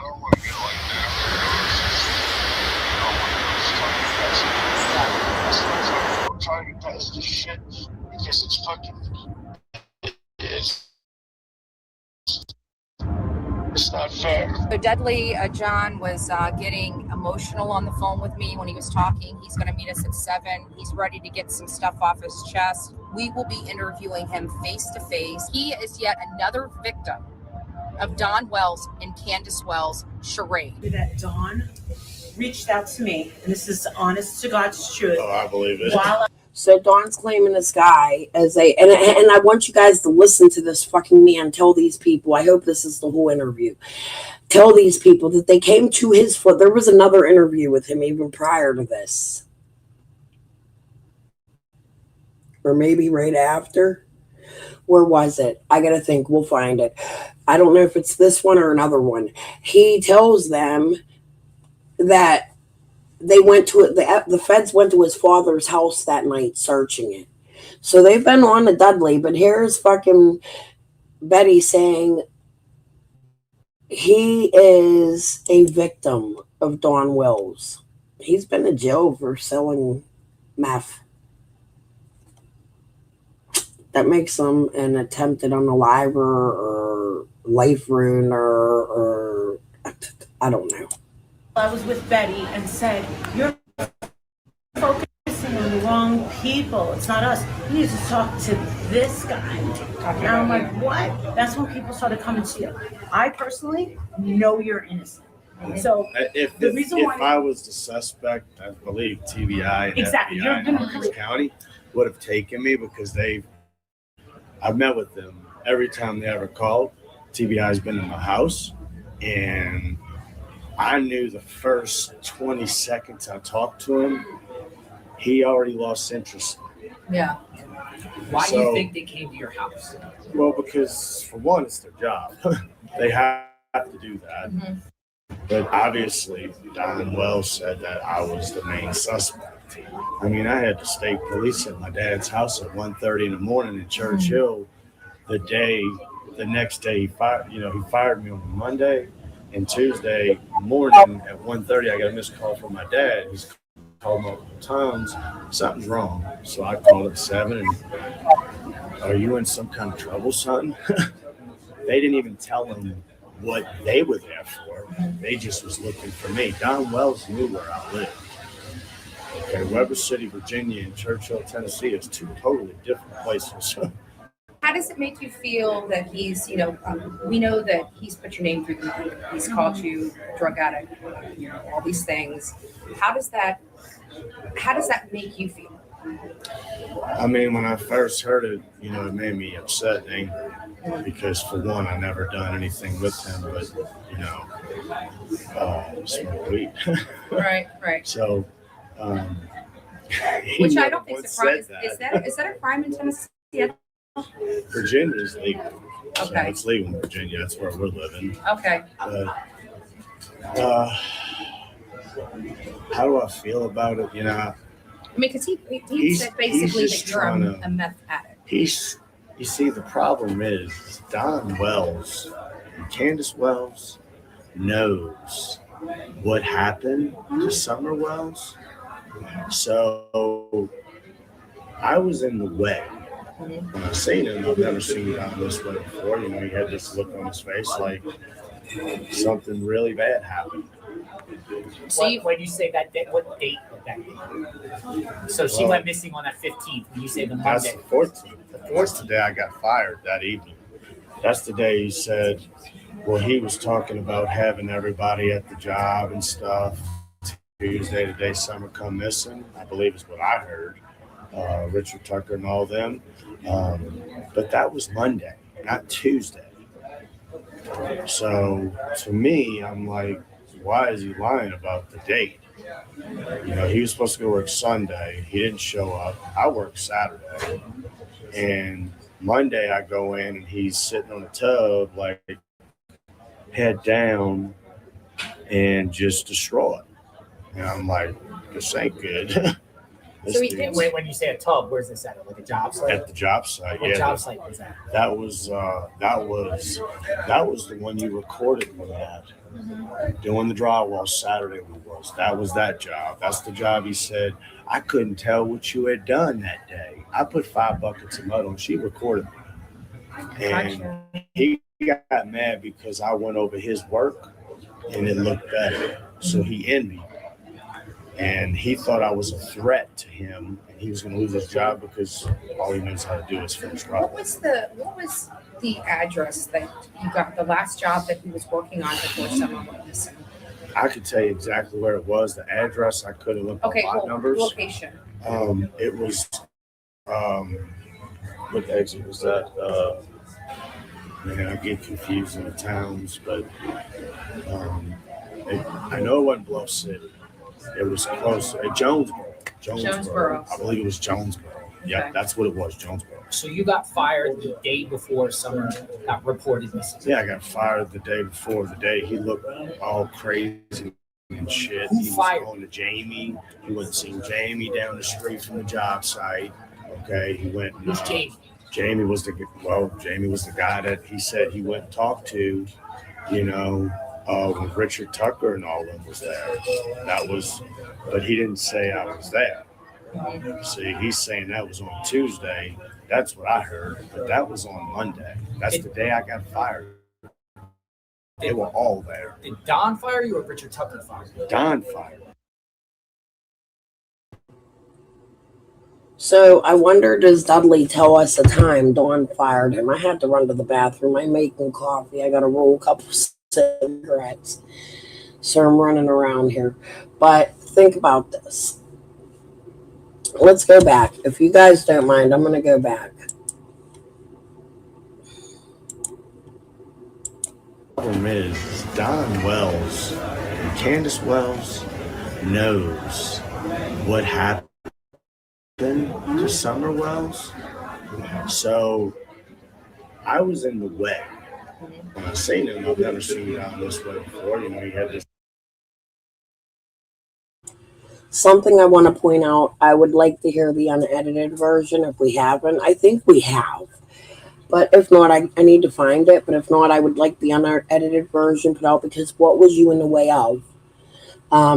There's a lot missing. You can see his skip, his voice. You can tell it was fucking edited. What was you in the way of? I would have liked to see this unedited. Look on his face like something really bad happened. When you say that, what date would that be? So she went missing on that 15th. When you say the That's Monday. the 14th. That's the day I got fired that evening. That's the day he said, well, he was talking about having everybody at the job and stuff. Tuesday, the day Summer come missing, I believe is what I heard. Richard Tucker and all them. But that was Monday, not Tuesday. So to me, So Dudley was telling us very early on that the whole fight with Dawn earlier that day, Jamie Killian, Richard Tucker, Jamie Tucker? I don't know. There was a bunch of people. Some of these people, Linda, who sued me, is the daycare provider for their children.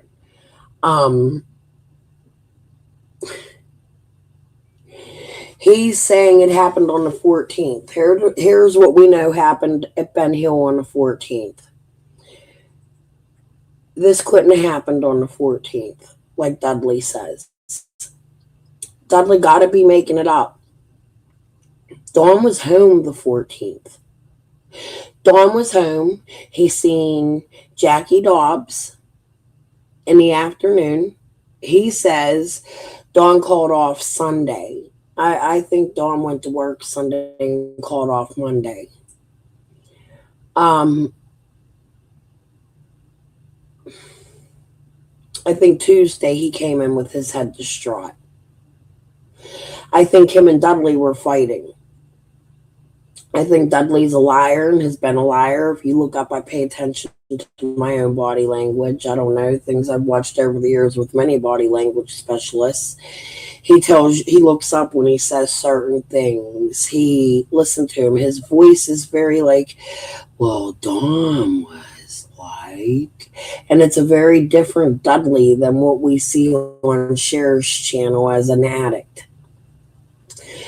To me, this is Dudley well prepared. He knows he's meeting with them people. He's dressed up. They're going out to dinner. They're getting dinner paid for. They're getting paid for the fucking interview. Molly pays. She paid Allison. She put money right in her pocket, right in front of us. This is pre-rehearsed with Dudley, in my opinion. We're going to watch both, this one and the one on Cher. But we're going to listen from here. I need to get my damn coffee. I am going to be intermittently stopping, but give me a minute. I'm like, why is he lying about the date?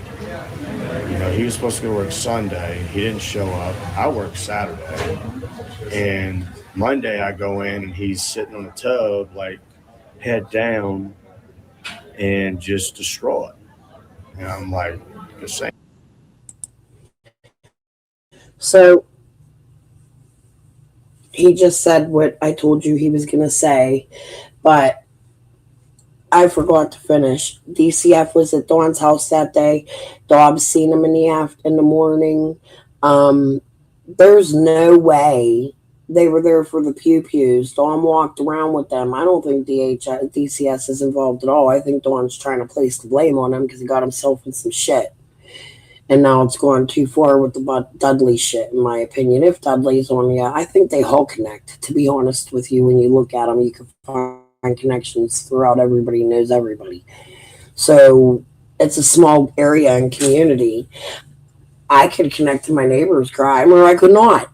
I don't. But I'm saying you never know who connects to who and what crimes, and most crimes run together. Like the smaller guy goes to the bigger guy to get the shit, and then the smaller guy ends up being a bigger guy as they grow up.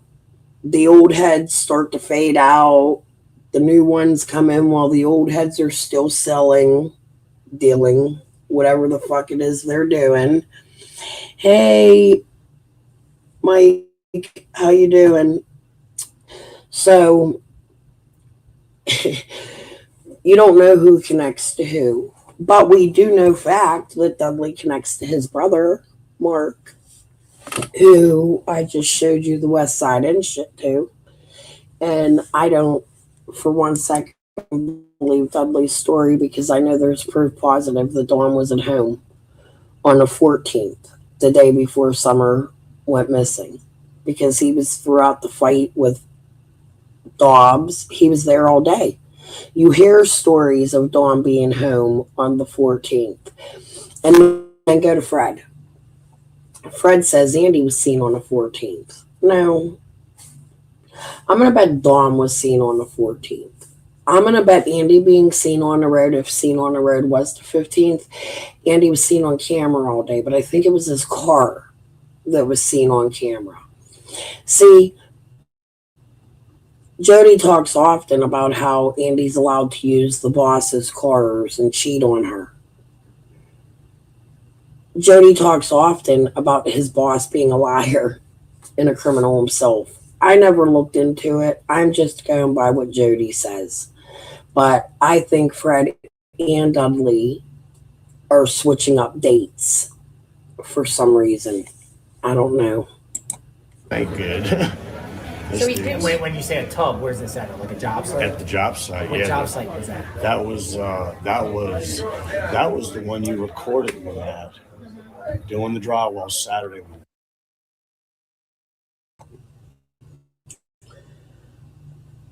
That was the one you recorded at. So Dudley's been watching them since before Betty acted like she called him. Hey, you want to meet us?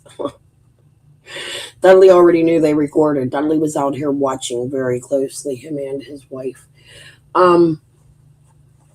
Dudley also goes on to tell us they moved from job site to job site. Other people have said that Dawn did a couple jobs the day Summer went missing. He was at a couple different places that same day. He wasn't just there. Dudley will point to another job site and say, oh, I think she's there. I told the police, the PIs. He's been in contact with the PIs, which is odd, thinking back on it. Like, I really want you to, and he acts like he did. Oh, Chris. I need to shut my fucking mouth. It's so hard not to. I haven't commentated on Dudley in a very fucking long time. My 380, 1020, 2060. It's over 5,000. I don't fucking know. That was that job. That's the job he said, I couldn't tell what you had done that day. I put 5 buckets of mud on. She recorded me. And he got mad because I went over his work and it looked better. So he envied me. And he thought I was a threat to him. And he was going to lose his job because all he knows how to do is finish rock. What was the address that you got, the last job that he was working on before Summer went missing? I could tell you exactly where it was. The address, I couldn't look at lot numbers. Location. It was, what exit was that? Man, I get confused in the towns, but I know it wasn't Bluff City. It was close at Jonesboro. I believe it was Jonesboro. Yeah, that's what it was, Jonesboro. So you got fired the day before Summer got reported missing? Yeah, I got fired the day before. The day he looked all crazy and shit. Who he was fired? going to Jamie. He went and seen Jamie down the street from the job site. Okay, he went. Who's Jamie? Jamie was the guy that he said he went and talked to, when Richard Tucker and all of them was there. But he didn't say I was there. See, he's saying that was on Tuesday. That's what I heard. But that was on Monday. That's the day I got fired. They were all there. Did Don fire you or Richard Tucker fire you? Don fired. Why? Because he's like your supervisor. Me. I am related to them distantly through marriage. Not directly related. Don moved to that area from Utah. His mother was not from that area. However, all the neighbors are related to my family. Not me. It's an in-law to me. An in-law cousin. In-law aunt. She is my uncle's wife. So, yes. And my... Jesus hell. Step cousin, Paco, who my brother unalived, is also from the same area, living there, playing fuck shit games in Summer's case, collecting money. I have a friend, Ray. I ain't seen him in many, many years. Ray and his brother Andy. His brother Andy was unalived in Sullivan County Jail, which is the county right next to this one. I have discovered I have many ties to Summer's area, but directly blood related to Summer or anybody there, not that I know of. If that makes any sense. It's all step-in-law, cousin. It's the strangest fucking shit on the earth. I don't know. Blood related, not that I know of. I never fucking know, though. There is Jamie Wilson, Jamie Killian, Jamie Tucker. There's 3 different Jamies redacted. Yes. Oh, damn it. I keep hitting this damn role player shit. Okay, hold on. Time supervisor. Well, we were partners. 50-50. Okay? That's what we were. Jesse put me with him, and because I was working too many hours on the job, and he wanted me to go sub because I'd make more money working with Don. He needed some help. Don. Damn it. All right, let's watch this. But I ain't touching foot there, not yet. They tried to sue me like 5 fucking times. It didn't go through. Let's hope one day somebody doesn't get a real fucking lawsuit on me, because I'd be out here like blah, blah, blah, blah, blah, blah. Fuck no more. I want the little girl found, and I want Lisa found, and I'm really like, unlike McCoy, I don't own a fucking family museum. I own my piece of shit house, and Mike can tell you my house is truly a piece of fucking shit. But if you want to take it, please, it's a headache. Y'all remember that fucking movie with Goldie Hawn and Steve Martin? They bought that. What the fuck was the name of that house? They bought it, and it was like a fucking disaster. That's what the fuck I have here. Not Overboard. Oh, that's my favorite movie. That's one of my favorite movies. Anybody ever see it? I used to love Goldie Hawn. Okay, let's go. I was doing like maybe 1 house a month. Okay? And he put me with him, so therefore we jumped up to almost 2 houses a month. He was doing a whole house, and then Did you see him and Candace interact, or maybe even she would come to the house. She would come to the job site. She Grandma. would. And how did they interact with her? Like, Who's her? the parents, like Don and Candace. How did they interact They were with always Summer? fighting half the time. They fought a lot. Yeah, they fought a lot. Did you ever see them abuse Summer?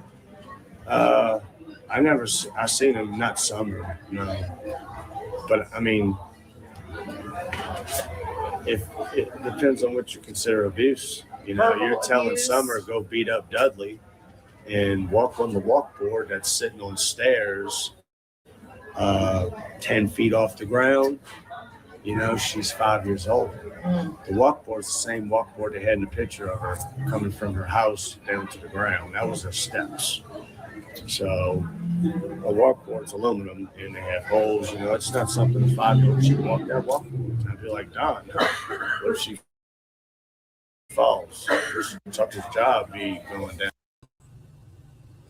So I think this is why people like Dudley, he came off as caring. Oh, you're the kid walks the walkboard. She's on scaffolding. She's doing this. The boys do that. Dawn smokes weed with the kids. He don't, but he smokes weed with Dawn at work. He doesn't really know Dawn, this, that, and the other. I think it's all pre-rehearsed. That's just my thought on it. I think Dudley had a lot of time in between the 15th and then that if anybody ever approached him, what he would say. His wife, to me, is beautiful. She seems like she loves Dudley a lot. However, to me, she looks like somebody who may be abused. She's sheltered, quiet. She doesn't say much. We hear them, they broke up. They had all kinds of problems, and they were both addicts. It ended up in the end, they were both addicts. Dudley was arrested. You could see him having a complete meth moment or something on fucking Voices Behind the Wall. I mean, I feel like this was all pre-rehearsed. He was going to try to bring up bad things Dawn did at work with his kids just to take the shade off of him. Like, no, not me, not me. I don't know. No, but Michael, there's a lot. I know you and Mike likes the 1A club. He has a lot of he's my neighbor. He has the same views as like AB and Doug. I think not in Summer's case, but like outside. I really told him he should sub up to them. I'm not fans of neither. However, they're into a lot of the shit you are. I'm just not a member of the A1 club that goes and harasses police or people that live in an area. You're from the city, Michael. I've lived in the city a good majority of my life as an adult, but growing up as a kid, I did not live in the city. And small town living is much different than city living. And people protect their own property. And also, there is a missing child. So when people come in and they go there and they trample on shit and harass the families and make it so that the police come and give more heavy police work overload and cause problems and scream outside houses and record and all that other stuff, you can trample through evidence and destroy evidence. You can hinder a case doing that. I just morally don't believe myself, and that's also a good way to grift, like people to make friends with the neighborhood and harass the neighborhood. And if your child went missing, I would hope somebody would find one of your children. However, if you brought a crowd of people to my neighborhood like that, I'd be down your house beating your face in. Like, that's the God's truth. Like I said, my house. I like the song by Jesse Howard, Shotgun. Not fucking playing. That's how I grew up. I get it. You like that stuff, but I also understand why people in the world like their privacy. Like the neighbor fucking with me. She's doing that. She's coming out inside and putting a camera in my face, and I'm ready to fucking spaz. Like, I don't like that shit. And I'm sure nobody on this earth likes people coming to their home and harassing their cops. We have bad cops. We do. However, we also need our police at the same time. They keep order. You cannot like the police. It's okay to not like the bad police, the corrupt police.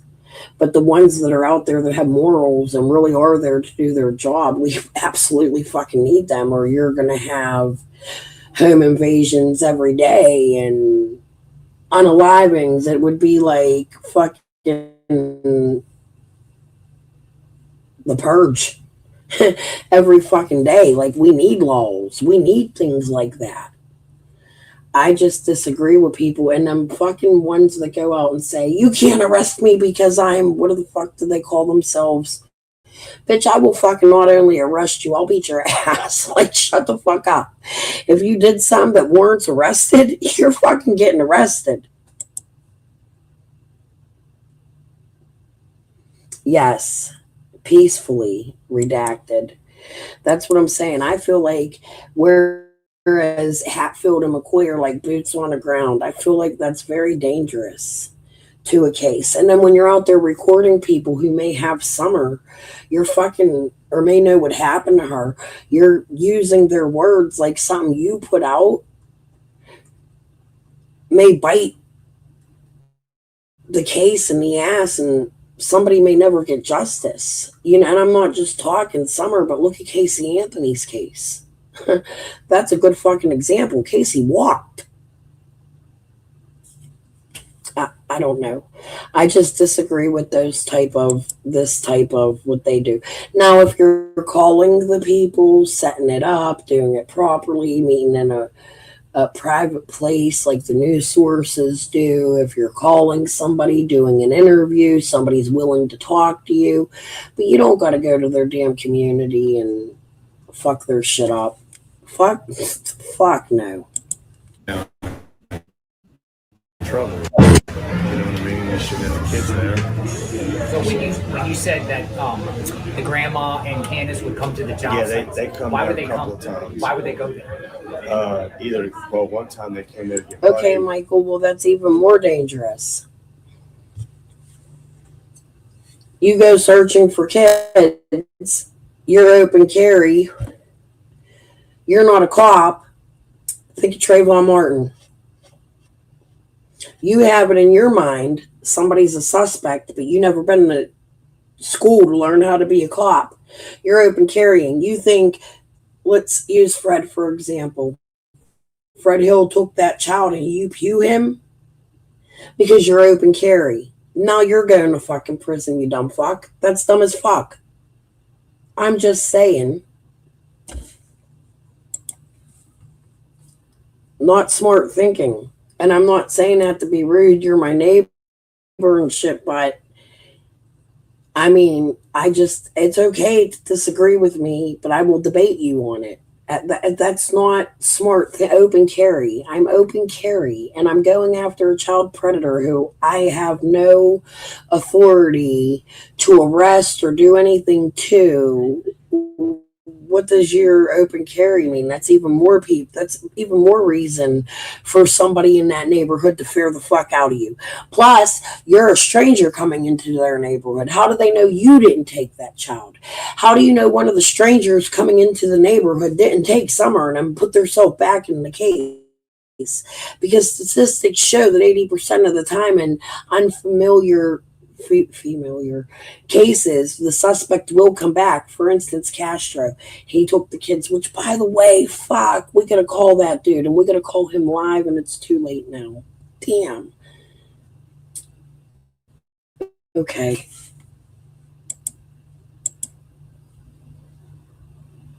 Yeah, it's okay to do that in your home.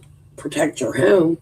And did you know that Pennsylvania ain't even a stand your ground state? If you shoot somebody that comes into your home, you're going to jail either way. They suck here. Pennsylvania fucking sucks. I need to move to a stand your ground state. Oh, he's been involved in the case. Redacted. The new sheriff is involved. He rode Fred around to look at the places Fred thought Andy would put Summer. Remember?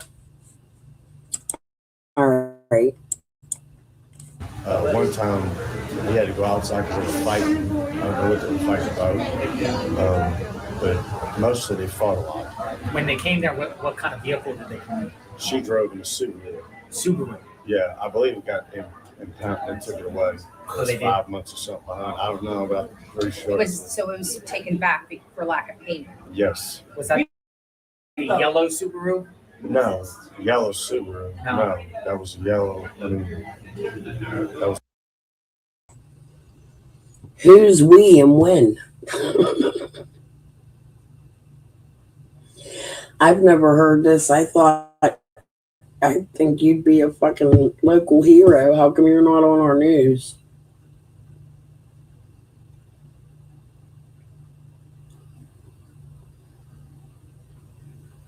Do you have proof of that? What kids did you find? Tell me. Grab a link. Come up here and tell me about it. Your secret group. I don't know, man. I think if you found 20 kids, it wouldn't be such a secret. But that's cool. If you did, congratulations. That's amazing. That's amazing work. You remind me of this guy, Ernie Schill. You need to go check him out. I bet you'd love his channel. Okay. It was a red Subaru. It was a Subaru Outback. Outback? Huh? Subaru Outback? Not an Outback. It was a small little cross-track or something. Cross-track, okay. Yeah. It was a nice car. The day he fired me, How come the day I asked you to join it was the 4th of July, I seen you and your wife and daughter, right? And I gave you my information. How come you didn't tell me about this then? We talked about it. You acted like you had no interest in anything like this.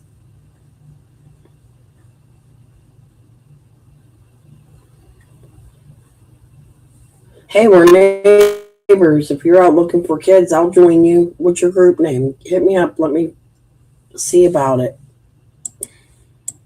he was driving it with tools in it, and everybody's making fun of him. Like, Don, why do you drove your wife's car to work? Now, with that's the day before Summer was reported missing. Did he take that Subaru to work any other prior time? Was that day on the 14th? That day only. The only day I seen him, the day he fired me on a Monday. Did he tell you why he was driving that car? No, he didn't tell me why. I don't remember. Gotcha. I just thought it was odd because I've never seen it. I worked with him for 2 months. So somebody said 2 weeks. No, I worked with him for 2 months. For 2 weeks prior to this happening, I was begging Jesse to give me my own house and move me away from Don. The dude's crazy. There's something wrong with him. He's deliberately starting trouble. And, you know, they didn't listen to me. Instead, they set me up to kill.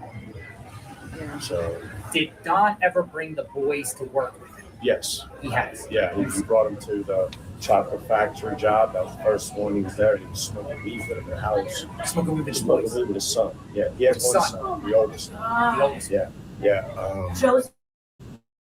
Josie. Yeah. Did you see That's Josie his smoking? prize child. Yeah, I saw him smoking. He was smoking weed right there. He left the roach in the damn window. I said, Don, so they're going to get us in trouble here, dude. Jesse sees that shit.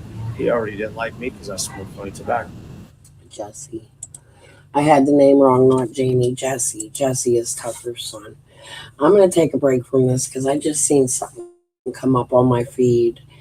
And I think it's a little bit relevant. I'm going to stray off again a little bit. We've been going over Dudley for a while. If we want, we can come back. We are going to come back because we just heard some of the shit I talked about, but I want to go to voices. Before I do that, I found this video just now. This is from Nova Scotia. Never mind. This is the mother of them kids missing from Nova Scotia and her lie detector test. I need an American lie detector test. I want a missing child's parent. I want to hear what a lie detector test was like from a parent in America. What it was like when they went in and were interrogated. I do believe Candace was interrogated, but used her rights not to speak, and they can't arrest her without evidence. And Candace and Dawn both are not strangers to crime. They both have very bad charges, and Candace has held a pew to a CPS worker. She went to jail for that. Oh, I hate psychics, Michael. I'm not a... See, we're so different. Now you need to go to Ziggy's channel. We're so very different. I can't do the psychic shit. They're fake and they're money grubbers. All they want is money. Listen, if there's a real fucking psychic out there, they'll know where the kid is and call the fucking police and tell them where to go. They don't need to go fucking searching. I have fake psychics in my family, and I don't like them, and I know how they work.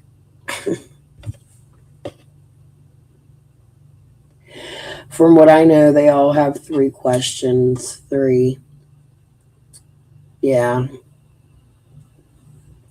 I think it's more than 3. They only show you 3 questions and actually redacted. When they do lie detector tests, let's go see how one would go. Let me go to ChatGPT a minute. Can you help me find a missing children's parent speaking about their lie? You know what? Misty Cummings would be a good detector test they took. Maybe Misty Cummings. And it's a good opportunity for me to get my, what do they call it? Somebody called it my first case I followed, not on YouTube, but I did like research it and listen to every fucking thing about it and watch Nancy Grace and the interview. I mean, the understanding is I passed. Here's one. This is a Nancy Grace transcript. I don't want the fucking transcript.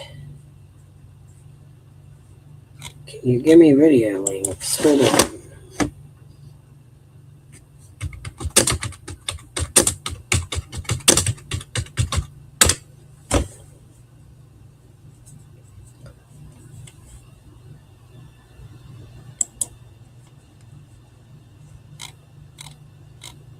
Jesus hell, you gotta be damn kidding me. They keep giving me shit that don't have videos. ChatGPT gets on my nerves. I gotta pay it. That's probably why they're being assholes. Transcribe. Here we go. No. Alright. We'll search it the old fashioned way. How about this?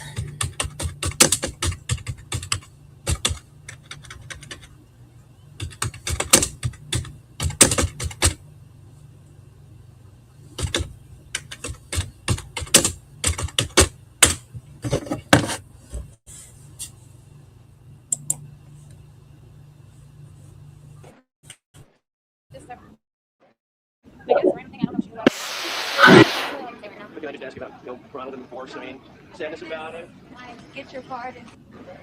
I guess a random thing. I don't know if she knew who I was or not. But that's really all I can say right now. But can I just ask you about, Ronald and the Force? I mean, It's sadness about it. I get your pardon to this up another time. You're headed to New York today? No, actually I'm not going to New York. Are you going on a TV show or? I don't really want to discuss this right now. Okay, I still have to ask, even if you can't discuss it, just in terms of law enforcement. Very embarrassing. You like following me around there. I know. It's what we've been assigned to do. Law enforcement has said over and over that your polygraph test. Why do you have to be all loud about everything? Can we just stand somewhere and I'll talk to you? Why do you have to be all loud about it? So pleasant.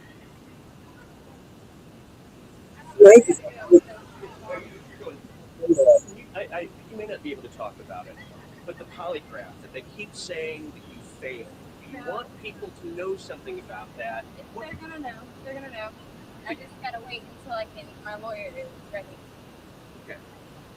That weekend was a lie. Okay. I mean, so are you saying that you didn't fail the polygraph like people in law enforcement are kind of claiming that you did? No, I did not. Okay.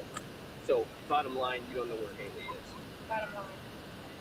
Okay. Anything else you want to add? No, that stuff about yesterday was crazy. That lady is crazy.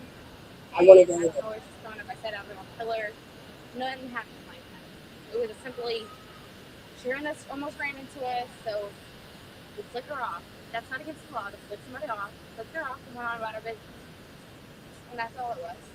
If you didn't have enough stuff going on. Exactly. And I'm.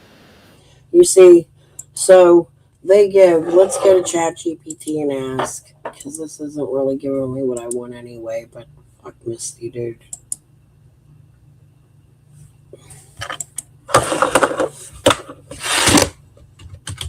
How many questions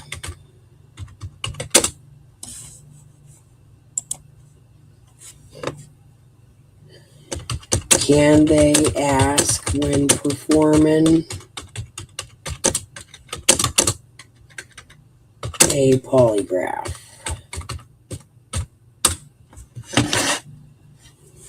There isn't a fixed legal or scientific limit on the number of questions in a polygraph.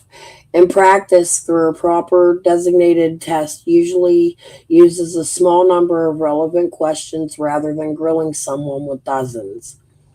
For a typical indecent polygraph, incident polygraph, relevant questions often 3 to 5. Comparison control questions, additional questions used to compare psychological responses. The same questions may be asked multiple times, often across several charts. A session can therefore involve many total questions, even though there are only a few distinct relevant questions. So they probably ask the same questions, but in a different way millions of times. For example, a test might focus on, did you physically harm the child? Did you remove the child from the home? Do you know where the child was after leaving the house? Did you help anyone conceal what happened? Those could then be repeated during multiple chart runs. Important. The number of questions by itself doesn't tell you whether the polygraph was properly conducted or whether someone passed. The wording, testing protocol, examiner repetition, scoring method, and psychological responses all matter. If you're asking because Misty coming, no, I'm not asking because of that. Okay, so let me come back. They're not permissible in court, you're correct. But they are used as a tool in research. So it might help find, the answers may help find what happened to the child. It's a tool, but they're not permissible. But when somebody says, like Hatfield and McCoy were saying, they're refusing the polygraph test, I would bring 10 polygraph. That's not really how it works.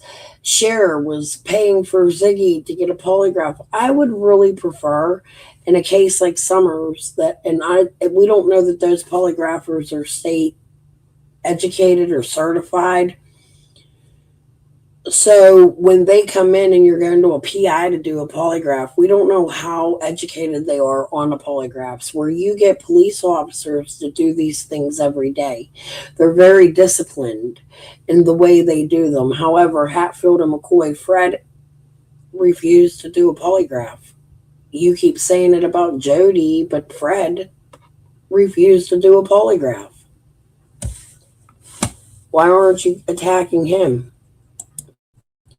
Okay, back, where were we going? Let's get rid of that. We're going to go back to Hatfield and McCoy in a minute here. Oh, Dudley. I know what we wanted. We want to go to...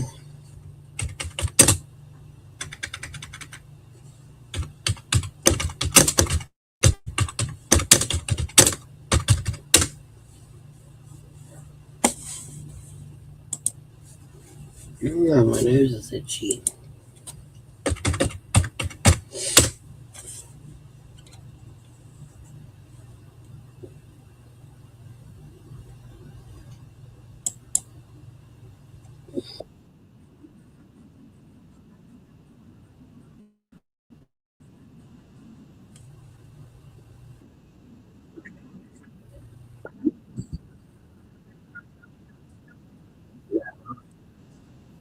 This isn't the one I want. Give me 1 minute.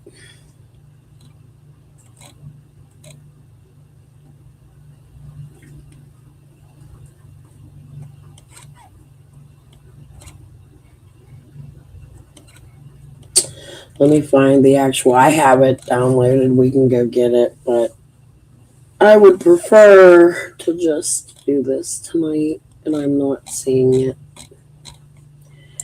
Dudley on panel.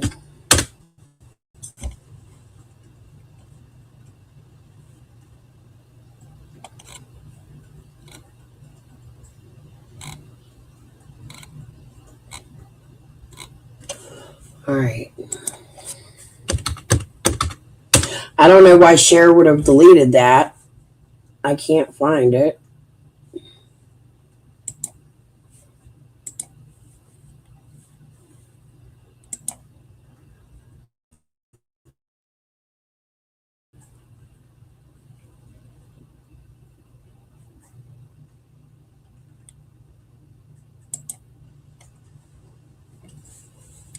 Give me 1 minute here, guys.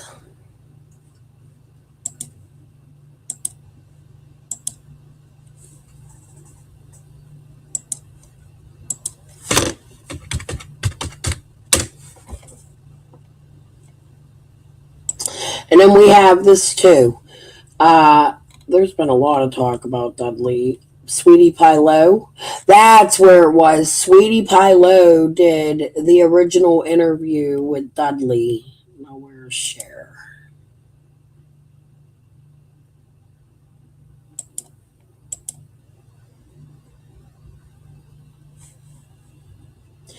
Sweetie Pie Low was actually the first one to do an interview with Dudley. Did y'all know that? Who knew that? Who knew Sweetie Pie Low was the first one to do an interview with Dudley?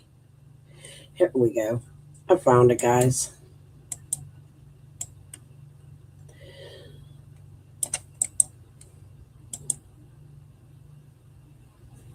me why I'm having computer problems.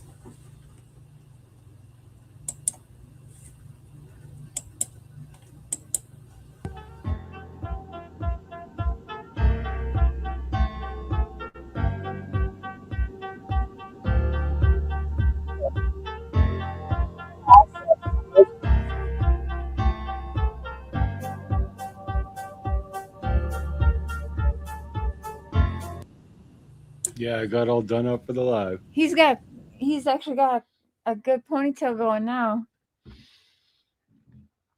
It's cute.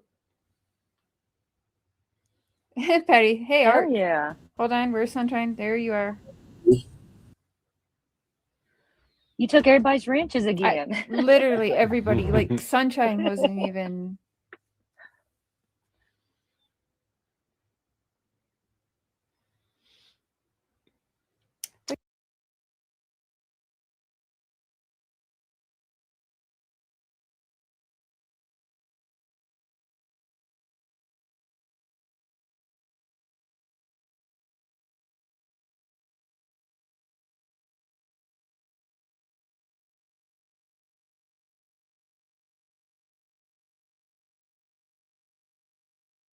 All right. Yep.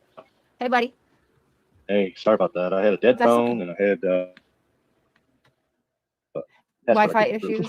Yep, that's So, okay. yeah. Yes, ma'am. Yep. Weather's Wow. rough right now. Yeah, we're gonna get some storms here too. So, but don't worry about it. We're pretty laid back over here. So if you get knocked off, just follow that link again. It'll bring you right back up. Okay, We've got my perfect. husband Really here, Mark, and his channel is Hey, Mark. Prairie Boy 77. You've probably Yeah. seen him. I have. And then my sister Cotton Candy Investigates up there on the Hello. top there. Hey, cotton candy. Hey. Kids love cotton candy. So, hi BJ, hey everyone in the chat. I don't know if you can see chat. Don't really worry about that. I'm gonna let them have their questions. I do have your Cash App link in my description. Okay. You know, if everyone else is sharing, I their just made links, it that. was like, yeah, you did, yeah, but I asked you to. So before the Yeah. haters, you know, they can say whatever. But if we've got almost everybody else up here sharing their links, why not? Okay. So that is You in the always do that with description. panel guests. Yep, I do. So it doesn't differ for Dudley, and it shouldn't. If you're gonna drop Don and Candace's or Dodie Sue's or anybody else's, even your own, let's drop theirs too when they are taking their time to be a guest on your show. Is how I look at it. So it is in the description. Should you guys want to send him a little gift. So I didn't really set up questions for you because everybody has come at you for almost 2 years, which is questions, and you've answered everything. I kind of just wanted to let you talk about it without nailing you with questions. We'll have questions as you're talking, but I just want you to have your own voice, not something that people are sitting you down at a dinner, kind of like trying to steer the narrative, and you can tell how they want their channel to go and how they want the content to go. Of course, we want to talk about June 15th, but even prior to that, how you got to know Don, what, like everything, how far back you want to bring this and just kind of chat. And we will have questions as you go along. You are muted right now, though.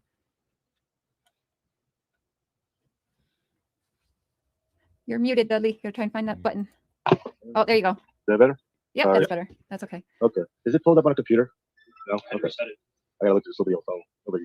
Sorry, guys.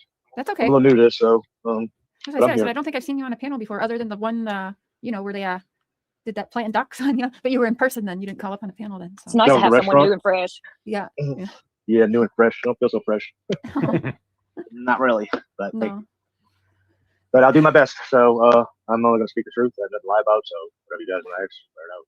Okay, actually, I do have a question. Let me start with this, kind of going backwards. I want to ask you, how has your life been affected in almost the past 2 years? How do you think that the YouTubers, coming into your life, like how has your life changed since being thrown into this whirlwind? I didn't catch the first half share. You went mute on me. Oh, but shit. I'm assuming you're talking about Don Wells meeting up with him. Yeah, you can go back Okay. there. We can just start there too. Yeah, but go back to how you met Don, how that all started. That would have been back in 2005, October, somewhere up in there, December of 05. Hurricane Katrina hit in October, and I moved up here for a few months. And I was working for Tucker Drywall as a subcontractor. Me and Don and many other ones worked side by side on all these units. And that's how I met Don. And we all did drugs, so he was a big cokehead back then. But drunk, and he's still with Candace. He's driving an old blue Ford truck. Okay. It actually broke down at his house. It was still there. I seen it recently in the summer. We all did drugs back then. Dawn comes on and says, "No, we didn't." and they start fighting, and the story changes as it goes on. Damn, is that your old guy before the truck down? He's like, yeah. He said, me and Candace did the murder right there in the driveway. Okay. So it was still okay. Big junkyard is all it was. Yeah, he does get a lot of stuff in the yard. He had a ton of buckets of mud, man, that was blue lids. And I swear, he was blaming me for stealing Tucker's materials and putting them in my storage unit, which I was taking materials and holding in the storage unit because it was taking it from job to job. So sometimes it would go in the storage unit. I always kept up with it right back. But he had about 50 buckets of brand new, looked like molded blue, lightweight mud. And I tell you what, it wasn't very long when the cops went there, all the buckets were gone. So you know he didn't want Tucker to see all the buckets. They were not open. So there's material thief was there. So, okay. So back in 2005 when you met him, for sure, that summer wasn't even a thought then. No, ma'am. No, he had his oldest son, I believe. We don't have to. Yeah, we don't have to mention their names. Jody. We can leave them. Yeah, no, we don't have to mention their names. So you were kind of able to work with him. You worked with him for many years then before this happened. No. Actually, in 2005, I only stayed up there about maybe 8 months. I went back after Katrina rebuilt. When I was from Louisiana, so my area had the water over the house. Hey, Dudley. Don jumped up here. Hey, Don. Hey, how y'all doing? We're doing good. We were just chatting with Dudley about how y'all met. Yeah, I would like to talk about that right away, Mr. Dudley. When we first met, when we first met. But we're gonna. Hey, hold on, Don. Hold on. I know, but let's. Okay. I know. I want you to. No, it makes me mad for him to sit there and lie and say I met. Makes you mad? No, yeah, because I worked with you the first day I met you. Richard Tucker brought you to my job. And I worked with you till 11 o'clock, dude, and said, I'm going home. I can't work with you. I got to figure this out. The second day, I worked with you till 11 o'clock and said, I can't work with you no more. I never done no cocaine with you, dude. Don't be fucking lying. I never said you did cocaine with me. I said we all did drugs and you had a cocaine problem. Not me. I didn't do no drugs. And you was a drug. I don't even know you. I don't even know you. Don't even know you. Oh, man. Come on, I didn't even hang with you. Don't know you. Never said anything like that to you. And I wasn't doing cocaine. You might have been, but I wasn't. Did you? Dude, you said. How long? You need to take. Donnie, how long? Or Donald, how long? That was.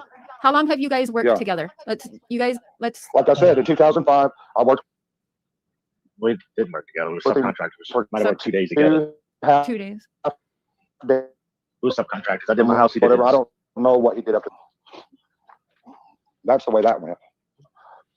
Didn't know him. Worked with him for 2.5 days. That's all I knew of him. Okay, so fast forward a little bit. Yeah, but that was all we needed to know. To when did you? Well, that's right. Before up until the days before summer went missing. When did you start working for Tucker again? I was on. He was working, and they put me with Don, Mikey, and Steve-O. Well, yeah, I figured I'd try to help you. Mikey and Steve-O. I was working with Mike. Yeah, Mike.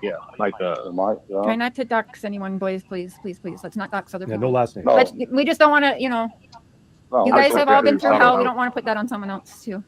Don has terrible feedback. I wanted no part of this problem. Yeah, a little bit. Don gave me. I don't know what to do. Don threw a lot of heat on me for whatever reason, but he didn't pay me my money. I didn't. So no, you didn't. That's another lie. That's another lie. Dude, you are a liar. You're a fucking joke. Hold on. I paid you every dime I owed you. Dude, I wish I could get in front of you. If I'd have known you for the way you are, I promise. So no, Don, don't say anything. Don't say that. Let's not get in trouble. No. Okay, so I really want. Boys, come on. So I have a question. And chat, I'm sorry, I'm not paying attention. No. That's the first time I'm talking to this dude since he's accused me of this shit, so I'm sorry. Okay, now I have a question. If he paid you, Don, did you pay him everything you owed him? I did. Okay. $300, dude. Come on. I was But supposed did to you have guys a $1,500 check that week. All right, so since both of you are up here, let's go back to what you said. You said Don was acting funny on June 16th, like the day after June 15th. Oh, the day I got, the day. So you guys were working again that day together, right? No. So he was at work. We was working together, dude, for like a month. Can you? Almost 2 months. Don was working a lot though, right? He was always at work. Can you? Yes, ma'am. Yeah. Say to that. Okay. See. First time I met him, he told me he had to stay at work till almost 8, 9 o'clock at night because DSS was coming to his house and he couldn't be there. I said, what? Because of what? Because of who was Come on, Don, bro. Who? I missed that. What did you say? Assess. No. Or CPS. He said CPS is coming to your house. Or DCS. DSS. Docs other people. No last name. No. We just don't want to, you guys have all been through hell. We don't want to put that on someone else too. Don has terrible feedback. I wanted no part of this problem. Yeah, a little bit, Don. Gave me. I don't know what to do. Don threw a lot of heat on me for whatever reason, but he didn't pay me my money. I didn't. So no, you didn't. That's another lie. That's another lie. Dude, you are a liar. You're a fucking joke. Hold on. I paid you every dime I owed you. Dude, I wish I could get in front of you. If I'd have known you the way you are, I promise. No, Don, don't say anything. Don't say that. Let's not get in trouble. No. Okay, so I really want. Boys, come on. So I have a question. And chat, I'm sorry, I'm not paying attention. No. No, That's the first time I'm talking to this dude since he's accused me of this shit, so I'm sorry. Okay, now I have a question. If I he haven't paid accused you. you, Don, did you pay him He had everything you accused owed me. him? I did. Okay. $300, dude. Come on. I was But supposed did to you have guys a $1,500 check that week. All right, so since both of you are up here, let's go back to what you said. You said Don was acting funny on June 16th, like the day after June 15th. Oh, the day I got, the day. So you guys were working again that day together, right? No. So he was at work. We was working Don was together, at work. dude, for like a month. Can you almost 2 months? Don was working a lot though, right? He was always at work. Can you Yes, ma'am. Yeah. say to that? Okay, see. First time I met him, he told me he had to stay at work till almost 8, 9 o'clock at night because DSS was coming to his house and he couldn't be there. I said, what? Because of what? Because of who was Come on, Don, bro. Who? I missed that. What did you say? Assess. No. Or CPS. He said CPS was coming to your house. Or DCS. DCS. Tennessee Child Services, I guess. Yeah. That's what you told me, Don. I mean, well, okay, I might have said that. Yeah, I might not want to talk to him or whatever. I don't know. Somebody called up. So there's the flaw there. Summer Wells telling you, yeah, I ducked DCS. I might not have wanted to talk to them. He had to stay there. We do have to go back to the other interview because we're looking for meth milk. Let's see if they mention it in this one. I haven't listened to this in forever. Buddy? Somebody called DCS on me saying that I was giving my kids loaded guns to play with, of all things. Oh, Jesus. Wow, I didn't hear that one. I thought it said about weed with him. No. Only said the first day they worked together. Now Dawn brings up the day before Summer goes missing. Let's go back again.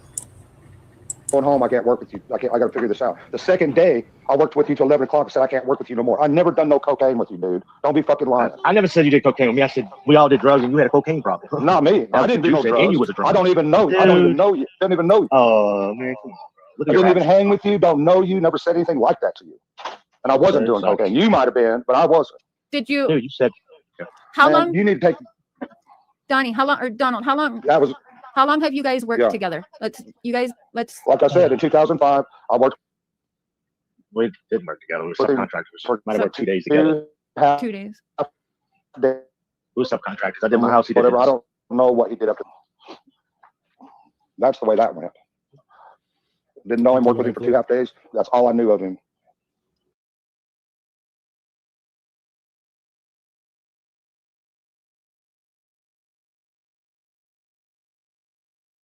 He had a ton of buckets of mud, man. That was blue lids. And I swear, he was black.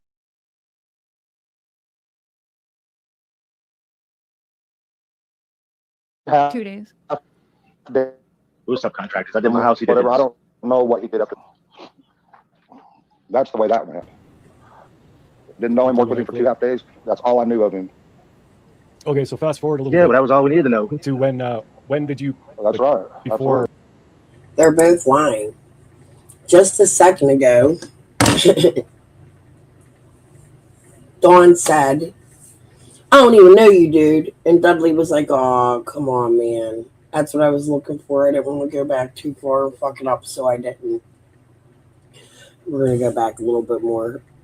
Let's go listen a little bit again. I don't even know you, man. Oh, come on, man. Let's start this all over. I'm sorry, guys. We're going to be here. So if you get knocked off, just follow that link again. It'll bring it right back up. Okay. We've got my husband here, Mark, and his channel is.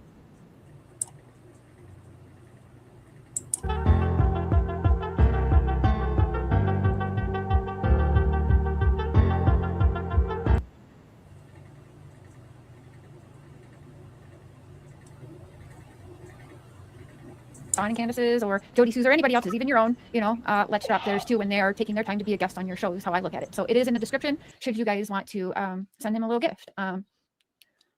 So I didn't really set up questions for you because everybody has come at you for almost 2 years, which is questions, and you've answered everything. I kind of just wanted to let you talk about it without nailing you with questions. We'll have questions as you're talking, but I just want you to have your own voice, not something that people are sitting down at a dinner, kind of like trying to steer the narrative, and you can tell how they want their channel to go and how they want the content to go. Of course, we want to talk about June 15th, but even prior to that, how you got to know Don, what like everything, how far back you want to bring this, and just kind of chat. And we will have questions as you go along. You are muted right now, though. You're muted, Dudley. You're trying to find that button. Oh, there you go. Is that better? Yep, Sorry. that's better. That's okay. Okay. Is it pulled up on a computer? No. Okay. I gotta look at this on phone. Nobody. Sorry, guys. That's okay. I'm a little new to this, so As I said, I don't think I've seen you on a panel before, other than the one, where they did that plant ducks on you. But you were in person then. You didn't call up on a panel then. So. It's nice to have someone new and fresh. Yeah. Yeah, new and fresh. I don't feel so fresh. Not really, but No. but I'll do my best. So I'm only gonna speak the truth and nothing lie about. So whatever you guys want to ask, let know. Okay, actually, I do have a question. Let me start with this, kind of going backwards. I want to ask you, how has your life been affected in almost the past 2 years? How do you think that the YouTubers, coming into your life, like how has your life changed since being thrown into this whirlwind? I didn't catch the first half share. You on me, Oh, but sure. I'm assuming you're talking about Don Wells meeting up with him. Oh, yeah, you can go back Okay. there. We can just start there too. Yeah, but go back to how you met Don, how that all started.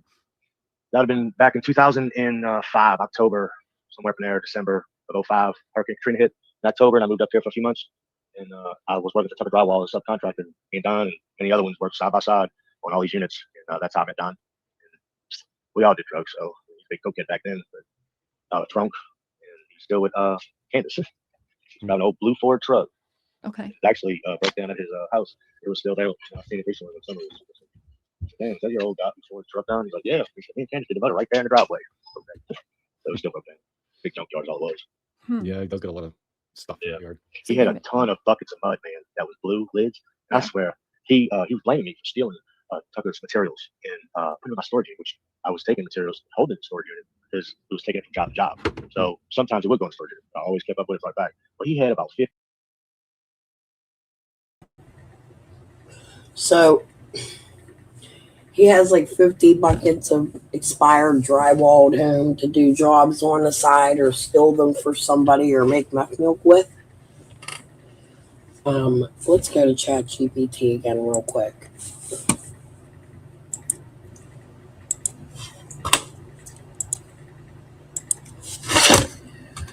What construction site materials could be used in meth making or meth milk making?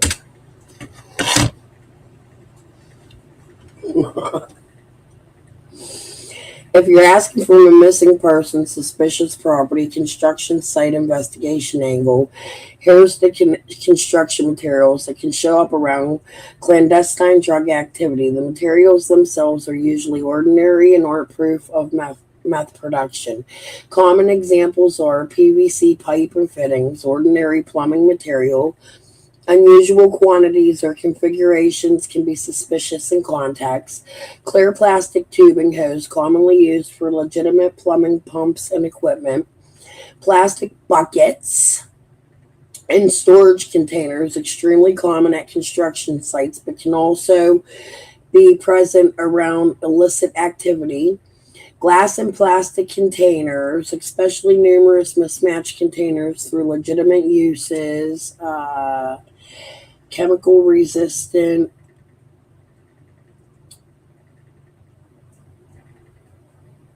Okay.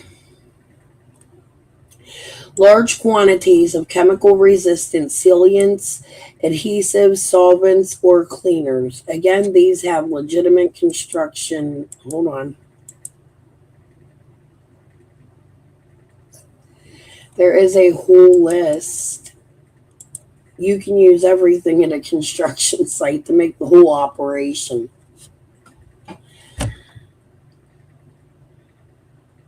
Solvents, degreasers used for cleaning tools, adhesive removers used for flooring, roofing, plumbing, or general installation, PVC, CPVC pipe, cement and primer, very normal plumbing materials, epoxy resins and hardeners. Epoxy, oh my god. They put resin and epoxy and meth.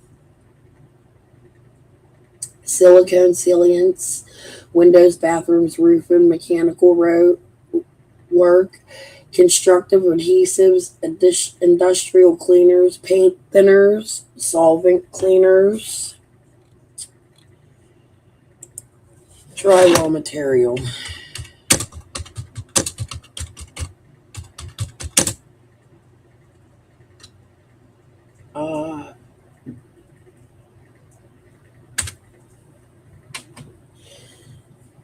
If you mean drywall construction, joint count.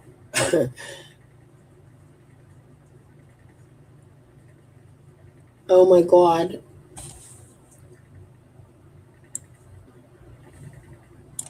I'm just going to put it in my comment section.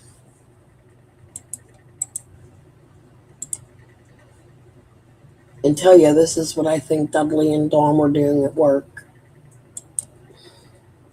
We're going to go back and listen to what he's saying.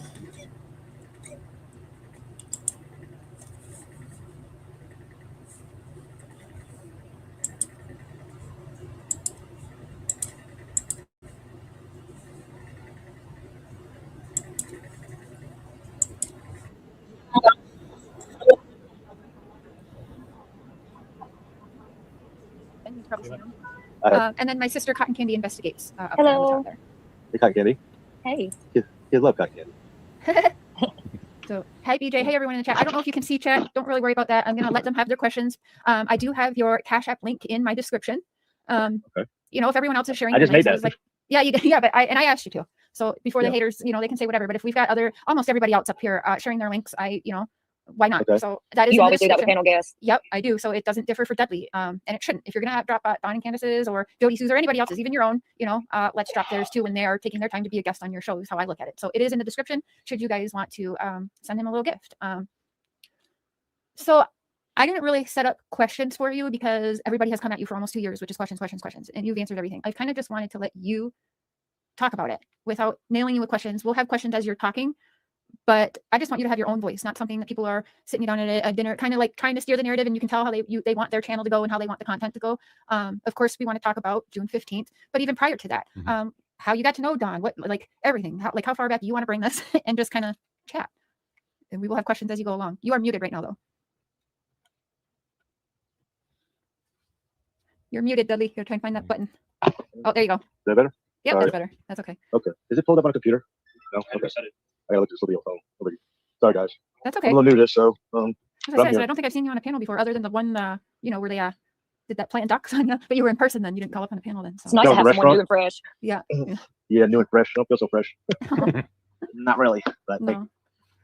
but I'll do my best. So I'm only gonna speak the truth. I didn't lie about. So whatever you guys want to ask, fire it out. Okay, actually, I do have a question. Let me start with this, kind of going backwards. I want to ask you, how has your life been affected in almost the past 2 years? How do you think that the YouTubers coming into your life, like how has your life changed since being thrown into this whirlwind? I didn't catch the first half share. You went on me, Oh, but shit. I'm assuming you're talking about Don Wells meeting up with him. Oh, yeah, you can go I back think. there. We can just start there too. Yeah, go back to how you met Don, how that all started. That would have been back in 2005, October, somewhere up in there, December of 05. Hurricane Katrina hit in October, and I moved up here for a few months. And I was working at the top of drywall as a subcontractor. Me and Don and many other ones worked side by side on all these units. And that's how I met Don. And we all did drugs, so he was a big cokehead back then. But drunk, and he's still with Candace. He's got an old blue Ford truck. Okay. It actually broke down at his house. It was still there. I've seen it recently when summer was. Damn, is that your old Ford truck down? He's like, yeah. He said, me and Candace did the motor right there in the driveway. Okay. So it was still broke down. Big junkyard is all it was. Yeah, he does get a lot of stuff in the yard. He had a ton of buckets of mud, man, that was blue lids.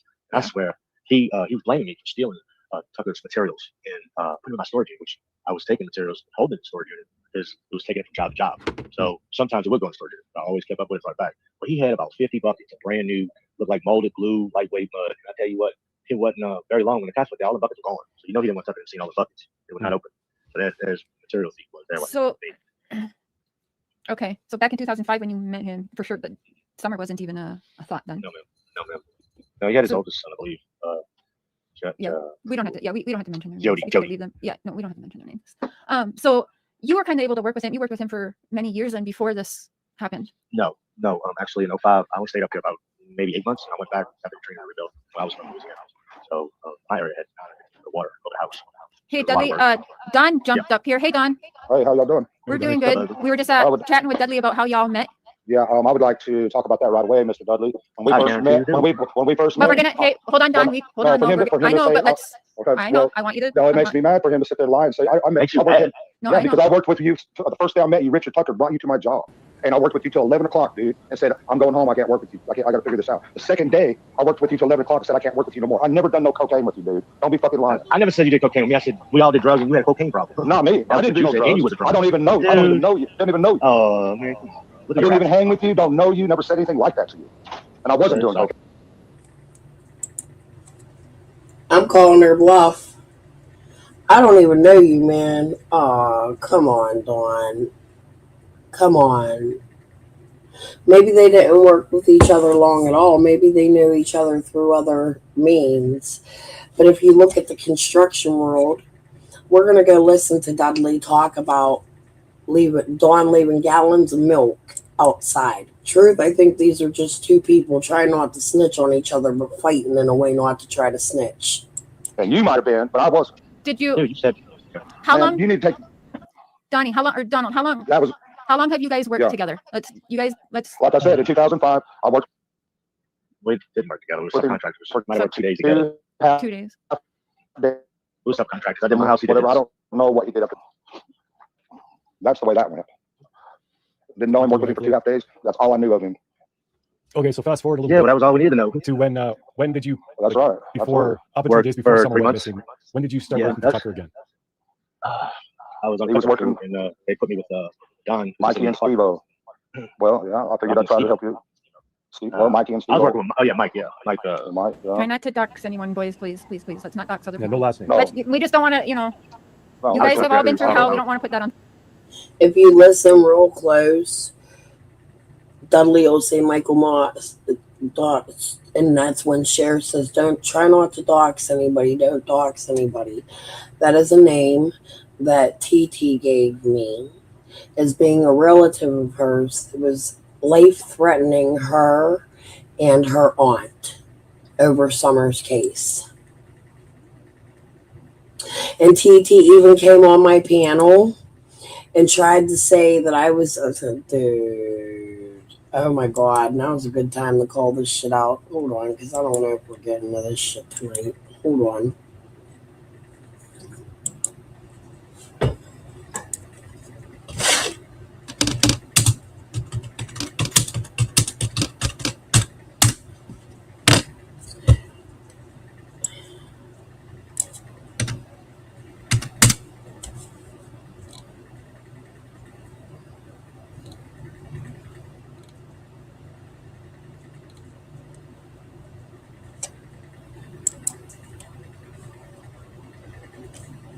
Don't care. I think they need to hear it. I know you.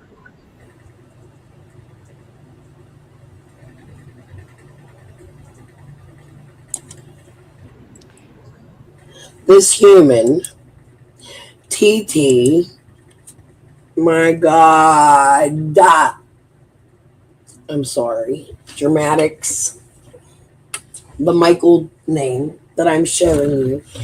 TT came on my panel. I caught her trolling me. We're not listening to this for anything except for the part about her cousin Michael. How dare you ask me that? You're sick. You're a sick individual. After she literally left me these, this was January 27th, 2024. She left me these messages about this guy saying that this guy was threatening her life and her aunt's life. Now, that's not what I get from this. I never accused the guy of being a pedo or anything like that, and she never told me nothing like that. But her response to this on my panel was absolutely fucking insane. I couldn't fucking believe it. It was like I was talking to a fucking psychopath. And I was acting a bit psycho too, because I was calling her bullshit out. Like I literally just caught her trolling me under a different name. She was doing weird shit. I thought we were friends. I catch her out here. She goes right on Janky's thumbnails for the shit where Rap was arrested. Then I start seeing her at the vigils with Jamie Wilson, and she's hiding in disguise holding candles so you can't see her. Then I find hacks into my fucking my life, where at the same time when it's being hacked there is money being drained from my bank accounts, yes, in the amounts of like 0.1 cents, 0.54 cents, 0.89 cents, all low dividends, under $1 for hours. It's actually crazy. I don't know. I find TT very suspicious. Her maiden name or her family name is Moody. And I showed you guys Jeanette Moody from earlier this afternoon, who Fred says was under witness protection for some shit with Apple Banks. All right, first of all, you're the one that told me to make that account, Crystal, because you have me blocked on my other one. Do you not remember shit? Wait, what? I told you to make. Wait, oh, yeah, what? yeah. Run your Okay. mouth some more. Jump the gun some more. This is what you do. You're reckless. I'm this is reckless. why people don't trust you. This Okay, is why tell these people, don't hear TT. you. Tell No, these tell people. these people Tell what? these Tell people these how you know people Tim what? Mullen, TT. Tell these people I how you met know the Tim man Mullen. one time. I do not know him. Okay, tell them how you tell the public how you thought he was taking your naked baby pictures. I didn't say that. I said that someone else said that. I said that. Not me. You said honey. someone else said you that. get shit twisted up. You don't. Okay, listen. so why did his face No, look familiar to you, TT? because Why did he his face looked- look familiar to you? Because he looks like the man that took pictures of me But as a you just child. wait a minute. But you just said He looks and someone else resembles told the you man. he took the pictures. But he looked like the man that was taking the pictures. Were there pictures of you on Johnson City police station desk? You just told the world something that I told you in I don't private. give a fuck. This is about Summer, I know right? you don't. No, this You said ain't this about is about Summer, bitch. Why are you This been is on here not lying, about dude? Summer. This is not about Summer, you crazy Then bitch. what's it about? Why are you This so is about hanging out you. with the man This you is think about took pictures you. of you? This is about you and No, only you. this is about And this, you. No, This is about no. Summer and how you've inserted yourself No. as a local. I have inserted. How does any of this have to do with me? I'm not the one stating that my picture, she literally wrote me a message. Zan told me on the phone. I took hours and hours and hours of notes from this woman, and you're going to hear me say that to her. She literally sat there with me and let me interview her for days. Like, no fucking joke. I filled almost the whole fucking notebook. I wish I could find the fucking shit this bitch was telling me. So she also gave me permission to put her out and everything she says out. She has nothing to hide. As she also said, please don't. But you could tell them anything I said. Her stories to me were constantly conflicting. They never made sense. They're weird. This is one of them. Tim Mullen took her picture. Tim Mullen looks just like the guy. She did say that took her picture when she was a kid, and she found those pictures when she went to visit an uncle who worked for Johnson City Police on the police station's desk.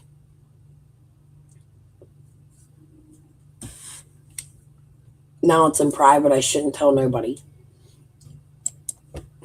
Fuck you. Yes, I have. Yes, I have. I have inserted myself. I have told my story privately to people off of YouTube that you and the other person that just you gave me permission to put out that it was Frank White in the woods. You are no different than her. You are told no me to different. put it out. I told me to put personal that out. things about which. Shut the fuck up. You wanted me up here. Listen to me. Stop running your damn mouth. And listen. That's the part that you don't understand, Crystal. You don't listen. You do not listen. I have put you something don't out about listen. you, Listen. You have been in hold my up. chat. No, Wait a minute. let me talk. You're on my panel. No. You don't come up here and tell me to no. listen. So shut your fucking trap. Every time I've spoken about you, you have come in my chat and agreed with everything I said. I do. So how the fuck are you going to turn around and say I'm twisting shit? I agree with a lot of what you say, Crystal. Oh, but now you're in my comments and you're over there, man. I'm in your comments doing what? Anything that I say in that count that you can see is nothing I wouldn't say to anybody. Anything I've ever told you. Did you tell Candace while you were standing there with Tim that it was Tim that took your naked baby pictures and that they sat on a Johnson City police? No, I did not tell her that Tim took my okay. pictures. So why are you with her? Why Tim are you did with not her? take my pictures. Tim Mullins did not take my pictures when I was a baby. Okay, so what did you just say to me? Just because he resembles, I've told Candace, yes, he resembles the man that did that to me. He does. He looks just like him. Just like him. And I've told you that. I haven't told YouTube that. Thank you so much, Crystal. Thank you. I don't care. I think they need to hear it. I know you don't care. I don't know. I know you don't care. You're making it evident with that, but you never are making it evident that you do not care. You do not care at all. No. So there is a missing child. She's telling me at this child's age, a man that resembled Tim Mullen looked just like him. She doesn't know his name.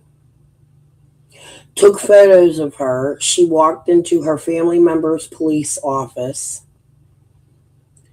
and seen these photos of her naked self at Summer's age on a Johnson City's police department desk. And I'm not supposed to come out here and tell you that this woman's telling me there's a man that looks like Tim Mullen taking a picture of her.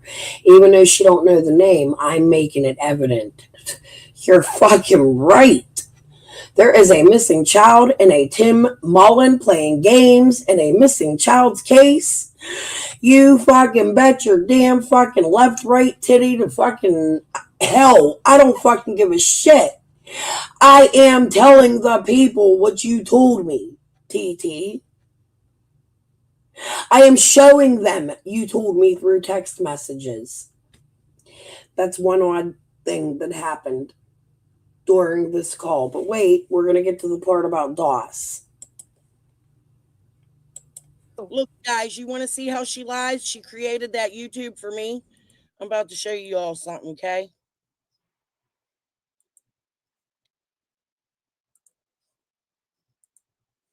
There you go. This is the comment she left me this morning. Did she jump off? Read it. No, I'm here. Here's the comment she left me this morning, right? I ain't going to read the comments because that ain't what's important. The thing is that I'm going to prove you to be a fucking liar. Okay? Right now, Prove just it. by the comments you left me. You're proving yourself. She says, I made that page because of you. Yes, she made this page because of me, right? Because you have me blocked on my... With that picture, right? With that You picture, have right? You have me blocked on my... Okay, hold on. Mm-hmm. I chatted in your account all day the other day and forgot all about that you couldn't see me. You have no idea. You forget shit, Crystal. You forget. You don't listen to No, I understand. don't. I listen quite well. You don't comprehend. I don't comprehend. I never blocked this woman. She had to have blocked me. Redacted. Maybe she was triggered by Tim because he is also consistent to this case. I would say that in a normal circumstance. But I believe this woman hacked into my bank accounts with her husband. I had many phone calls with her. I had a very weird moment where I'm talking to her on the phone and she says, wait, I'm not allowed to talk to you or something. And I said, what? And she says, you have to talk to my husband before you can talk to me. His name is Justin Hensley. I said, okay. So I'm thinking, well, I'm going to have like a chit chat with the husband. The husband gets on the phone and threatens me. If you do anything wrong to my wife, I promise you something bad will happen or something. I can't remember what he said, but it was very odd. And then he just handed the phone back to TT. It was almost like a threat. Now I'm going into my emails, and I've showed this before. I'm not going to take the time to pull them up now. Maybe if I have time at the end. Where they're logging in to my Life account, or they're using my email. Somebody created a my Life account using my email under the name Amanda and Justin Hensley, which is their names. Every time they log into it in my email, at the same time, my Cash Apps or my PayPal or whatever I have at the moment is draining small amounts of money under $1 from my account. Luckily for me, my card's blocked or I'm always fucking broke. So it says decline, decline, decline, decline. So to me, it seems like a bot that's doing this. It does it for so often while it's logged into my life. I can only imagine how many other fucking people out here they're doing this shit to. If you are getting bank account shit on your account all the time and it's consistent and it's like Walmart or something trying to take out 0.1 cents or China Foods 0.48 cents or something you use 28.2 cents. Usually it comes in the form of apps from Google. It makes it look like I'm trying to purchase apps I never looked at a day in my motherfucking life. And it comes in very, very, very small amounts. My Life is a account you can use to do research. They go on there, they give you a score, like what kind of human you are in your life. And you can look up like yearbook.com and it tells you about the human. It's really a doxing site is what it is. It's like a free, been verified, but very different. Yeah. It's extremely strange that when these people with the names of Amanda and Justin Hensley log into my Life account because it's in my email name, that my bank accounts drain. It's odd. And I'm telling people, creators especially, if you're having that happen to you, go to your email and type My Life in and see what comes up that isn't your account, your normal account. Or is, I don't know, they log into my account and then it's Amanda Hensley's looking for Justin Hensley's information is what it says. It's odd as fuck, but let's keep listening. And but everything I said prior in my shit was true, right? But everything I said prior when you were in my shit was true, right? But now I don't comprehend. Okay, now our picture changed. I still agree with everything that girl, you're saying, pretty much. Look, she made this page because of me. Okay, hold on. Because you couldn't see me because you had me blocked. This is the same you account. You told me to make it PC after dark. This is the same account that she messaged me from. Yes. This Read morning. the messages. Read it. Yeah, There's my read face. the There's what messages. I look like, everybody. There it is.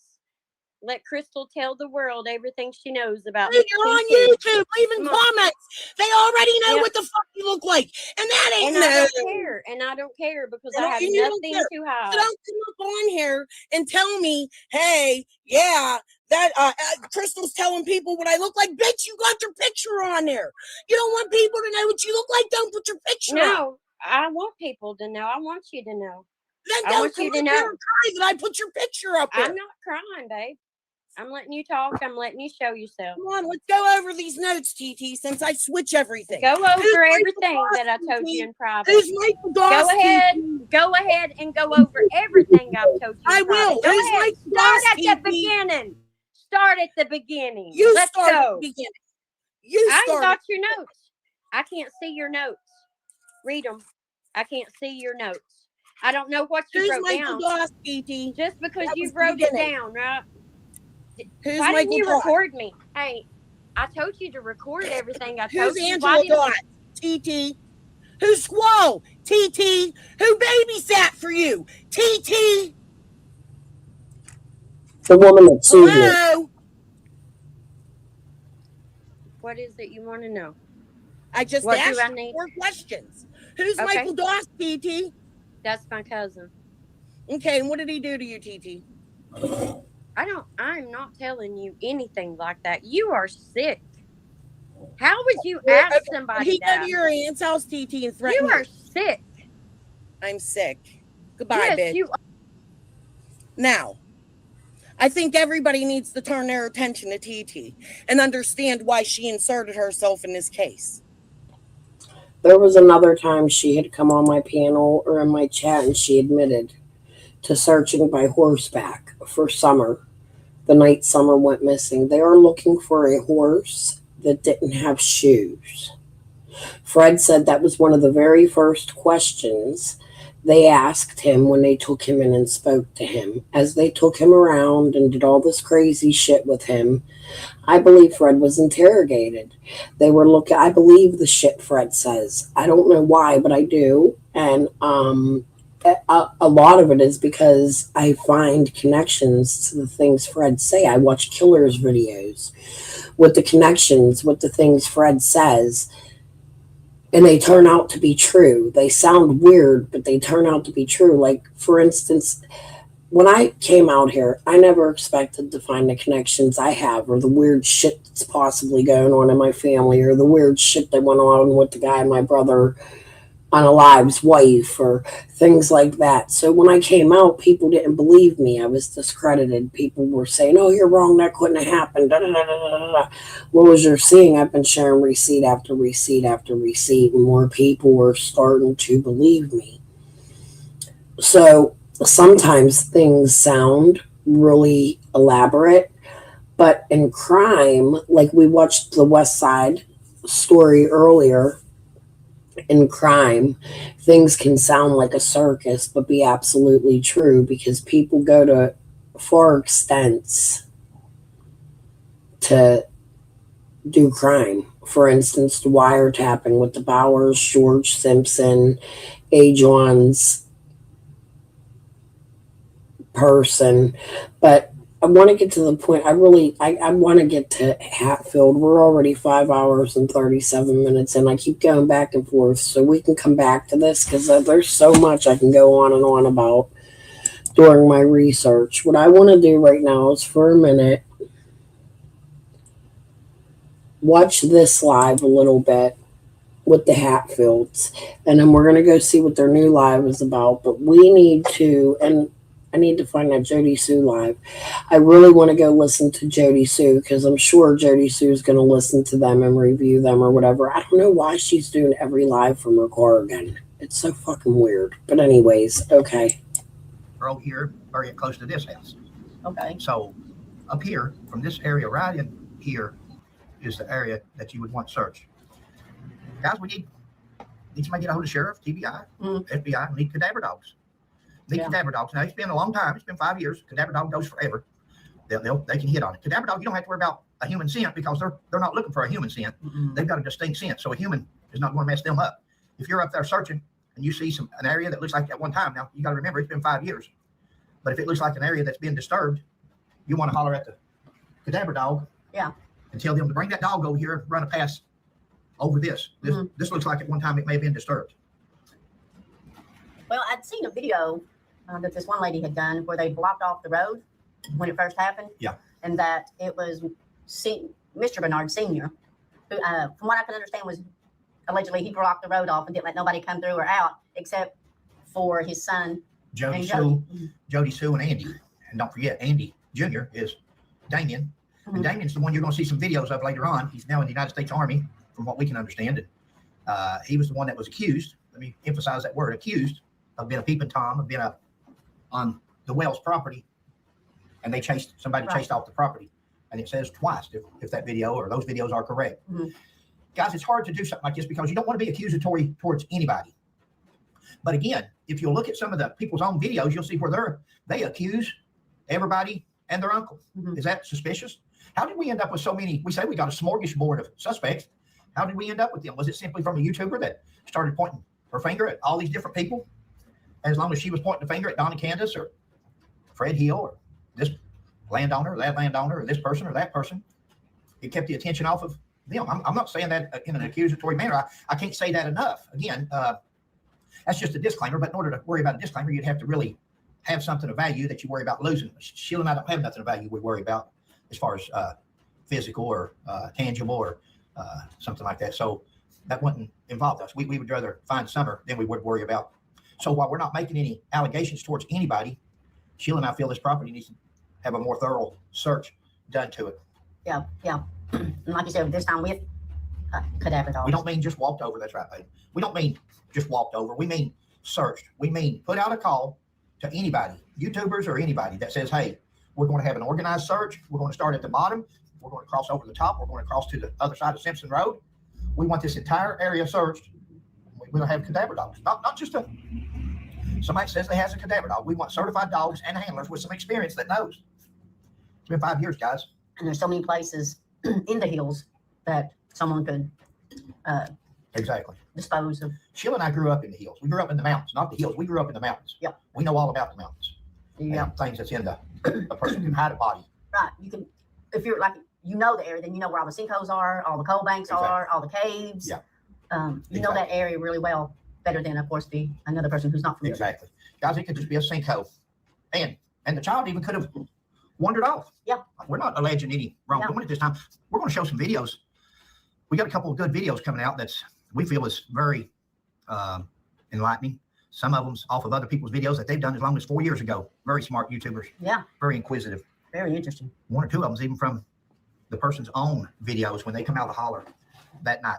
There's some people that actually, they blocked the road off, but there were some people that actually got out. Jody Sue Brown and Andy Bernard, they were actually able to get off Ben Hill Road that evening. And they discuss it in a video. And we've got a couple of videos coming out that's going to be very enlightening, or they were to us. So we're not going to be reposting the old videos just yet. We don't want to clutter our channel up with old news. That old news may not have nothing to do with this right here. That's why we didn't accuse nobody when we come off the hill that day. They may not be the best parents in the world. They may not be going to win Parent of the Year award. But Candace and Don may not have nothing to do directly with their child's disappearance. We don't know that for a fact, but we're looking elsewhere right now. It wouldn't hurt while the cadaver dogs are in the area. Sheila mentioned the whole area. That's it. Yeah. Sheila mentioned this earlier. Going ahead and going, no doubt, this area has been gone over real good over Don and Candace's at 110. Because that's what I think they were majorly focused on. Yeah. So it wouldn't hurt a bit to have a cadaver dog go ahead and go over this area now that it's been this long and search. But our main focus, mine and Sheila's after, and you'll see these videos that we're going to do later on. We're not going to do, we've done them. We're going to show them. In fact, one of them was done the other day when we decided we didn't want to show it because we knew it's going to, but it's through their own doing. And we think it's evidential. We think it's, we think this area needs to be searched with a cadaver dog. You know, guys, like I said, she could have fallen down a sinkhole. She could have been thrown down into a sinkhole. We know in eastern Kentucky, we used to go coon hunting when I was a boy. We'd go coon hunting. We'd hear the dog barking. Dog would be right there at us, and all of a sudden he's gone, and you'd hear, you'd hear him barking. It sounds like he's a half a mile away. And you'd think, well, he's treed, and we'd take off in that direction of directly. You couldn't hear the dog no more, or he would be fading out. And you're thinking, whoa, we're going away from him. He's back the other way. We'd turn around and go back, and you'd hear, and then all of a sudden it would hit you. He's not treed at all. That dog's fell in a sinkhole. And we would start looking in the area and trying to hone in on the dog's bark. Look down in a sinkhole, and you see that dog 10 or 15 feet down in a little crevice where he'd just fallen down into very well could have happened to Summer. Very well could have been thrown down in a sinkhole. Who grew up in that area? Who knows that area better than anybody else? Did Jody and Andy, have they lived there ever since they've had children? Is this where Damien grew up at, in this area? When we were kids, the only place we had to play was in the creeks or in the hills, Sheila and I. Oh, yeah. So we knew the hills around our house for 2 or 3 miles around our house, like we did our backyard. That was our backyard. I'm not implying, I'm not alleging, I'm simply asking questions. And if people take insult to that, then so be it. We're looking for a child or for her remains at this point in this area. If we're talking about a cadaver dog, we're looking for remains. We're not going to try to fool nobody. That's, you know, I worked a case years ago, and I don't want to get on war stories, but worked a case where I was talking about turning the sheriff in for corruption.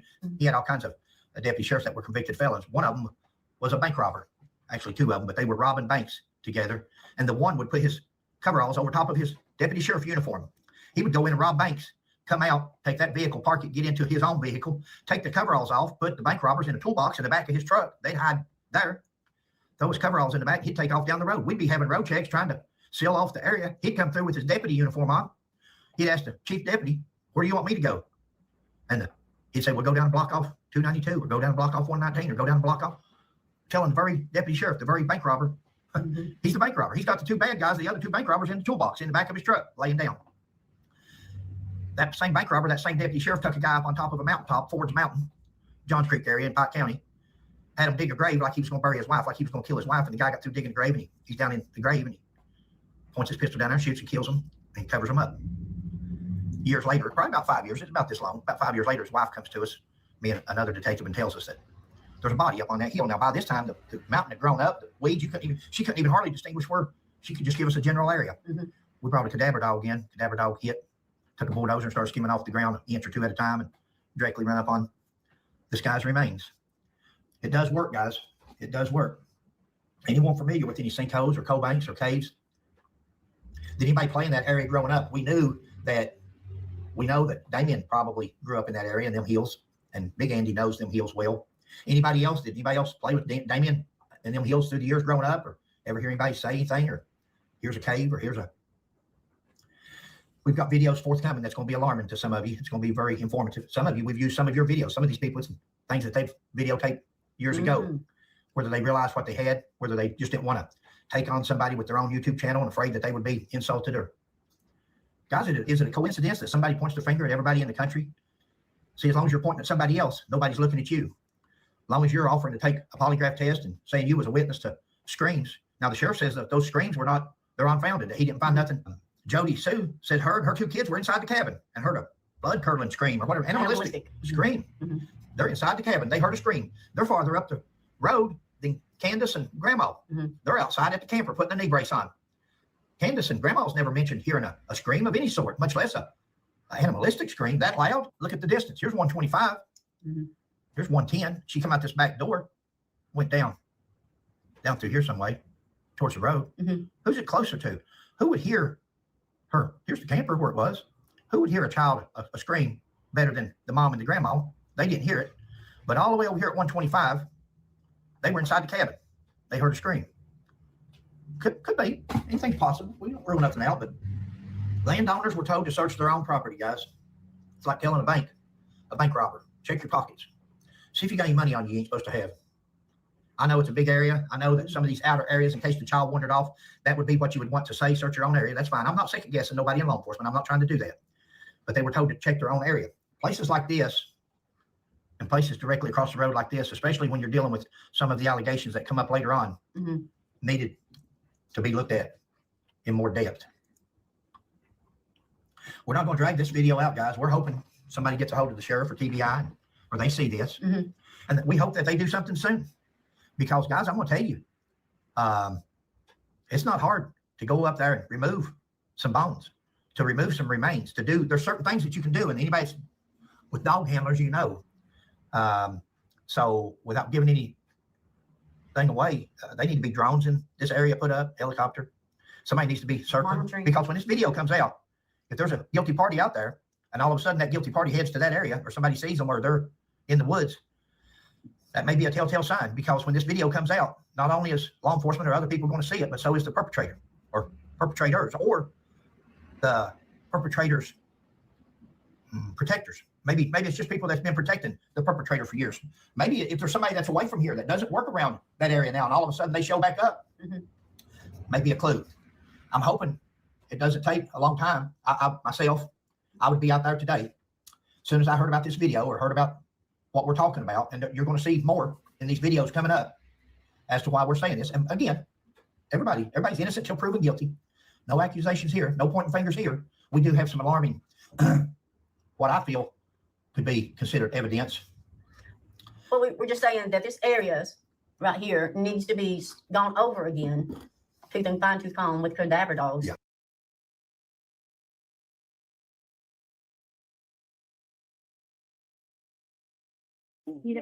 Way.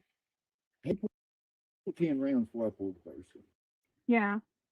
I mean, everybody puts me out like I'm so bad and no, you seem like a great, nice guy. Yeah. You and I'm nothing like the rest of them. I mean, that's why they don't like me, Yeah, because I'm straight up. Did the other guy, You know?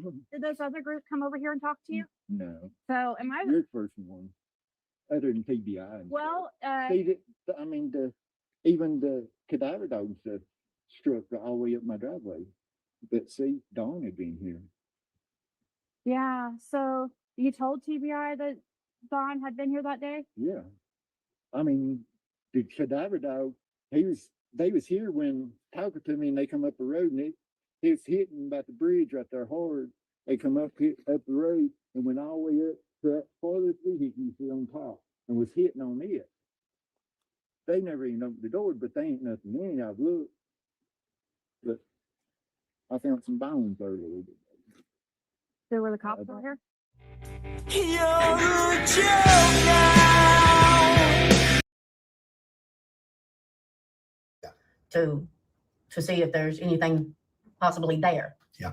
And there's, and if each person or suspect owns more than one property, then those properties need to be searched as well. Good point, Hawkins. If nothing's found in this area, Sheila was looking the other day and found where there may be other properties owned by the same people. And like she said earlier, there was people that actually made it out there. You're going to see on a video where they admit on their own video that they were able to leave the area. They were able to get out of the area. So we're not for sure that a cadaver dog is going to hit on anything there. We're not for sure that anything could still be in that area if it was. We don't know it, but that's an investigation. Sheriff Larson said that it was his goal, Lawson. He said that it was his goal that he could have solved this crime before he ever left office. Well, Sheriff, you've got about 15 days. God may be giving you the chance to go back and solve this case. You're still the sheriff. Call for YouTubers, call for the general public, call for everybody.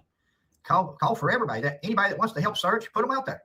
When they leave those woods right there at 125 Bean Hill, and even across the street at 110 again, that general area, all this general area. It's surrounded by hardtop roads and gravel roads. They can't get lost. If they get lost, we'll go find them. So he's calling for cadaver dogs. He's calling for the police to call everybody in the world to come search. As a retired cop, this sounds like a crooked ass fucking cop to me.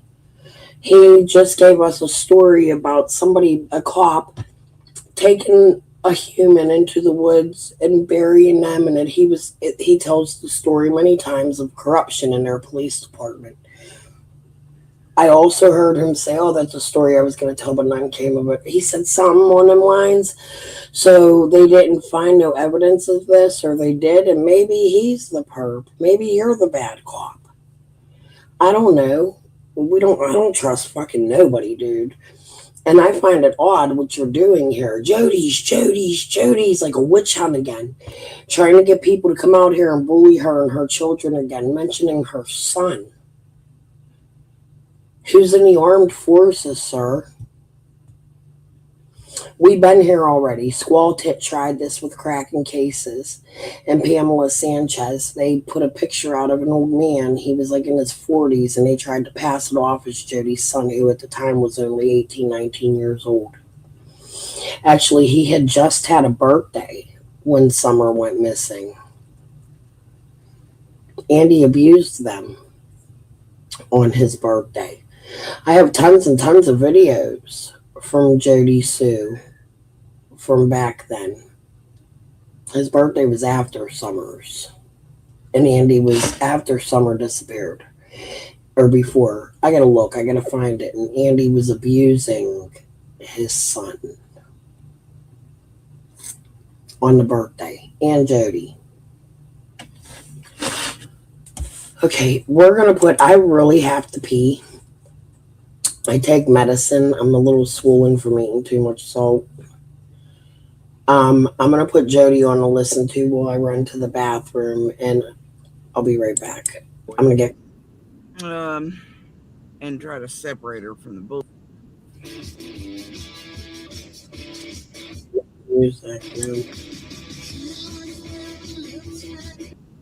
Blowing us away through the fucking door and shit and dog sense. But this bitch been working with this group, including our local Scott H up here in Colonial Heights for years now. Started happening, not the WJHL stuff aired. It ain't stopped since. Oh, do you think you'd be begging that one or taking any material from it if you knew that? Or you just, it's fine. Don't get me started on Justin and him either. Nancy Grace recently kicked him in the teeth, right? And they deleted all his shit. Oh, God, don't get me started on when did to Kylie. Was it Kylie? Yes, it was Kylie. And all that stuff, too, and what he's done to Sebastian's guy. Oh, wait, you do know who these people are that heavily concentrate on Summer's content, but also Sebastian. Oh, yeah. But tell us you're new again, you fucking motherfucker. Anyway, so back to the attacking fellow service members. I love that. You have no loyalty, sir. No couth. So Christian like of you. Um, can I contact your local VFW and the boys you hang out with and show them what you're doing?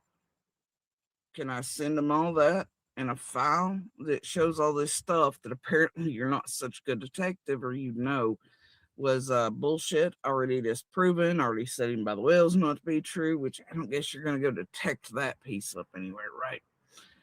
No, your tiny little man feels in this group are just gonna have you pumping shit on me as a distraction cycle and all this other bullshit and trying to trigger me and blah blah blah. All right, it ain't gonna work. You do not have me triggered. What you have is me yawning my ass off. I've been through this, buddy, and for years, because of the whales and their amazing YouTube group and network of criminals. It's whatever. Working in a ring by federal. Oh shit, McCoy! Did you know you're now working with a group? A group online using federal means of communication to intentionally harass, put out false information, defame, slander, libel, etc. others. Oh god damn. You might want to check with some of your old Friday Night Light boys. See where that falls in the grand scheme of things, you dumb fuck.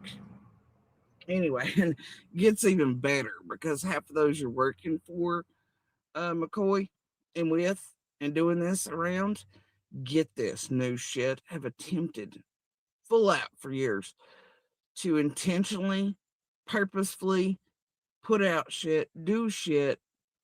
Oh, you can't even imagine all the shit to get us murdered or hurt or harmed and has brought real danger to us. Yeah, no shit. They've said so outright while doing it. Admitted to it even. It's great.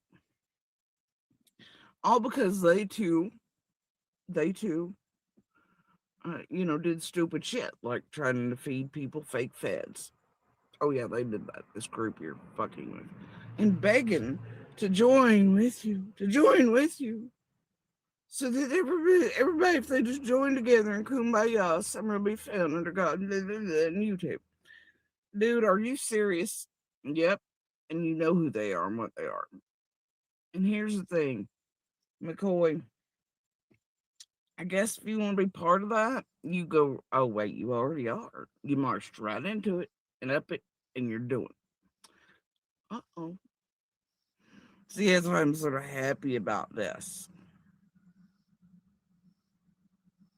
Under civil terms, buddy, first strike, well, I mean, you're doing shit intentionally.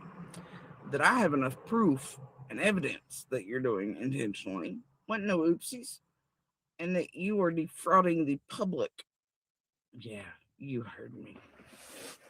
You know what you're doing, and all of us see your whole diet, your whole bullshit about I don't know nothing more new here, never talk about so. See, that's and you've erased most of that. Why would you do that and then say those things? Well, that's a lie. How very Christian of you, buddy. I believe that's a fucking sin, bud. By the way, yeah. I guess that'll show your congregation, Sheila's co-workers around the water cooler, and everybody else in town who and what you are. I mean, you can't deny that. You yeeted off the evidence of how big a fucking liars and frauds you are. Come into this lying to the world, saying you did not enter, you don't know it much about, etc., while fucking around with all these same creators and Sebastians, doing this same shit and actually helping contribute to the chaos in his case. We know you know better. And so when you come under an end of summers just now, clearly lying, defrauding the public intentionally with a group, pushing out propaganda, targeting someone intentionally that you know is under medical stuff, and that you are also intentionally causing them distress and things that they need the least. You see how that works too? There's Sheila. You might want to pull this motherfucker out of his own damn room, or whatever. Oh wait, that's right. You can't pull him there because I hear he brought you back into the room. This is gonna end great. I can't wait for y'all to come back to Tennessee. Y'all come on back now, you hear? Kisses. Anyway, can't wait. Can't wait. Love it. Love it. So anyway, I'm so thoroughly triggered by all this. Oh, I know queso. I know they did videos in the summer. I reviewed some in the way back. And also then I was like, ooh, this is like geriatric Cam and Alley. Yuck. Also the 400th Christopher Columbus and shit we've all seen. Anyway, I don't guess Fred McCoy gives or Sheila give three flying fucks about truth, light, and the American way at all. Fraud McCoy's there. Apparently gives zero shits about real investigation, detectives, cases, any of the stuff, because, well, they're contributing to the fuck shit that is slowing down what he should consider his fellow brethren in blue. No, apparently he missed all those pieces, you know. So, you know, he pretends it doesn't exist, and his, well, law enforcement, federal agencies are like, stop this shit, and the same through, and he don't want, wait, hold on. And that, by the way, was the quickest retirement unbowing I've ever seen. That was quick. And newsflash, dude, saying you didn't want to be the chaos of the drama. Bitch, you were. You knew it. You knew it coming off that fucking hill. What you did was drama, motherfucker. So, yeah, okay, talk on both sides of your asshole. All right, buddy? And now you're like, I'm waging war, declaring. Well, fucking you were the regime of that shit, motherfucker. I don't give a damn. I've been through this shit before. And I'm continuing to go through it. But I already got enough. So you entered. You re-entered. You stayed entered? I don't know. Okay, pretending y'all knew this under fucking false pretense, all this sort of shit, you know. But see, now you're doing very targeted, direct shit. So now I was sore on for about 3 minutes, because that's about all the fucking rest of my time you're going to get. All right? And see, I ain't gonna be vague about this shit. I ain't gonna be no pussy. I'll be like, well, this person 125 needs the program. Well, we ain't getting here trigger. I'm telling you, sir. Sir, got your names in? Shayla, get in there and fix the computers and this fancy stuff and edit the videos that's putting out shit intentionally on this woman and her children. Fix it, Shayla. Okay, Fred. You're a real McCoy. You're a real McCoy. Fuck you, too. All right?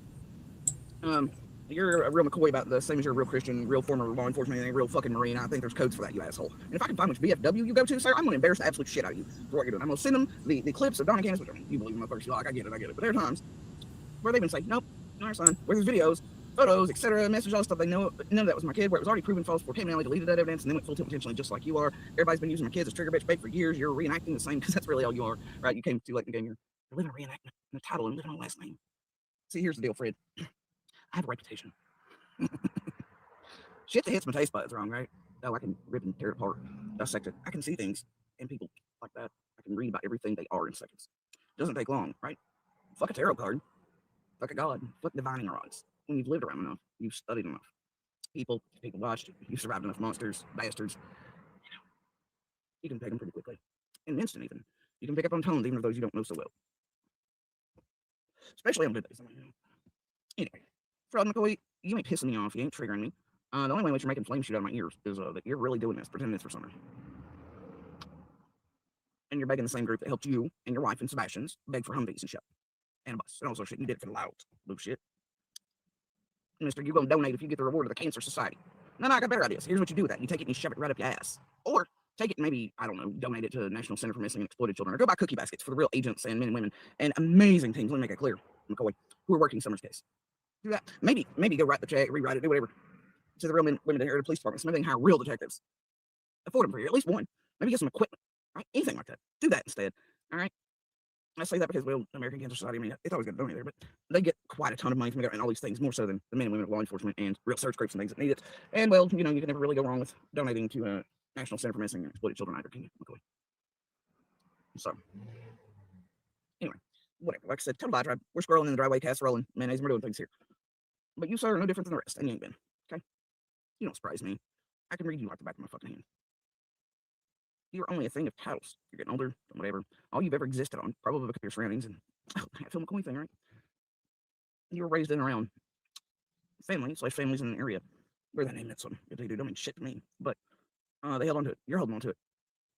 It's all you know, right? It's how you've gotten anywhere in your life, really, is one title or the other. Not by who you truly are.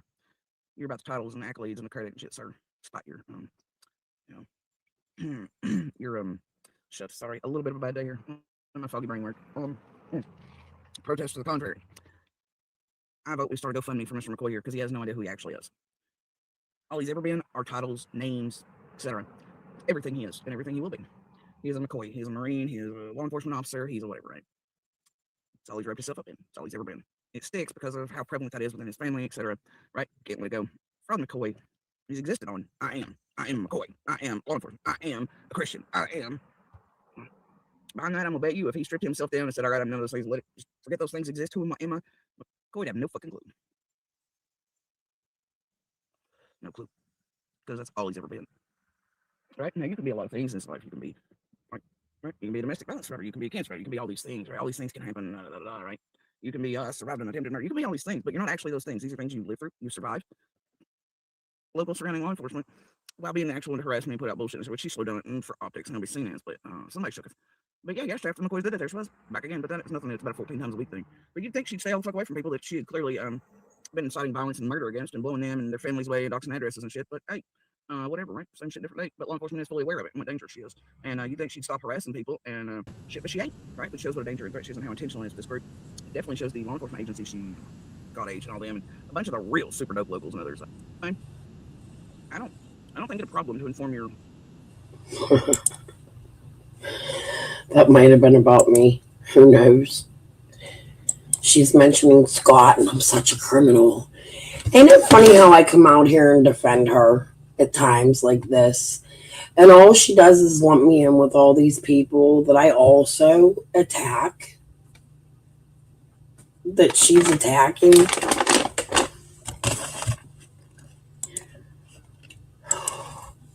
I went back a little bit more. Go back a little bit more. And I gotta tell you, some of those here rates far darker and deeper and dirtier than yours up there in Kentucky, Fuckville, and West Virginia. All right, buddy. Anyway, you're transparent as fuck, dude. Your poor wife is a yes man. You have an ego, so I don't know, buddy. The only way you've ever gotten anywhere is title. You know. And now you're getting older and reliving. I mean, all these things that aren't even yours, dude. Might be your family history, but you ain't the one that chose version of follows. But you're still banking on it. That last name's all you are, all you've been raised to be, and all you'll ever be. If you don't figure it out, me, Andy. How long you been watching? Andy's very aware. Here's what I'll say about Andy. Okay. Andy, you know I talk shit on you constantly. He's come up on my panel and I've talked shit on him to his face.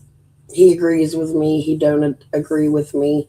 I see points to Andy. I don't think him and Jody are directly involved in Summer going missing. I see a dog hit on Fred's property. I have a few questions for you, Andy. Redmond's. Fred made the claim. I don't think Fred's guilty either. His sister, maybe. Fred, no. Fred made the claim that the dogs started at the bridge down the road. I'm going to take that as the trowel that Jody looked under, right? Can you answer that for me if that's a yes? Then he said they hit all the way up there. I've heard Fred say they went all the way to the fire tower at a time or two. Can you tell me, did you witness any of that in the woods? What can you tell me specifically? I would love to hear the story. I'm going to throw you a link if you want to come up. This isn't about you, Jody McCoy's right now at this minute. I would like to hear the story of Redmond's property. What happened after your family sold it to Redmond's? I'd like to know how they acquired it. I'd like to know the relationship with Moody and Davis. I would like to know exactly what property the Jack Dykes pew-pewing happened on. When they moved, if you knew them, what it was like around them. My whole, the foreign students that would come in and stay with Redmond. Are we certain that this is a niece that visited often? How many young children did they have? How many young student students did they have come into their home?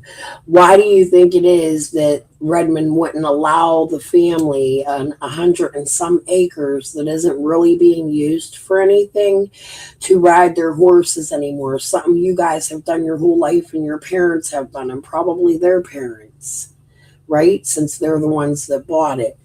Why and how did Beach Creek change after Redmond bought that very large piece of property? Which family member of yours sold it to him? Why do you think that is? I have a million questions, and I'd really love if you would grab a link just specifically for Redmond and that property. Questions. Maybe you can explain the path up to the fire tower or anything like that. But anyways, we'll put Jody back on. I'll wait and see if you answer. Too much? What do you mean too much? Is it something I might hit on? What do you think when it comes to Redmond, the Moody's, and the Davises? Do they still visit? I really think with the Jack Dykes and with this Ajon and Karen Elliott and the hotel connections and the bike,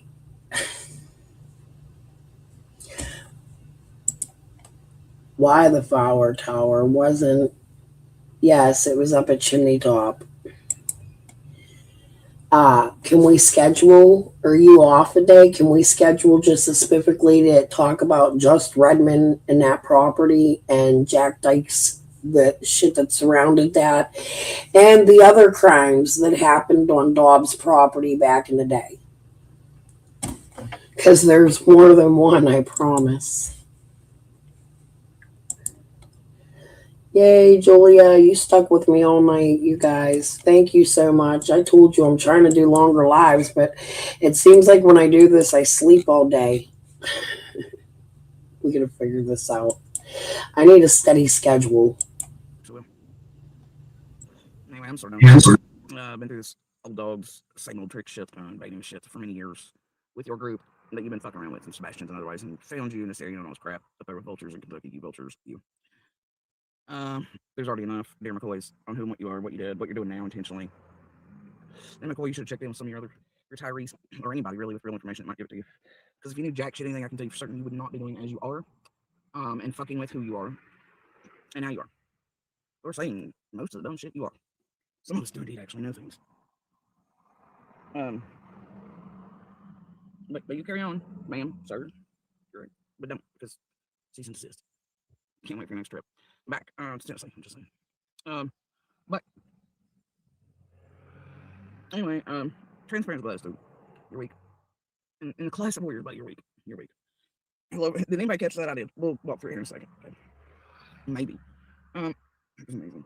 Now, I don't know if it's an act or routine or whatever, but either it's an act that somebody's wiggling under Fraud McCoy's skin after this son of a bitch come down here with his wife, intentionally put out propaganda and is aiming shit for him with this group that certain people he need not be. And that I've gotten under his little skin like that and he's listening, or if it's real, I'd say it's a little of both. Especially that they're attacking my faith, the Christians under attack propaganda. No, sir. I know real Christians. I have many in around family and friends groups. No problem. I got a problem with people who use it to manipulate and do shit to other individuals in this world. And to like sell used cars and shit, Or in this case, the case of my missing neighbor, Summer, right? That's where I got a problem at. All right, that's where I got a problem. I know real Christian will say one, sir. Anyway, so, and yeah, I know you're going full tilt the propaganda from this group. Around the past couple days, is that somebody threatening to cease and desist and maybe the PIs is there, but I don't know if you went full tilt, you might get issued one of those, at least verbally for now. By a neighbor you're targeting falsely, with intention, and intentionally causing distress to, and times needed at least, as you're fully aware and aware before you eat it out, shit, sir. You and your wife. Anyway, I don't think it's a problem to inform your buddies that probably whatever VFW, because you seem like a type of what you're doing to a fellow service member and shit either. And by the way, this ain't the first time it's been done. I believe Friends League did it. TM definitely did it. She wished about death. Well, no, she was all like, Jody wants his son dead, and sure. Yeah, she did that. Wow, that. Her and this group you're working with. And then, let me see, Fred and Ziggy put a false target on, Sake about in the military, tried to get murdered, harm, and may have caused harm. Definitely to lives, reputations, futures. But what do you care about fellow military members, huh? Fraud and Coin? If you were a half-assed detective, you would have went back and looked. You would have heard Candace and Dawn's on merge. You would have seen photos of the real person sneaking around property. You would have known about Amy Tapes, Pamela Sanchez's. You would have known about the bullshit. You would have known how facts, proof, and evidence, well, they show everything in the country, and that ain't real when you're putting out bullshit with and for this group, and apparently for the Wells. So there's no accidents, and you wandering up on that hill, Mr. Do these dogs bite? How the fuck would you know, Fraud and Coin? That's right. And who today in this group, besides Michelle in the last few days, and PA and Ernie and others, are helping prop up your bullshit? Oh shit, is Brooks doing that? Hell no, not the Brooks of the McDonough tribe and the $500 acquiring tribe with you. Oh my god, no, Fraud and Coin. That bitch would never. It's interesting. It's not. Don't get me started on Ryan PG and how that connects to that. I'm done with you, sir. I am. You weren't worth my time to begin with. But see, I told y'all there was some other shit the other day and being like, oh, no drama. But he was already the drama, which was the intention, right? And they knew as soon as I come out and said something, that's what they're waiting on. Michelle sort of gave all of it away too, anyway. And Killer and everybody else, touched Tim's asshole, all the things. I told y'all. What a damn shame. I'll tell you what. Anyway, I don't. So many years of this shit, y'all. So many years of it. And do you know this motherfucker actually has Kraken to come join him? Boy, you don't want to see how that's going. That some bitch needs a new liver because of drug use. Blew his hand off getting bees one time. Still ain't sober. Is not a candidate. Ain't gonna be either because he hit state. He's showing no. Ain't gonna happen. Ain't nobody giving him a liver. That's all I'm saying. Even if he sobers up for a year or two, ain't gonna happen because he is so bad at relapsing. He isn't. He's gonna be at the bottom of the list. I'll tell you. Anyway, whatever. They do, and they too pretend to be Christians. Also, I broke their vehicle bus searching for a little sober special. They done been here like 3 times, dude. Give us all a break. Well, that ain't the first or last to pull that stunt either, dude. Shit. Dolly needed a bus too. Chris, first employee, needed a command unit and had 5013C and all so shit. The fuck? Fucking break. Like you needed a bug. Fuck out of here. We've seen it a million times before, and a million just like you. A million just like you. Yeah, I'm a damn nervous. Oh, let's not forget all the way back to Jamie Wilson and all them fucking motherfuckers and Chase and all that shit. Jamie Wilson's prison pal or whatever. Twister's buddies, they were clearly, never used by McDonough and Blake. Don't go all the way back to there, Mr. Detective. Shit.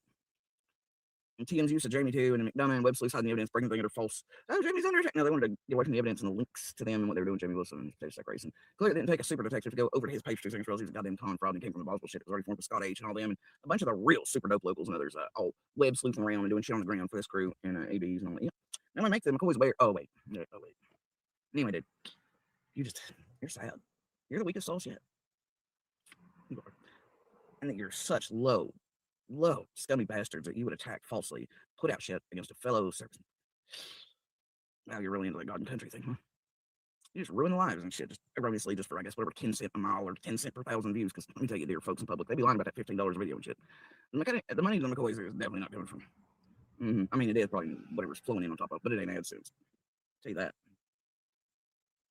I mean, I know they eat it off 6. He proclaims her income's only $150, and nobody's questioning how in the hell of mine hell she could have been traveling all across up and down continuously from, I don't know, Ohio, Kentucky, the Carolinas to here continually. Holy shit, just once would have cost $150 a month. So where was her money coming from? What was she doing here on the ground? What was she maybe bringing back and forth? Big out. Right. I don't know, but that one was right up Nanner's ass. Nanner the toaster oven, etc. Got a hold of Hunter, changed stories in the hospital. Nanner the fucks with Vanna, all that shit. Nanner.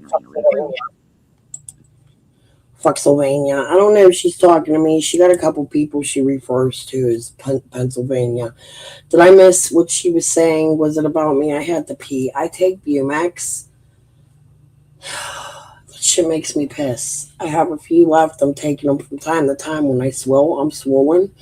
So I took one, and I'm sorry if I just disappeared. Did I miss what she said about whoever? But let's listen. Nanner fucks around, fucks this, fucks that, fucks everything. Nanner was heavily fucking around with all kinds of sheriffs and races and shit like that about the time that little dipshit who's been targeting us intentionally at Scott H and others building and requests since the WJHLP 30 years ago. Yeah, it's about me. Recently I don't fuck with Nana Jody. But he did. I ain't lying, you know exactly what you're working with.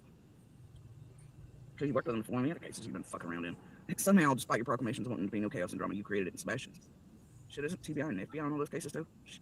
I think they are, buddy. Maybe another one here, your fucking around group is fucking with other cases. Yeah. Dude, you got a problem. Sure, I appreciate you putting up numbers to and tips too, like some of you in this group have for years. You didn't do that. 1-800 Fraud McCoys. God bless Rick and Sheila. That'll really help someone. However, I agree with her that the McCoys. A misguided bastard who thinks that you're going to trigger bitch something out of people. And They know too much. You could collect these because you're so good at being a detective or a McCoy or a Christian or whatever. It's all for a little summer wells in it. Boy, do you think you're that good? Equal. Don't answer that. I know you do. You ain't. No shit, they're far better than you work in Summer's case, dude. Full on ninja. Oh yeah. Amazing and brilliant minds and souls and spines and fun. Known in the area. You handle. Okay. And just for the record, you asshole.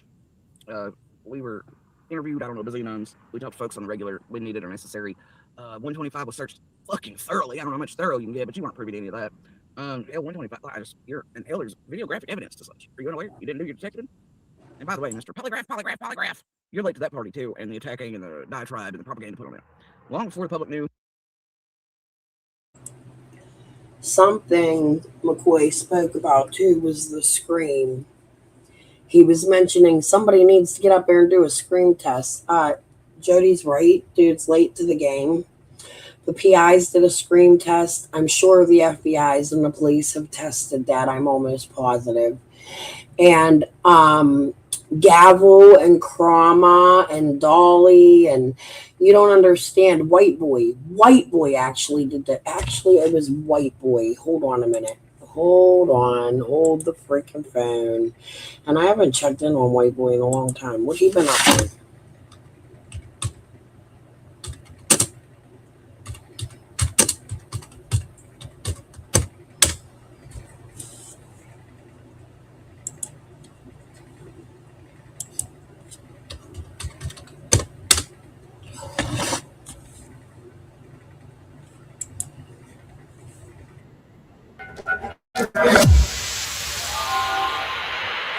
AKA Jody Sue's place. In exactly 3 minutes, Noelle is going to yell. Grown woman, y'all know Noelle. She's going to yell. I want to know if I'm able to hear. It's tough to walk up this damn thing. Everything's hills here. I want to know if I'm able to hear a scream, as Jody Sue claims. Now, this is going to be the third time she done this. First 2 times, not able to hear, but 3 different locations. One at the place where I was shooting on top of the roof. One at the creek. So this is going to be at bottom of the driveway. Hopefully Andy's here. Okay. So, Andy was not there. White Boy had permission from Andy to go up onto the property. I appreciate White Boy did this, but something I want to point out to you guys. Jody Sue has mentioned in some of her lives, not many, you didn't know which direction the scream came from. Andy, if you're still in here, you can confirm Jody Sue was napping at 2:36, I believe was the time. And Jody Sue heard a noise that was not the scream, according to her. There was a telephone pole, the guide wire to the telephone pole. The electric didn't go out. It wasn't a huge crisis. The guide wire was knocked over and the telephone pole tilted. They don't know what caused that. Well, I'm sure it's on the Thompson's camera since it happened in their area. But Julie Robertson, something like that, Fred Hill's sister, was present. And so was their daughter on that day right across the street where you can see the Thompsons.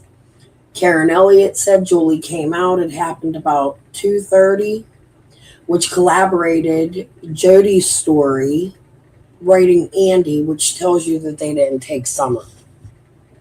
Andy and Jody didn't. Jody says, I woke up, or one of them took Summer, or I don't know.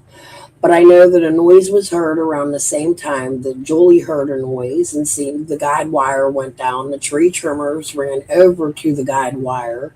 They had to call the electric department to check the electric that day.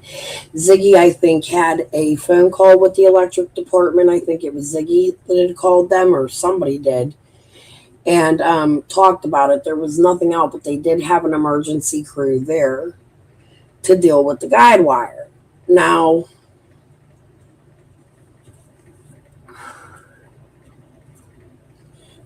Jody has mentioned you do not know which direction the scream was coming from. No, Jody may not be able to hear a scream from on top of the hill, but the Thompsons' property is directly below Jody, Sue, and Andy's where they live. You would hear a scream from that direction, in my opinion. Jody Sue also alludes to something, and I believe you would hear a scream from top of the hill too, and I'm going to show you why in a minute. A cow. It's about a cow for me. That proves you can hear all kinds of noises if it's really quiet. Andy. Hey, Andy. Andy.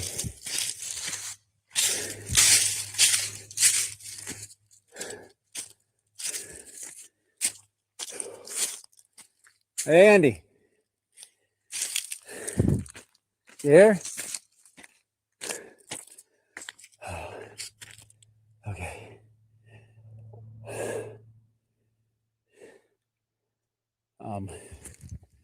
I don't know. Which house is theirs?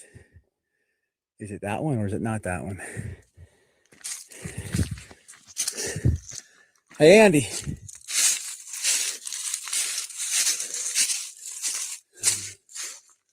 Okay. Well, it can't be this house. It has to be that house. It can't be this. However,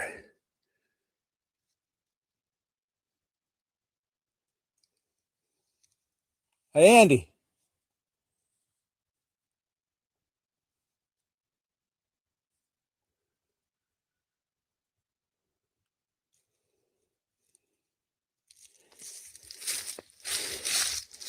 Probably got maybe another minute left.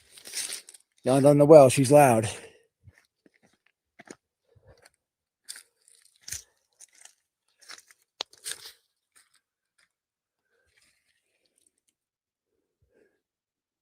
I'll tell you this. Staying in Ben Hill, I can't hear dogs and shit, but inside the house, maybe faintly. But at nighttime, walking my dog, letting it pee, going outside to let my dog out, I could hear the hooling and the echoing when I go outside. So just to give you an example of when you're in a house and out of house, I mean, it's an obvious thing. Y'all could recognize that, but being here, being that this is said to the media, trying to knock this misinformation down, I just wanted to do a test here. So far, nothing, no screams. Now, it is 2:11.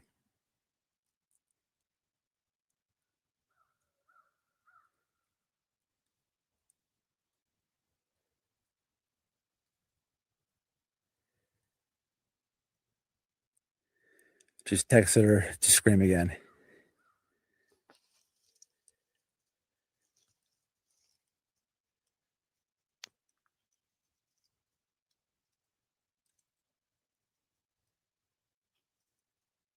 I got nothing.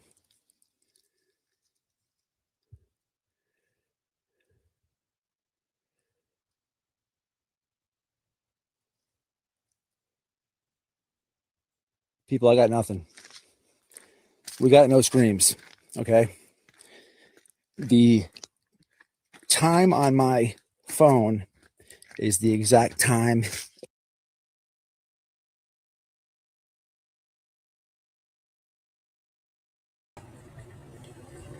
So I'm looking for a very specific video. I know I made video of it. Hold on, let me also check Dawn Wells.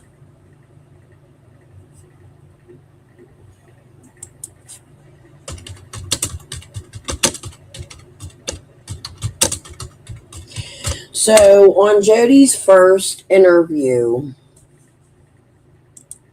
with Squall Tit, Jody talks about a cow that drives her crazy that she can hear all the way from Beach Creek. She points to it. In this video, Dawn Wells did.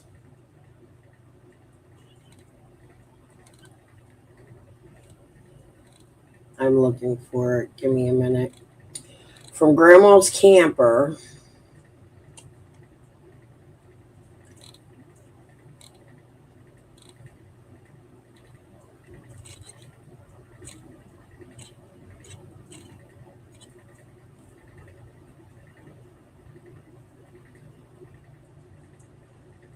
Let's put this on a minute. This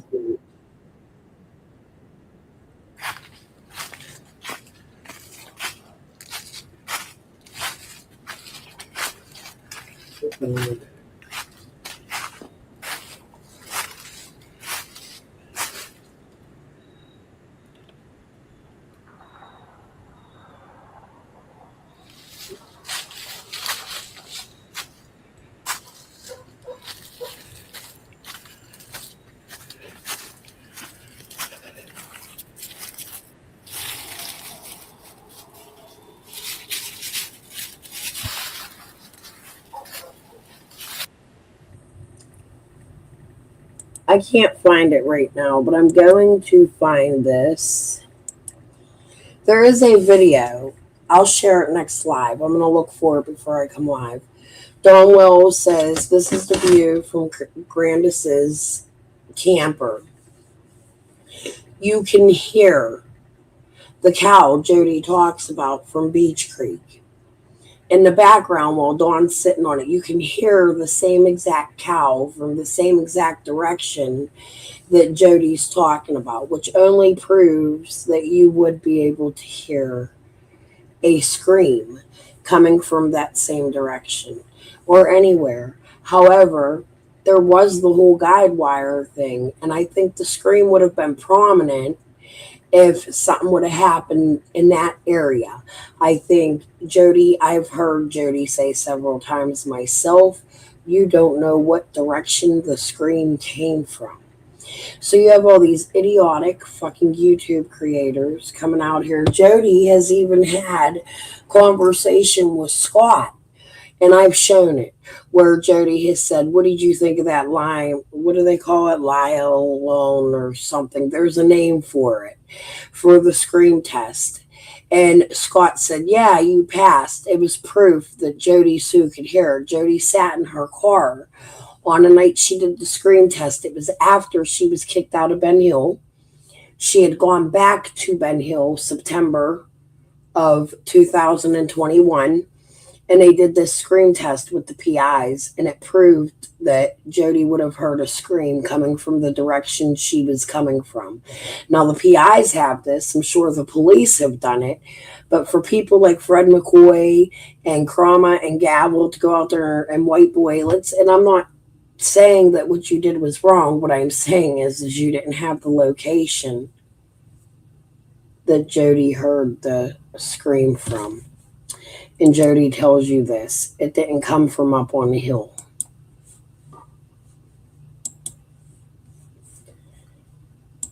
Okay, back to Jody's. Or no. We'll finish the McCoy video here because I want to go to their other video. This may be again. Put them out there. When they leave those woods right there at 125 Ben Hill, and even across the street at 110 again, just that that general area, all this general area. It's surrounded by hardtop roads and gravel roads. They can't get lost. They can't get lost. If they get lost, we'll go find them. This may be the sheriff's savior right here. This may be his. He may get to solve this case before he ever, at least the part of finding Summer Wells. He may get to solve that part by just calling for anybody. 5 states wide, come and search this area. If you get lost, just go down to the nearest road and call. We'll come pick you up and bring you back to your car. let's search this area with a fine tooth comb. And like Sheila says, if you don't find something there, by then the sheriff will know what other properties are owned or were owned by this family at that time, anywhere that she could have been removed. Suspects, any other suspects or anybody that they think had something to do with it. Exactly, anybody. But for right now, since we've concentrated on 110, let's concentrate on 125, and then we'll go from there somewhere else, and then we'll look at other people. We're not just saying, but this right here, when you see these other videos we're coming out with, you may have a better understanding. But right now with this video, we're hoping that they hit the heels with searchers and with cadaver dogs. Yeah. And we have a feeling that you're going to find something if you'll encompass from Beach Creek all the way around to Simpson Road and back up. Yeah. Just go back over it again. There might have been something that was missed. I don't think it was ever gone over. I don't think it was ever gone over. Well, like I said, I think they had tunnel vision on Mr. Wells' property. I think the property owners were told to search their own property. Once Jody Sue said, we heard a scream, she became a witness rather than a possible suspect. Oh, why would she be telling us she heard a scream if she was working on a flower garden? We tried to focus in. Did anybody ever notice Jody Sue? If anybody's got any pictures from back then, if anybody's got any pictures, you're going to see the video coming up. But if anybody's got any pictures or video from where sheriff's vehicles turned around at that driveway or anything at all 5 years ago, please go through all your videos. See if you've got any pictures of Jody Sue Brown's driveway. Jody Sue Brown tells news crew that she was come down her hill to work on her flower garden on her driveway. And that's when she heard Candace hollering. She heard Candace hollering from up in here somewhere down there. She ran down here. She got there at the same time the boys got there at the creek after she dropped her purse. A lot of questions, guys. See if you got any pictures there. See if there was any flowers. If there were, that's great. That just backs up what she says in her story. She says she was at the bottom of her driveway working on flowers. I think she said the bottom of her driveway working on flowers. Check it and see. We'll review the video. Stay tuned for the for more videos to come out. We're not going to repost the old videos yet on Doug or Don and Candace. We're not going to do that. That's old news. That may not be where we're at right now. This investigation may be steered in that direction for a purpose. Sheila and I'd like to know if anybody in Jody Sue Brown's family or the Bernard family had a red truck at the time. Had a red truck with a ladder rack on it. Yeah. That was a suspicious vehicle. And if they did, why was that vehicle never? Why haven't we heard more? So if you followed this case, you would know that there's many of red Toyotas in Jody's family. Actually, her whole fucking brother-in-law runs and directs and is president of Toyota in Johnson City. That gives them access to many Toyotas. Jody Sue's sister has said she's been followed by the feds. You can ask Benny about that. He was involved in that conversation. Jody Sue's sister, aside from Jody, without Jody and Andy even knowing, would know people she is also related to on Ben Hill Road. And there are many. She also would have access to the same property that Jody Sue's also cousin, Paul Hill, Fred's cousin, Jody Sue, you hear her say she's related to them, not through Andy, another way. They would also have access to that land. Jody Sue's mother has a red Toyota. However, Jody Sue's mother's red Toyota is very sparkly. It's very girly. You would notice it.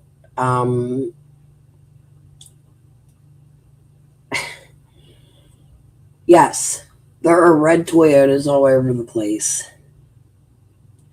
Fred 3 Decoy needs to go and ask his law buddies. Can you believe he is literally calling in tips to Summer Wells to his local police as if he has seen her? He's an ex-cop. We're on it. There's a lot of questions, guys.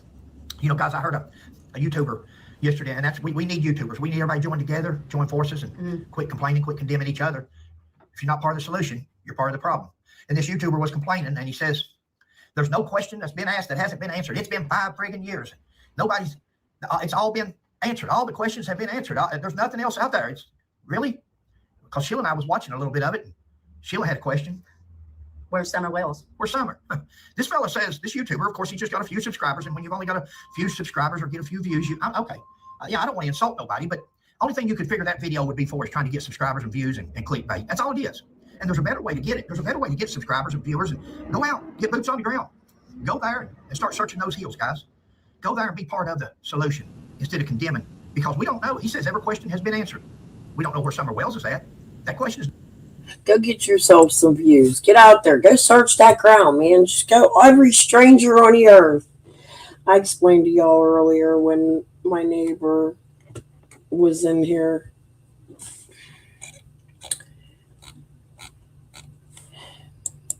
Me and him and his family didn't always get along. I like them. Our children grew up together. We don't think the same. We never did. We've ended up in court together before. I told you all that with him in here. I love him as a neighbor and as a community member. However, when I was speaking to him this morning, I also told him in the city, you're used to people walking all over your property and down your streets and seeing people and strangers at all times. When you come from a small town, such as me, and there's a missing child, and you're telling strangers that you're going to get your strangers, you're telling to go search in odd places, I'm alive doing that. People in areas like small towns and countries, they like to protect their land. And I believe Tennessee is a stand your ground state, whereas Pennsylvania is not. And I don't think it's smart of you and anybody who watches my channel that listens to this jackass retired cop who had a lawsuit and tried to turn the police department in, and it didn't work, for an unaliving on somebody on the hill, I think that's what he's saying, that owns the Hatfield McCoy, because it was Mother's dead. You can't sue him.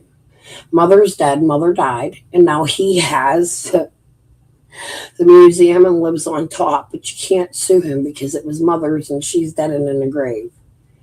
So this guy's a fast talker. In my opinion, he will make you believe anything and everything. And think, guys, Fred had scent dogs hit on his property. Jody, Sue, and Andy had not. If that doesn't tell you something, I don't know what else to tell you. There was footprints leading down to Fred's house through the woods. Over the hills to Granny's house we go. There was a footprint on a Gorley's property right across the street from Fred's.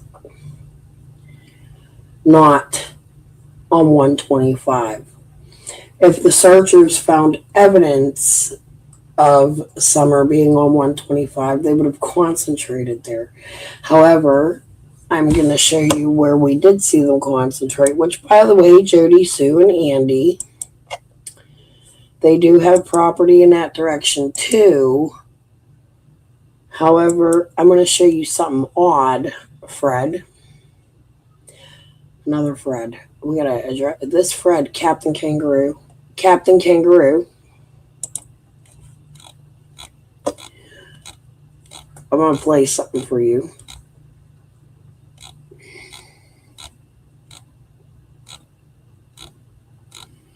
There was a big search going on this day in an area, and somebody rushed to burn something.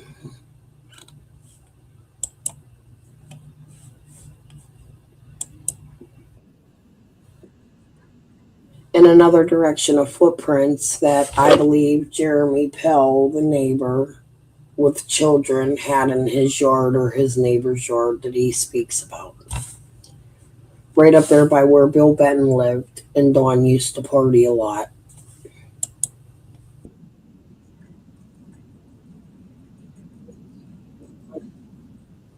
This is Ainsley Daniel with WJHL. I am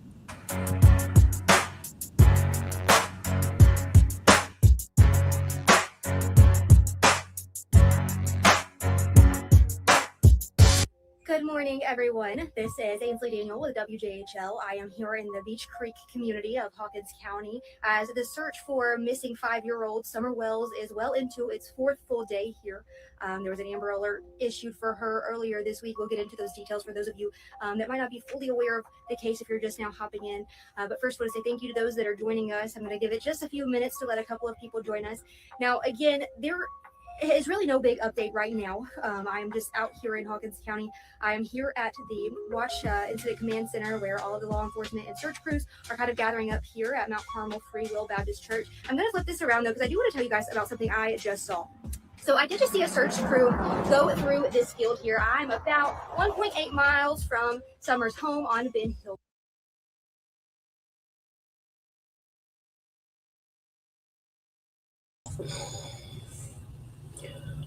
If you go to this video, I will share it with you. Ainsley Daniels is what she's pointing her camera out. This is why I love Ainsley. She was showing you the area they were searching. But while she was showing you the area they were searching, if you look right above that green bush in the middle, look where the orange flowers are in the corner near the thumbnails to the next videos. You see Yellow Wolf. In the bottom of my screen, there's orange flowers. Look directly diagonal. You'll see a green bush right here. Right above that green bush, right here, somebody had rushed to burn something. This is not Andy's property. It's a Morlock's property. Fred told me whose it was. I forget the first name.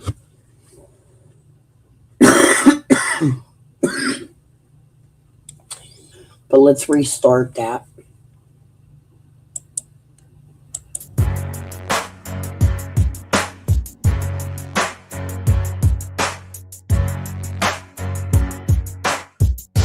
Good morning, everyone. This is Ainsley Daniel with WJHL. I am here in the Beach Creek community of Hawkins County as the search for missing 5-year-old Summer Wells is well into its 4th full day here.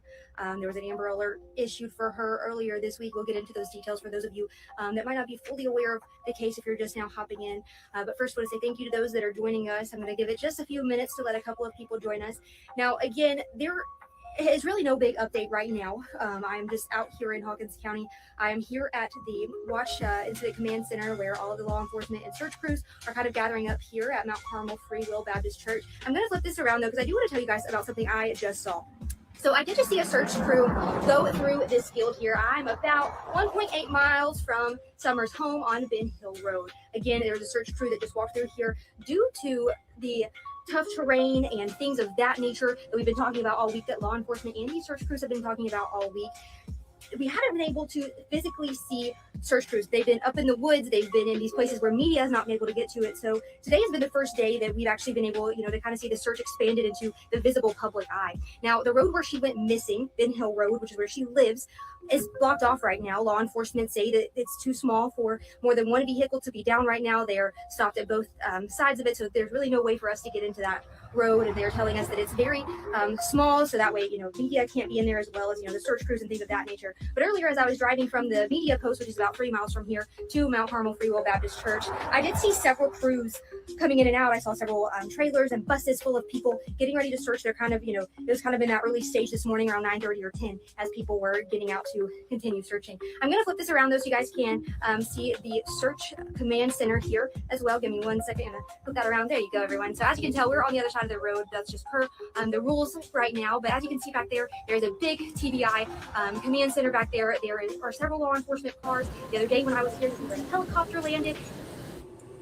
I could go through this video a million times. I have. And I've shown you something else that happened to Ainsley that day. A car stopped in front of her and intimidated her as she was recording this fire. They drove by, they stopped, reared their engine. Good morning, wee Scottish mama. And it caused her to turn her camera. She got a little we're just not going to go over it right now, but I seen it. I seen Ansley Daniels by a car being intimidated, in my opinion. But anyways, this Hatfield and McCoy is almost over. Let's listen to Jody for a few minutes while I go look for the other Hatfield and McCoy that they just put out that I haven't watched yet. We were just here. We offered the feds, and I know you're very driven. You leaked it. And that's the problem with what you're saying. You give yourself away, and it will in civil courts, McCoy, that you were fully aware that we've offered. But then you're like, I don't know if they're. Yeah, you do. Yeah, you do. I'd hate for your day to be pulled, sir. Anyway, you're fully aware. And if they wanted whenever, they would have gotten it. Now, don't get me started out. We've always offered, continued to offer. If they want it, we're open to it. Hell, we're going to know. I don't care. But this is the only point we're going to agree on, sir. And that's, well, I mean, it's always just a tool, but, you know, I thoroughly wish that everybody in and around had been put on boxes, but then again, that's a choice. Nobody has to agree to that. But yeah, I wish a whole lot of things. I wish from second one, everybody's fucking electronics were gathered and put in a basket and run across a news article. I'm going to play it, a little bit of it, and just put it out there. Guys, when we put this stuff out there, it's not for no particular reason. It's not to attack anybody. It doesn't even mean that there's anything wrong with it. Maybe it's just a wording. Maybe it's just the way the reporter spoke it, or even the person being interviewed. It doesn't mean anything in and of itself. It's when people look at things or go back 5 years ago and they think to themselves, this happened or that happened. That's when it all comes together. As long as we find out what happened to Summer Wells and gives the prosecutors and the law enforcement something to work with where they can take it from there. But what I mean by a YouTuber, I believe a YouTuber because YouTubers don't give up. YouTubers get on something and they keep on going and they feed off of each other, especially when they get along. Worst thing YouTubers can do is get in a spat or fight with each other. And guys, we don't get our information from, our information comes from solid people. So when I see articles or comments that people make and they say, don't take advice from this one, don't listen to that one, we don't, guys. It's to each his own. Everybody is, just like I told a fellow a while back, Sheila and I are not into the drama. It's not about drama to us. It's about find out what happened to Summer. I don't think if Summer come back today, she would be going home. I don't think anybody in her right mind, if she was alive today, would say, well, we're going to send Summer home. With everything that's happened throughout the years and the videos that's been made and the comments that's been made, we just don't think if Summer's alive today and she was recovered that she would be going home. That's sad to say, but I believe that's the truth. I could be wrong. Guys, I say in every video, I could be wrong about anything. Let's watch this video and let's get your take on it and see what you think. Her driveway around 6 to 10 flowers. And at this point, I start hearing Candace. Her driveway around 6 to 10 flowers. And at this point, I start hearing Candace hollering for Summer. And then my brain immediately went. Now, guys, listen to the front part. This is Jody, the next door neighbor. Listen to what this says. I don't know everybody in the. Her driveway around 6 to 10. She went down her driveway around 6 to attend to her flowers. Flowers must be a big thing on this road here. It must be because that's what Candace and her mother and Summer had been doing, was playing with flowers, I guess, on this day. Now, it says here that it's around 6 o'clock p.m. when this lady went down her driveway to attend to her flowers. Flowers. And at this point, I start hearing Candace hollering for Summer. And then my brain immediately went, scream early. Now, she could hear Candace hollering for Summer. This is where he's wrong. Jody Sue has a set of 16 videos, even though she took a few out and replaced them with duplicates of other videos to try to trick you. Jody was, and Andy Bernard is in my chat. He can vouch they were arguing that day. Andy was late coming home from home. Jody was accusing him of being with Air Mattress. I'm sorry.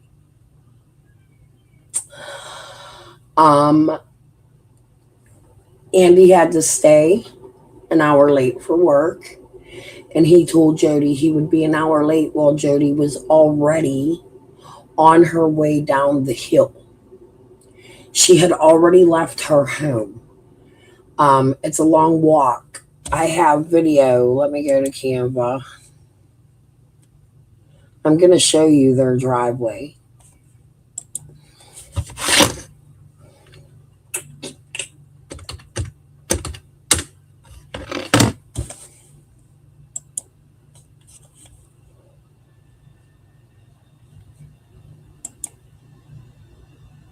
We'll even go vertical because it's a vertical video. I gotta find it.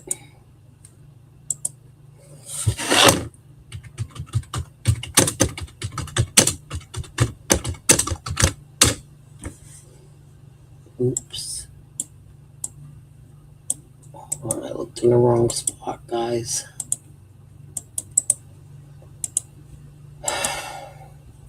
Damn it to hell.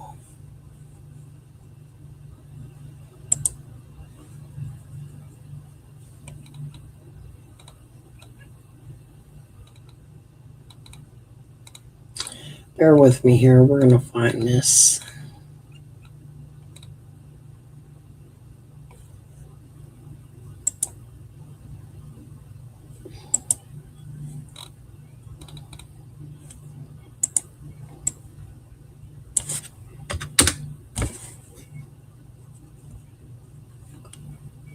Oh, I'm in the wrong place. That's why.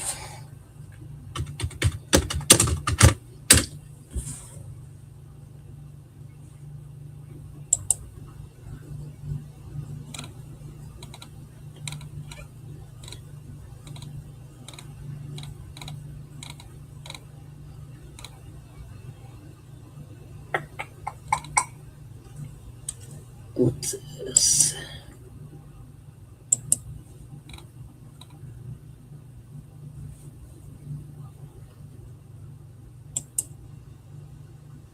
Oh, God, it's thingy.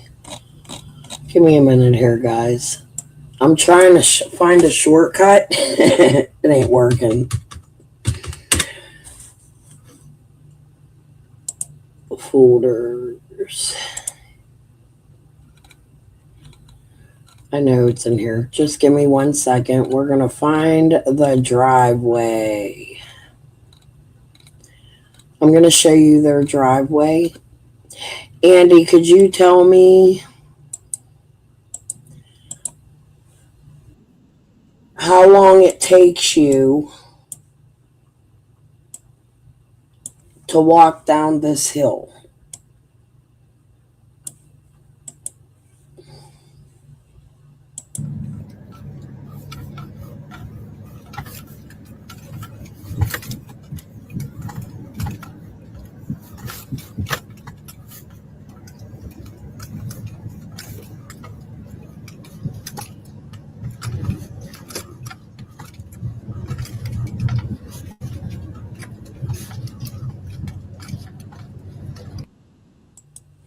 So that's their driveway, and that's only part of it. Their driveway is very steep. It's worse than Dawn and Candace's driveway, and it's one driveway. They have two. Jody Sue says southern driveway. There is another driveway that comes in from Beach Creek. This is the driveway Jody was walking that day. Andy was late coming home from work. Jody accused him of being with Air Mattress. She was already down on her way down the hill when she heard Candace screaming for Summer. The story was she dropped her purse and went down to help Candace search for Summer. However, no, there's not. Do you know on Google Maps it shows that there's another way to get in from Beach Creek? That maybe it's just because of your address, but your address comes up as also a Beach Creek address. You should check it out. Thanks for confirming there's not. I thought there was. Okay. Did there used to be a way to come in that way? Because your address does absolutely show up on Beach Creek Road as well. Behind the chicken fighter's house with the blue minivan. Okay. So, Jody, no, that's so weird. Check it out. You do. Your address comes up on Beach Creek. It's so odd. Okay. So, Andy was going to be late. Jody was already heading out the door and walking down this very long driveway. So she said, okay, I'll just mess with my flowers. She didn't say she was messing with a garden or planting flowers. She figured she'd check on them. These same flowers weren't nothing of significance. She had them planted in tires at the bottom of the driveway. And she is so mad at Andy. She's willing to take anything and everything she owns. She literally took the fucking flowers and took a picture of them when she left the house to say, haha, I took the flowers. They were two very ugly tiger lilies. They were yellow or orange in color.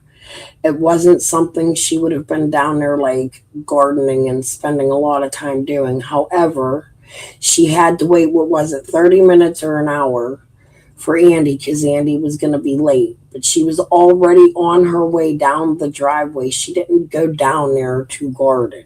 She was waiting for her at the time husband to pick her up to go out and eat.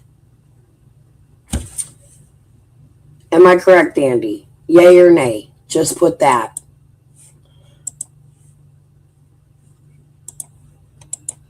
Now, this is the lady that said that she had heard a scream earlier that afternoon, that evening. She had heard somebody scream. It wasn't an animal, but she couldn't find nothing. Now, she went down the driveway at 6 o'clock to work on her flowers. Let's see what she says here. Clear this. Jody Sue was the first to hear those calls and the first to join the search for Summer. I dropped my purse. I tried to yell at the candidate. Did you catch it, guys? I tried to yell at the candidate. And the first to join the search for Summer. I dropped my purse. I tried to yell at the calls and the Andy, but it wasn't your wife she was referring to. At that time, Jody Sue said you was screwing a neighbor. Air Mattress wasn't your wife. Because you said, you told me you didn't start messing with Becca until after Summer went missing, the summer after, right? So it wouldn't have been Becca. Odd comment. I don't know. The first to join the search for Summer. I dropped my purse. The first to join the search for Summer. I dropped my purse. How many of you, I'm talking hypothetically, guys. I'm not pointing a finger, I'm not accusing, but this is what, as an investigator, you look for. You look for inconsistencies, you look for things that's not common. You look, that doesn't mean somebody's guilty, it doesn't mean anything. It's just something that you look for. One more time. Calls and the first to join the search for Summer. I dropped my purse. I dropped my purse. She went down the driveway to work on her flowers. When she heard Candace screaming for Summer, hollering, trying to find Summer, she knew something was wrong when she dropped her purse. Now, I'm just asking, it may happen. Anything's possible. How many of you ever go out to work in your flower garden and you take your purse with you? Now, I'm not sure of the distance. I tried to look at it on the internet. I tried to look at it on Google Maps, and it's hard to see because the foliage is out. But where is, for those of you that live there, how far is Jody Sue's driveway, her flowers, how far is that from Candace's?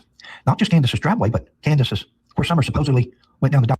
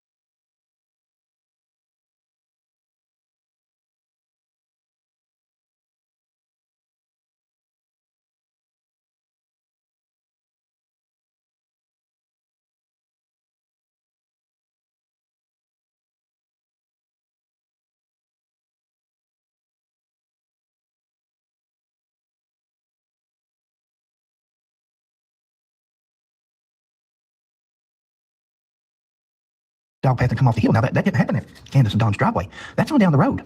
Where she supposedly come off the hill at, where the dogs followed the scent to, is on down the road. How far is that? Where Summer supposedly come off the hill, and where Jody Sue's flowers are. Have any of you ever seen her flowers? She's got a flower. She's got some flowers at her driveway, evidently, because she said she went down to work on her flowers at 6 o'clock that evening. When she heard Candace screaming for Summer, she just knew something was wrong, and she dropped her purse. That's the first thing. Second thing is, the newscaster says that she was the first one on the scene. Now, guys, don't make nothing. I'm trying not to make something out of stuff, and I'm throwing it out there Maybe she can even help us with certain questions that people have. Maybe they've had for a lot of years, and people just haven't asked her.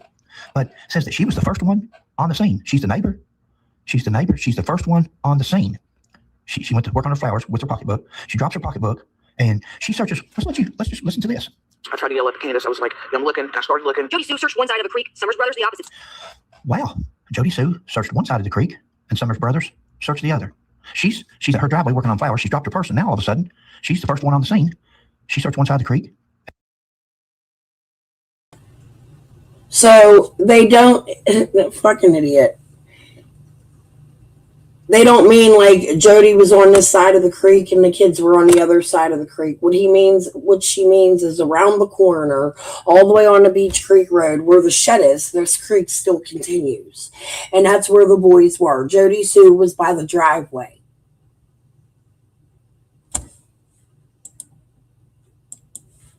Stupid.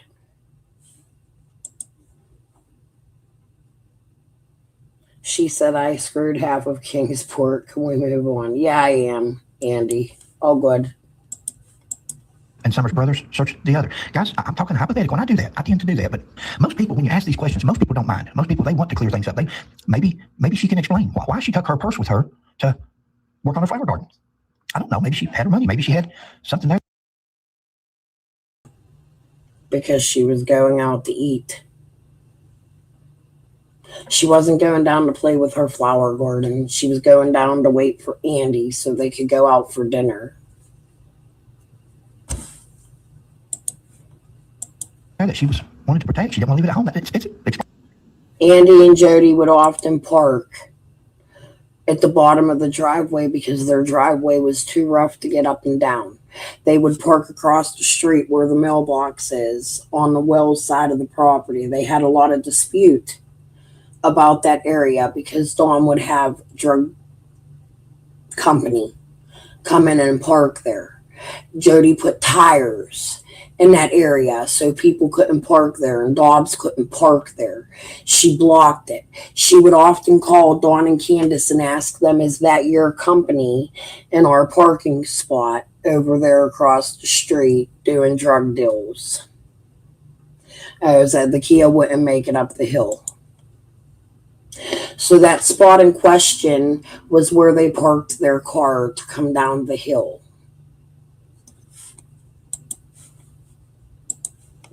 Explainable. I'm sure it's out there, though. But for those of us that found that curious, that a person goes to work on their flower garden or flowers on the side of their driveway, Candace and Don's address is 110. 110. Her address is 125. 125. How far is that on up the road from Candace's? I don't know. But it says that she was the first one on the scene. Died. And you gave statements to the police, right? Oh, absolutely. You gave statements to the police, right? Absolutely. Absolutely. Gave statements to the police. If you want to see the entire newscast, WJHL, neighbor Summer Wells says she heard a scream shortly before she went missing. Now, she says she heard a scream. Now, the news reporter goes on to say that they checked with the sheriff's office, and Sheriff Ronnie Lawson says he didn't see no connection or didn't find it that the scream was relevant in this. If I heard it correctly, go listen to the entire news footage. See what you think. Look at it on your own. Neighbor, here's scream. Best I recall, it was a couple months ago. I think it was unfounded. Well, guys, I just something happened to Summer Wells. Something happened to Summer Wells. I know a lot of people point their fingers at dad, mom, grandma, and very, very possibly could be. We know that. Very possibly. Very possibly could be 5 people on that holler. Could possibly be somebody from 3 counties over. Who knows? Could have wandered off. We just don't know, but we've got to ask questions. We got to look at everybody. And again, most people that's innocent, that doesn't have anything to do, they don't mind. People don't mind being looked at. People don't mind being asked questions if they're not involved because they want people to understand that they're not involved. Could this be a coincidence? Of course. Of course. It could be a coincidence. She went to work on her flowers at 6 o'clock when Summer comes up missing or the police are called at 6:30. It could be a coincidence she took her purse with her to work on her flowers. It could be a coincidence that she's the first one on the scene. She was there when the boys, she was at the foot of that hill or somewhere in that area. This lady was somewhere in that area when the boys, grandma sent them over the hill there to look and see where Summer was. And the boys come up on the road and she said, you search over there and I'll search over here every how it went. News says that she searched one side of the creek and the boys searched the other. Well, I don't know how big that creek is, but usually when you look at a creek, especially in a hollow, it's no more than 4, 5, 6 feet wide. You search one side and they search the other. And again, that could have just been a news reporter. I'm not sure if that was the news reporter said that or if that was Jody. Guys, I just find some of these things interesting, and that's what you got to do in an investigation. You got to look at everybody, everything, every comment, every piece of evidence. Don't leave no stone unturned. And I'm sure, don't let me take nothing away from the law enforcement in that area. I'm not trying to take nothing away from the law. Do I agree with everything that's been done? Of course not. Would they agree with everything So if you're supposed to listen to every piece of evidence, don't you think you should be over here listening to other people's evidence and not just what you think? I don't think Jody, Sue, and Aunt. Now, I'm not saying Jody and Andy may not know why, because they live in the area. They have been involved in shit in the past. They both claim they are not involved in that kind of shit anymore. I believe Jody. I somewhat believe Andy. Andy knows this, yet they know they're suspects called out by the police and news. That doesn't mean they did anything. It means me, as an armchair detective, I'm doing my job, but I can have a decent conversation with both of them. I sit with Andy in this chat all the time, and he's come up on my panel, and we've debated and talked about it. Andy doesn't dispute much of what I say because I've done my fucking homework. I've listened to excruciating hour after excruciating hour of Jody Sue to get a bigger picture of what was going on in Jody and Andy's life during that time so that I can make an educated guess on whether I thought they personally took Summer Wills. I don't. Andy's a little more sus to me than Jody is in certain aspects. Jody's more sus to me than Andy is in certain aspects. If you ask me, out of Jody, I see a lot of confusion. I've watched Jody over the years change her opinions about people and be very confused when she finds out who some people are playing games with her. I'm just discovered chicken on a stick and Squall's thing. Like, the research I do is a bit deeper than just the accusatory. We have rights to question these people. They're suspects. They're neighbors. However, they are not the only fucking neighbors. There are neighbors Fred has spoken about. I just asked Andy on a day he's not working. I would like to have a deep conversation about the property, not the man, except for the foreign exchange students and the hay rides up on the Redmond's property when he doesn't allow anybody else up there all year long, and he don't really do shit except for have a pig farm at the bottom of the property where it's not even on all that fucking land, right? So we hear Fred say that the dogs hit up on Redmond's land and that Redmond would not give them access to his land at first. We also hear people like Lawson say, we're having a hard time getting access to land. We might have to get a warrant. But then he says, no, they let us search everything. Lawson's stories have changed.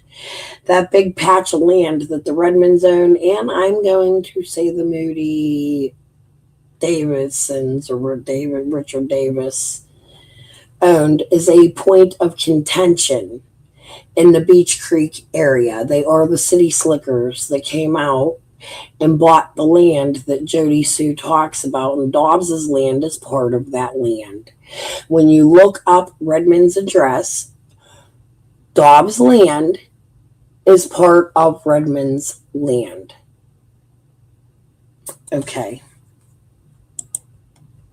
Andy, what do you think happened today? I know I've asked you this and your mind has changed a couple times. I believe Andy told me he thinks it was an accident. But we can wait in here and see what he says. I've done on investigations? Probably not. That's just the way law enforcement officers are, and you critique each other, you look at him. The main goal here is, it doesn't matter who's right or who's wrong about an investigation. The common denominator here is Summer Wells. Where is Summer Wells? Well, guys, let's find Summer Wells. Let's find out what happened to Summer Wells. We'll let the prosecutor, we'll let the law enforcement deal with justice. We'll let them deal with all the things that they need to do in order to bring justice to Summer Wells for what's happened to her. Once again, I'll put a disclaimer on here, and I'm not making any, I'm alleging. Everything I say is allegedly. Everything I say is an opinion. It's just speculation.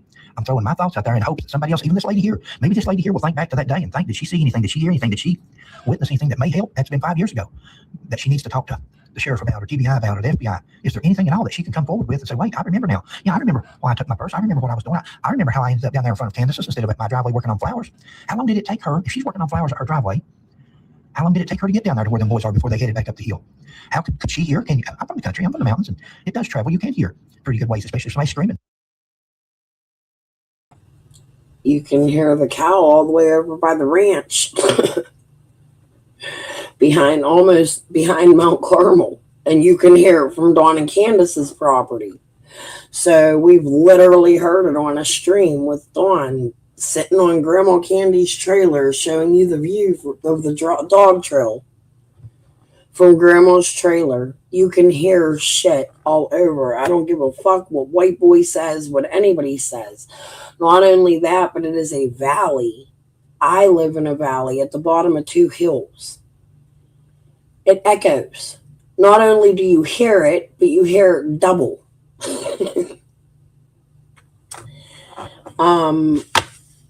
Yodelay, he who you ever, that's a good example. Listen, I'll be right for a child. How well could she hear Candace screaming and hollering? Or how close was she when she heard her? I don't know. Y'all go over and ask why exactly it is he's selling drugs to the children at 110. Why he was potentially causing little girls over there to be sedated and be touched with the shit he's selling over there. So ask. Because I have a couple questions. I'm not standing in front of him anymore. Yeah. I'm about a few days before I was shipped with him. I'm not kidding, dude.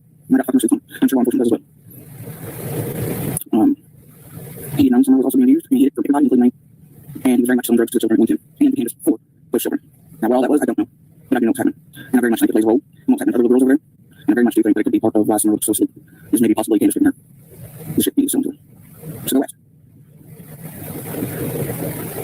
Because I still have fucking questions. And I think that it was occurring before the depot trip.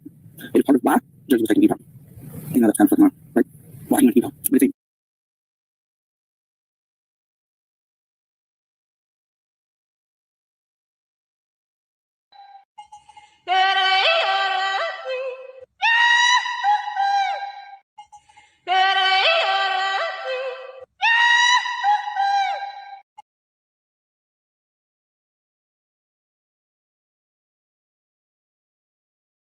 and Candace. Remember Candace saying Josie or Allie or one of them, Josie was using this time for anything. It's not for Josie was taking after. But shit occurring at a time. Yeah. He's responsible for it. From 40 call and kill. So you ask him why he's selling drugs to those children.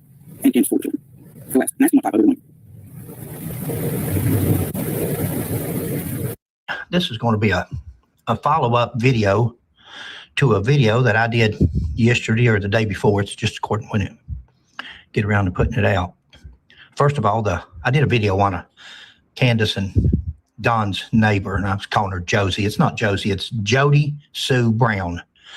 Jody Sue Brown evidently was the neighbor's name that lives.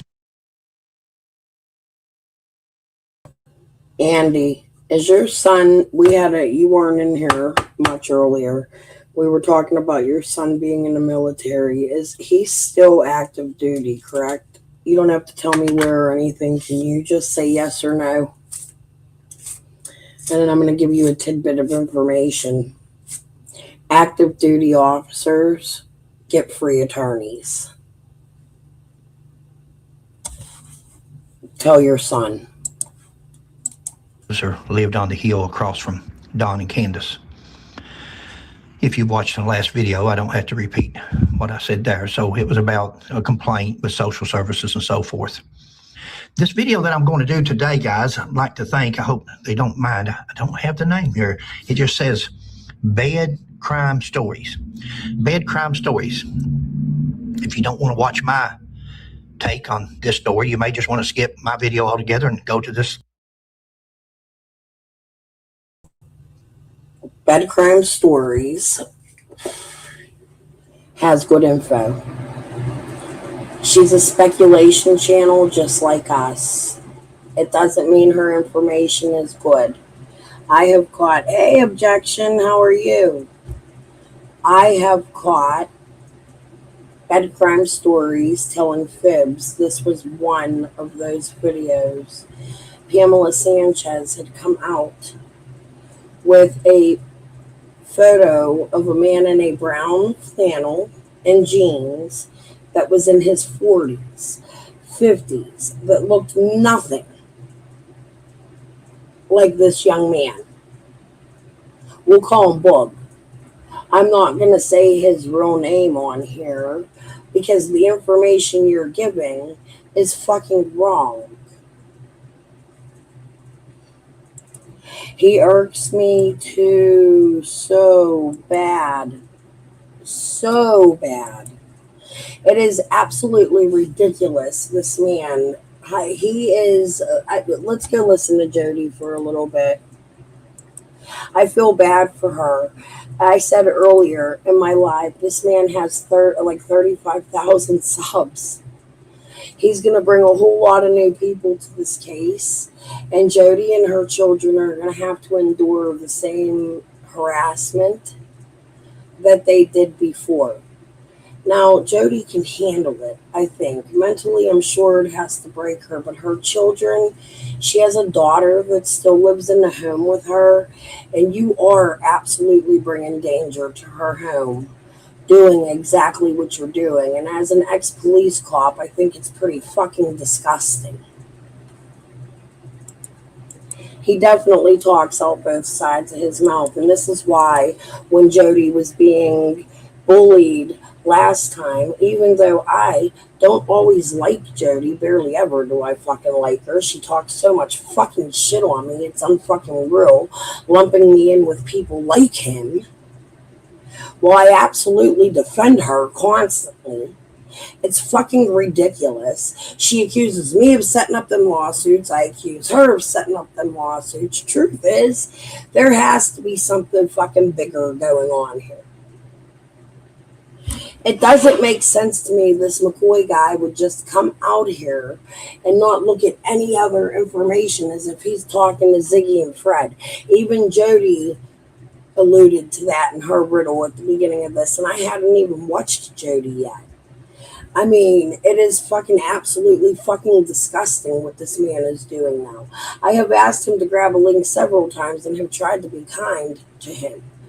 I can't, because I see bullshit and I see him putting an underage child at risk with 35 fucking thousand subs while pointing out their goddamn addresses. You put on boxes instantly, you know? Waterboarded, whatever the fuck it took. Still wish that, so. Anyway, you missed that train on the back. Love you're using this propaganda. What did I say? Who, me, what? No, not you. Oh, no, we're talking about Captain Kangaroo, Andy. I suggest you call just you, sir, or Sheila, whoever you need to do all the big boy shit for you. And the yes manship. You call them, ask them if they want one. See if some of your old school buddies and your pals, you know what I mean, like they'll whisper something to you. I don't know. But anyway, you just call them yourself, see if they want or need one. You tell them we said hi, and obviously they're aware that we've always fully, you know, been cooperative and repeated the offer of all things. So I don't know, buddy, you're a fucking loser.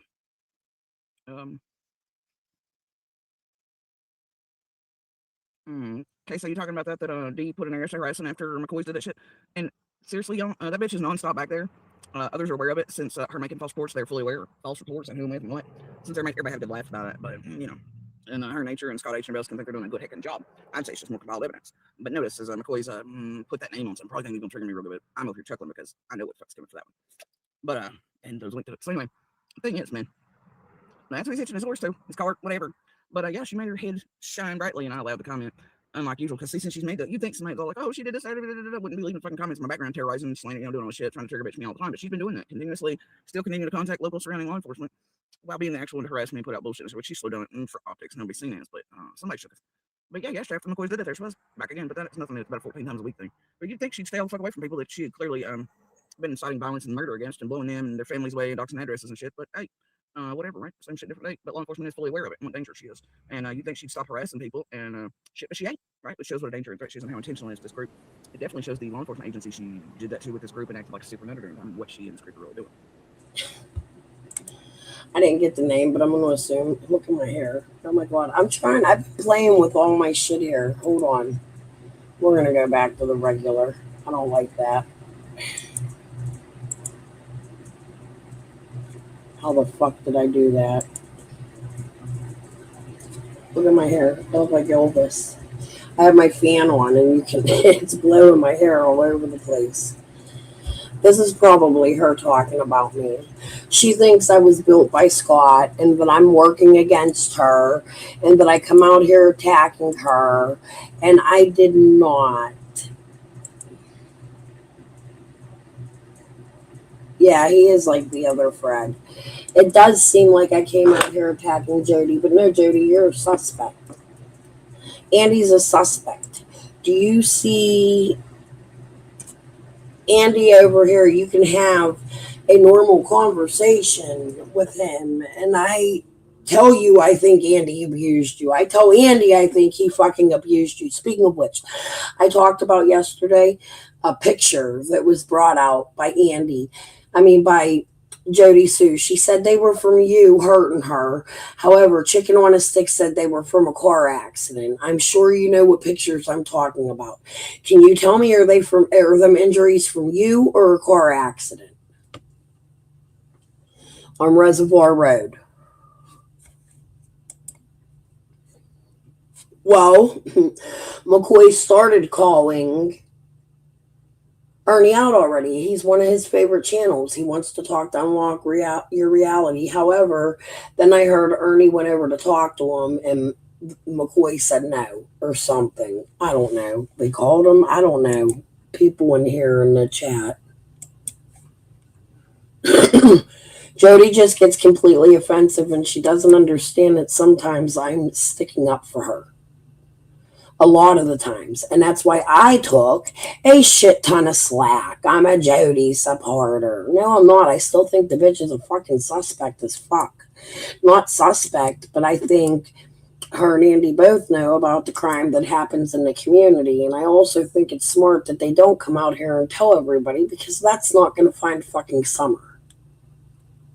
Now, we can speculate and talk about it and ask questions, and if they feel like answering it, yeah, but we do put their lives in danger when we come out here and do certain things. They're suspects, but they're also innocent until proven guilty, and none of them have been fucking arrested. So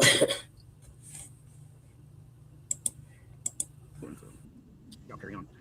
Scott's rearing his head too right now with others. That's going to remain, I believe, and such. It's fine. All the critters in the cesspool can't help but shine brightly in all the chats lately. So, but now Frog McCoy's hitched his cart and horse to that. God damn, dude, really? You're hitching your cart and your horse to motherfuckers who literally at some end being like, what's that? But she did. Oh, whoa, bro. Now, what I will tell you about McCoy here is you can see yourself on his even recent live stream. He's talking about his claim to fame, right? Because that's all he is. Things that whatever got attention, and that's how he wants to be in the middle. He wants to be whatever, right? One of those includes the case of people he was working with that then came and murdered informants and shit of theirs. And he just loves telling that story, as you can see by his own bullshit there in his live streams. He loves that. So I guess he, like I said, I guess he just whacks off on it. Shit, what's it on McCoy to get people falsely and intentionally work with others who are trying to get witnesses or informants or killed or anything? Shit, he'd love that, wouldn't he? You get another claim to fame, another title, another thing to live under, something that got attention. So McCoy, get a hold for me, I-I-O. Yeah. It's wild though, right? They all knew people were banging those people. They didn't stop it. There's rules against that, man. Say people. Did they? But now he parades it around like it's a story of somebody's involved in, etc. Right?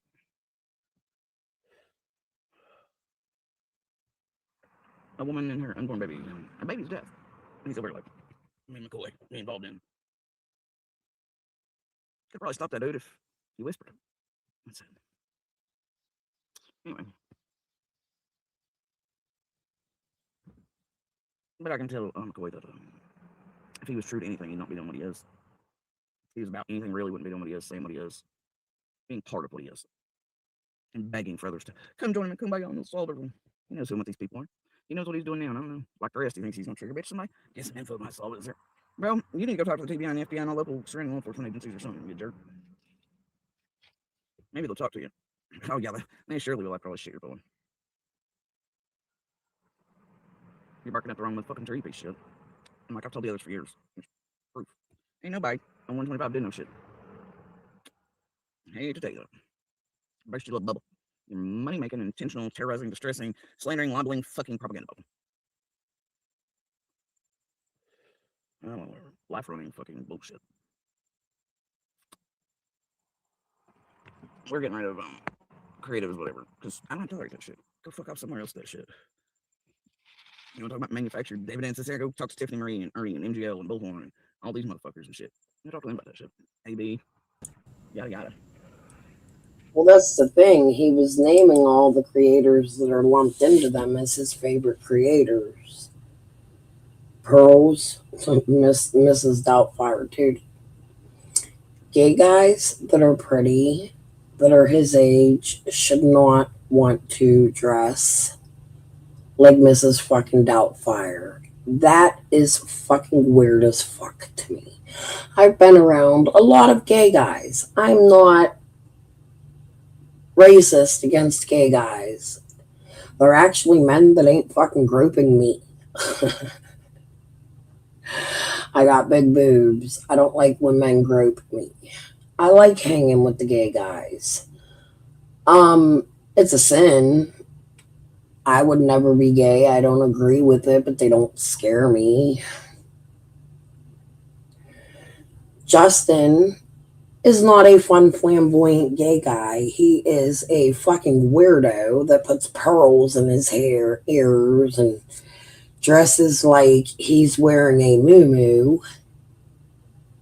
Well, he drives his fancy Tesla all the way to Georgia to harass families.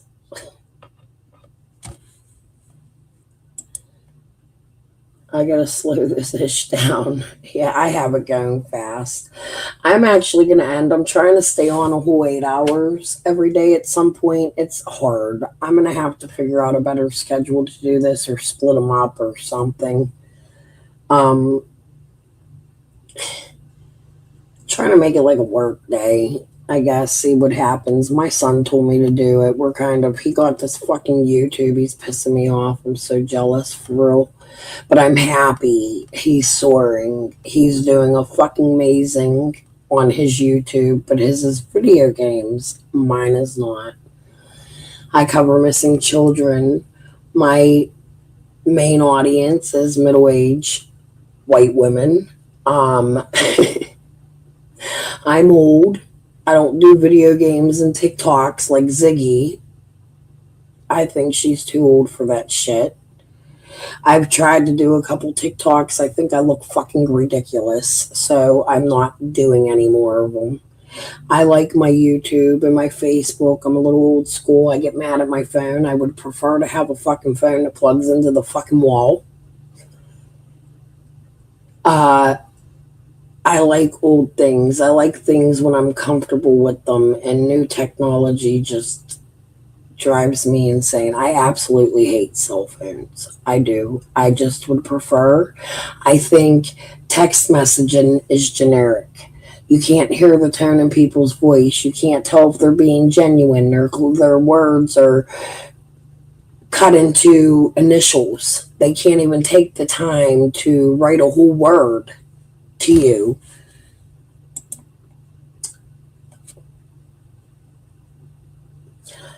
I think Dawn was manufacturing. That's my opinion, Julia. I think most of Beach Creek manufactures. I think it is a corporation, an illegal corporation. That is my opinion. Fred and his sister both talk about $175,000 going missing. Real quick, before I get off of here, let me remind you what had happened. I'm going to skip through.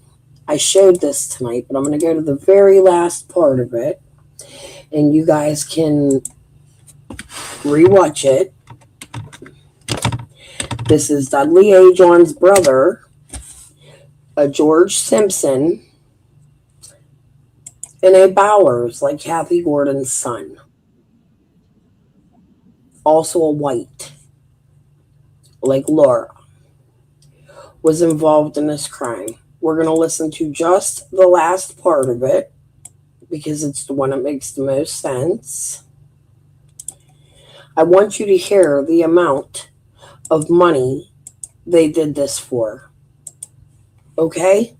And then come back and tell me that nobody would harm Summer over $80,000, $50,000, $100,000, $150,000, $175,000. This crime happened over $150 in an 8-ball of methamphetamine.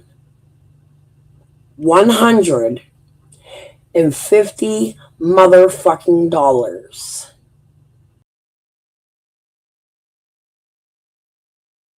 Still to come.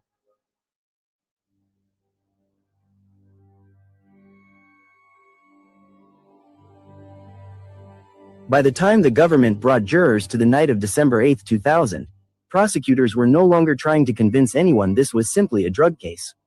This was the chapter of the story where everything allegedly changed. According to the court record, what began as anger over an unpaid methamphetamine debt turned into accusations involving violence, threats, fear, guns, captivity, and a desperate phone call to a mother. But before diving into the details, one thing matters for understanding what jurors heard. This chapter comes from testimony, witness accounts, police investigation, and what prosecutors argued happened inside that motel room. Defense attorneys fought many parts of the story, challenged witness credibility, and argued the government was overstating what occurred. But if Chapter 3 was about building the government's timeline, Chapter 4 is where prosecutors claimed that timeline exploded into something far darker. The setting itself almost feels cinematic when you slow down and picture what jurors were asked to imagine. The West Side Inn in Kingsport, Tennessee, a roadside motel room. Ernest White had rented the room for the night.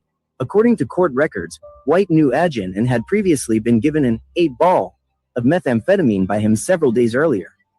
Prosecutors would later argue that unpaid money tied to that meth became the spark for everything that followed. On paper, the details read quickly, but inside a courtroom, every small movement mattered because prosecutors were not simply trying to prove somebody got angry over money. They were trying to convince jurors that what happened next crossed the line into kidnapping and violence. The government's version of events painted a picture of control, intimidation, and fear unfolding inside a cramped motel room where, prosecutors argued, nobody felt free to leave. According to the court's summary of the facts, the night began when Agin, George Simpson, and John Vance Bowers arrived at White's motel room together. White answered the knock at the door, and according to testimony later repeated in appellate court records, events escalated immediately.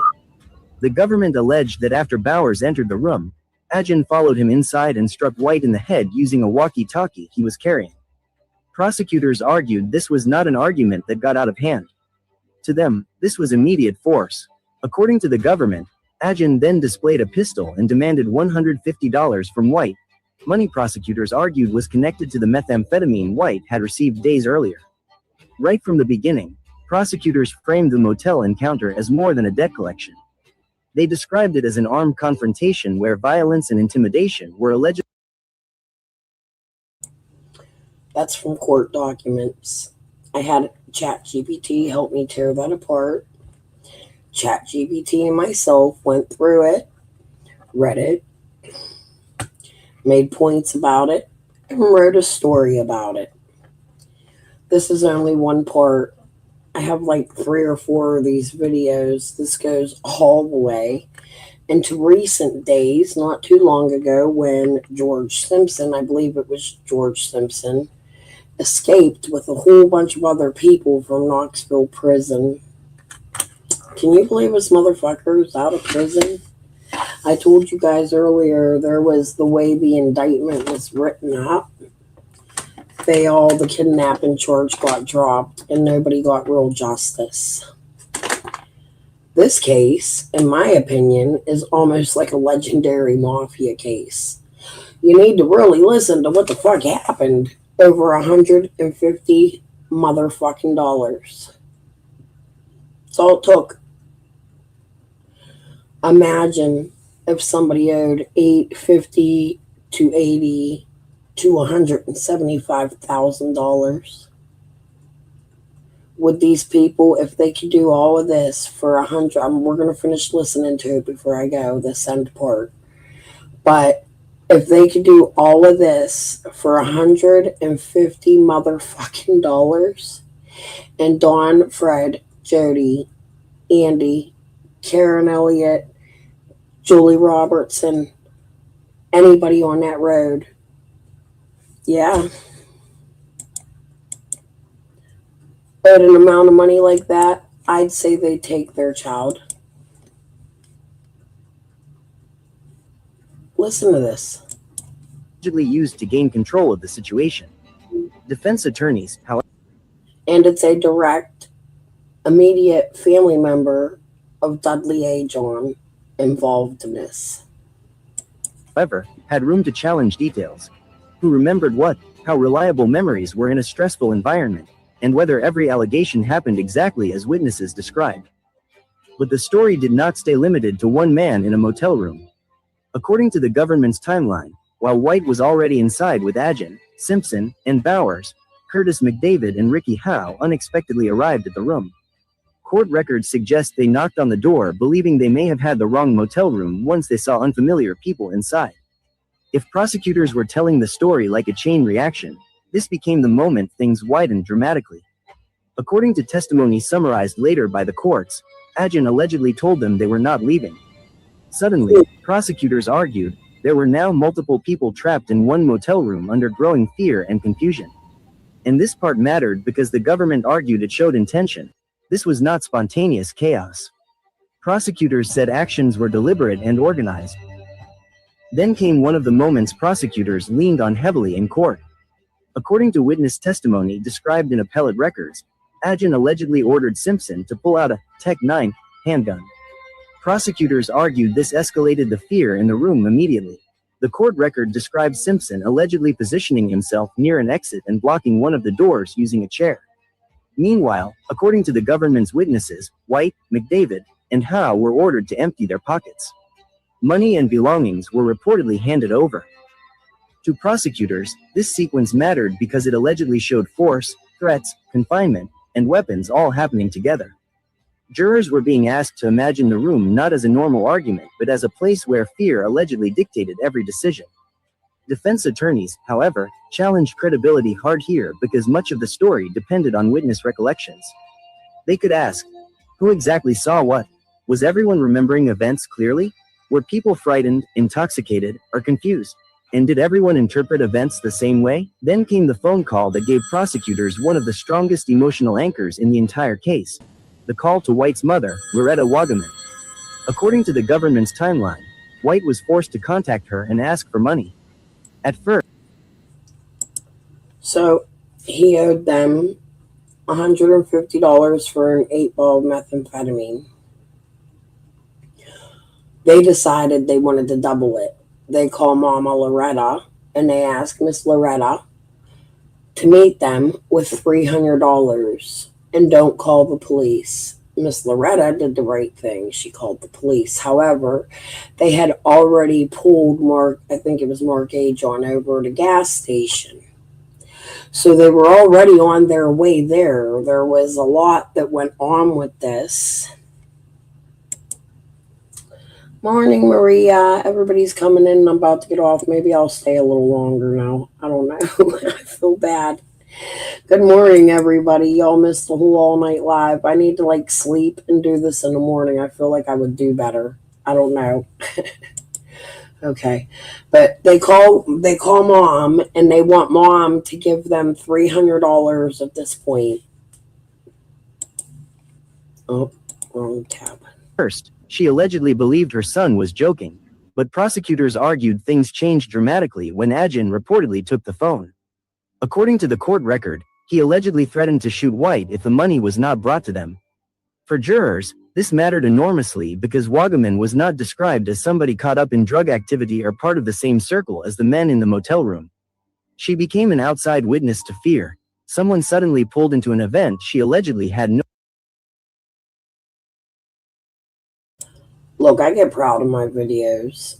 When I really sit down and do a good job on them, you know how everybody uses the AI? I love when I was photo editing, that's how I learned how to do videos. I joined all these groups from Britain and different places all over the world. I joined a couple groups where you would edit photos for free for people, and then you would join contests. You didn't win anything, just recognition, and they would give you tips on how to edit and things like that. So for years I sat there and I was learning how to edit, and one of the things I learned how to do was effects.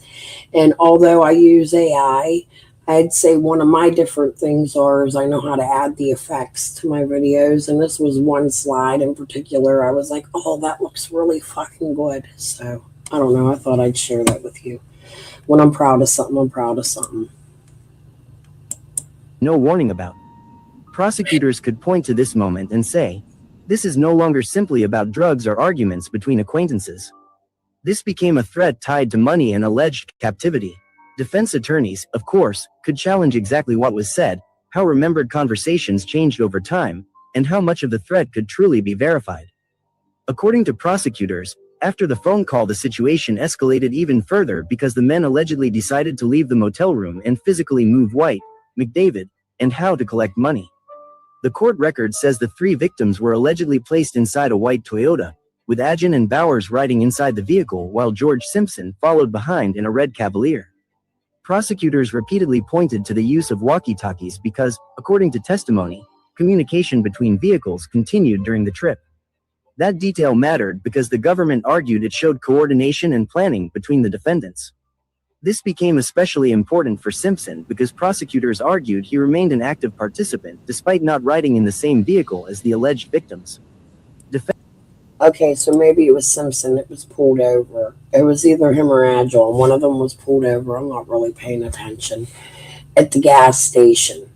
That's how they discovered what was going on. But again, at the same time, there was a call coming into police from Loretta Wagman. Is that what they said her name is? Wagerman, who is the mother of this white guy who I think could be related to Laura. But anyways, let's go ahead. Defense attorneys, however, had room to argue distance and participation differently. Was trailing behind the same as direct control? Was every defendant equally responsible for everything that happened? Those questions mattered tremendously during trial. And then, strangely, the timeline took an almost surreal turn. According to court records, the group allegedly stopped at a Coastal Mart convenience store for refreshments while supposedly in the middle of an armed kidnapping situation. It sounds bizarre when you first hear it, and that is exactly why it became important later in court. Prosecutors argued the stop showed confidence and control, but later, in post-conviction filings, Bowers tried using this stop as part of an argument that he acted under duress or pressure. The courts rejected that argument, pointing out that while Agin reportedly went inside the store, Bowers allegedly remained outside alone in the vehicle with White, McDavid, and Howe, yet did not free anyone or seek help. According to later rulings, judges saw that moment as evidence against a duress claim because prosecutors argued there was opportunity to walk away or stop what was happening. But the ending of the night may have been the most unexpected turn of all. While prosecutors argued the defendants believed they were headed toward money, Loretta Wagaman had called police instead. According to court records, after failing to locate her at the arranged meeting place, the group eventually returned to the motel area. Waiting there, prosecutors said, were 6 or 7 police vehicles. Suddenly, according to the government's timeline, what had allegedly unfolded inside motel rooms and moving vehicles crashed into the real world of flashing lights and law enforcement response. For jurors, this became the moment when a private night of fear allegedly became a criminal case. For defense attorneys, however, this became another opportunity to attack assumptions. What exactly had police observed firsthand? What came only from witness testimony? What parts depended entirely on interpretation?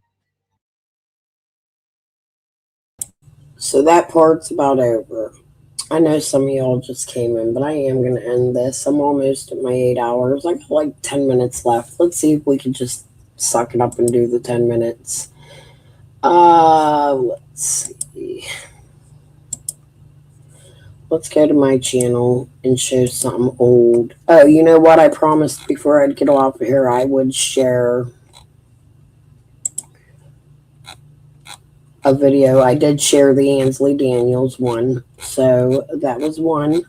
But let me go to my series of videos because of the whole cemetery and trying to teach you guys a little bit about some of the stuff they used. I believe we left off on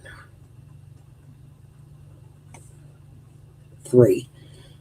We started 4. We didn't finish it. So we'll do 4. No,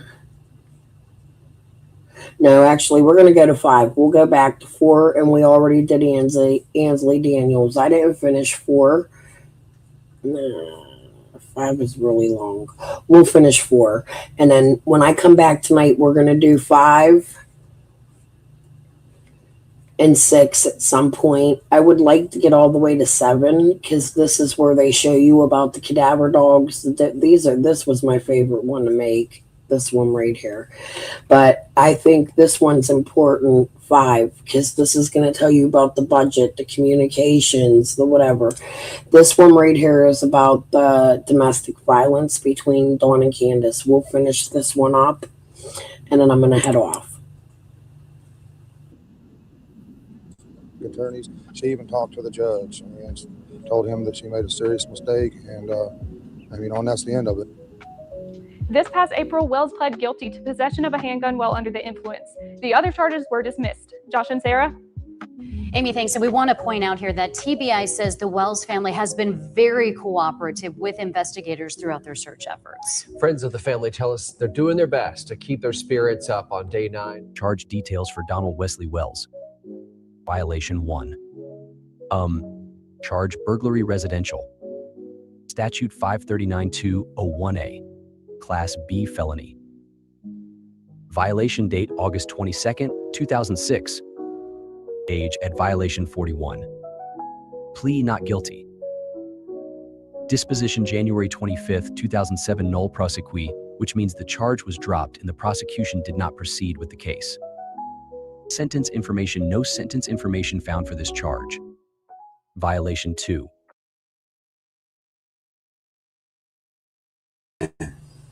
Well, Boo slept all night. Now he's in here. I went in there twice to see if he'd smoke with me, and he was knocked the fuck out, snoring. Loud snore. I'm about to get the fuck off of here and go to bed, and dude woke up. You want to say good morning? What's up? Hey, everybody, I got a problem.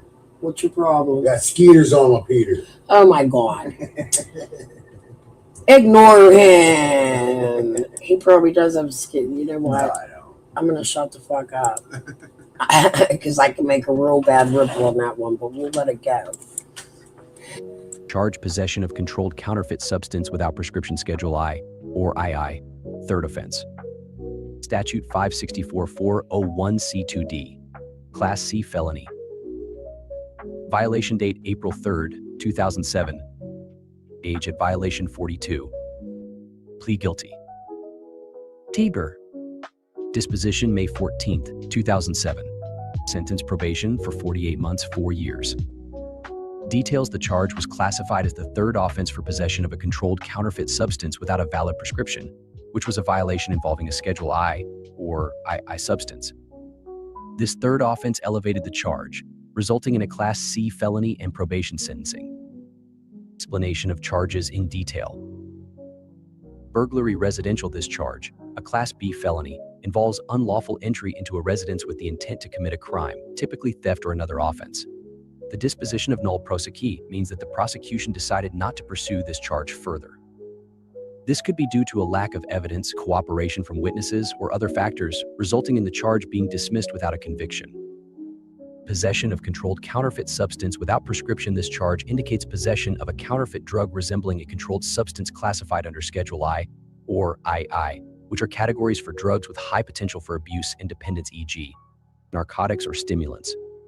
The term third offense implies prior convictions for similar charges, which increases the severity and classification to a Class C felony.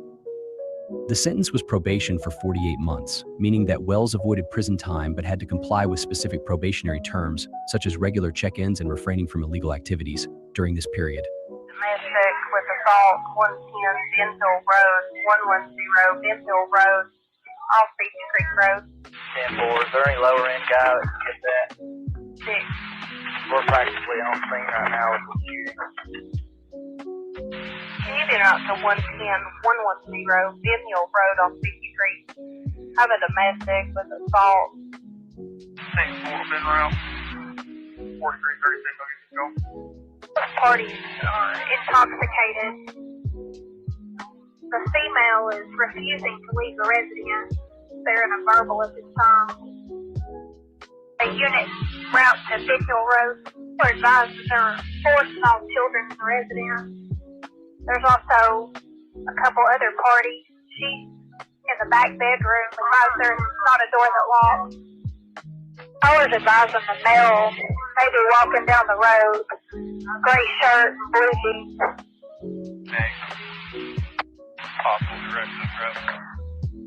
Not sure if I see very intoxicated. Female laid the phone down, walked away from it. Sounds like the male's back in the residence. She's yelling, ow, and stop. The city's coming in at a copy of Bolo. Bolo for a white GMC Sonoma, Utah tag. Left from 110-110 Ben Hill Road, headed towards Church Hill. Reference to a domestic. Male intoxicated. He was called back in. Their sergeant advised was to clear the perimeter. Describe abuse. Use additional sheets of paper if necessary and attach a petition. Describe abuse. Stalking or assault include, if applicable, information about abuse or fear of abuse to your child, personal property, or animals. He drinks and throws things. I'm afraid of being hurt. He is abusive physically and mentally toward me. I am afraid for my children and myself. My mother fears he is going to hurt her, cause she is staying in her camper on the property. Where and when did this happen? 110 Ben Hill Road, Rogersville, TN 37857. Describe any weapons used. Blank. I asked the court to make the following orders after the hearing. Check all that apply. No contact. Please order the respondent to not contact me or our children under 18, either directly or indirectly by phone, email messages, text messages, mail, or any other type of communication or contact. Stay away. Wediga. Please order the respondent to stay away from my home, my workplace, or from coming about me for any purpose. Image 2. Affidavit of complaint. I, the affiant named below, after being sworn, state under oath that on or about October 14th, 2020, in Hawkins County, Tennessee, Donald Wesley Wells committed the offense S of domestic assault 3913111, possession of a handgun while under the influence 39171321, unlawful possession of a weapon 39171307. I further state under oath that the essential facts constituting the offense S, the sources of my information, and the reasons why this information is believable and reliable are as follows. On 101-420, deputies were dispatched to 110 Ben Hill Road, Rogersville, TN 37857, for a domestic with assault. Upon turning onto Ben Hill Road, I observed a white GMC Sonoma pulling onto Beach Creek Road. I turned my floodlights on, revealing a male behind the wheel, later identified as Donald Wells. Deputies proceeded to the scene and spoke with the victim Candace Bly and two witnesses, Jose Roman and Candace Harrer. Bly stated that her husband Donald Wells had left in a white GMC Sonoma. Shortly after, Deputy Winter advised that a white truck was coming back up the driveway. I heard the family members begin to fear for his return and heard a member utter that there was a firearm in the vehicle. A felony stop was conducted in the driveway and Wells was detained. When detaining Wells, I observed a strong odor of an alcoholic beverage coming from his person and observed him stumbling when he was picked up off the ground. Wells stated that there was a firearm in the truck, but it was a black powder pistol in the glove box. Wells went on to say that he was a felon from charges in Utah and had had something to drink that night. Deputy Winter located a firearm in the vehicle. I spoke with Bly and witnesses about the assault. Bly stated that Wells came home drunk, saw Jose in the house, and believed Bly was cheating on him. Allegedly, Wells started to argue with Jose, and Wells began to struggle with Bly. Bly was pushed down, causing damage to her left knee. Bly and witnesses stated that Wells began punching himself in the face and then left. Wells was taken to the Hawkins County Jail for booking. Affiant's signature, Deputy Kyle Shively, A209. Sworn to and subscribed before me on 101-520-2020. Address printed Hawkins County Sheriff's Office, 117 Justice Center, Dr. Rogersville, TN 37857. Phone number 423-272-4848. Case summary. Filing date January 7th, 2003. Case type criminal. Case status closed. Defendant date of birth May 3rd, 1982. Address 11533 Lundquist Road, Grantsburg, Y54840. Branch ID 1. DA case number 2003 BT 00000004. Responsible official Michael Gableman. Prosecuting Agency District Attorney. Prosecuting Agency Attorney Angela Baranek. Defendant owes the court $0. Charges. A. Count 1. Statute 947.01. Description disorderly conduct. Severity misdemeanor B. Disposition guilty no contest. Count 2. Statute 941.21c. Description intentionally point firearm at person. Severity misdemeanor A. Disposition dismissed on prosecutor's motion. Count 3. B. Statute 941.21c. Description intentionally point firearm at person. Severity misdemeanor A. Disposition dismissed on prosecutor's motion. Count.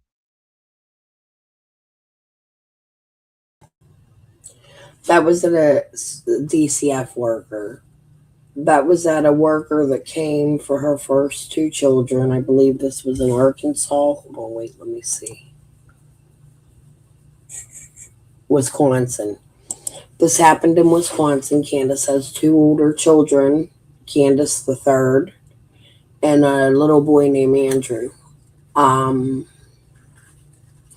Andrew was severely injured. Candace the third had come out and spoke one time. I'm going to have to go look for that. She wrote a letter or something, or spoke to a channel.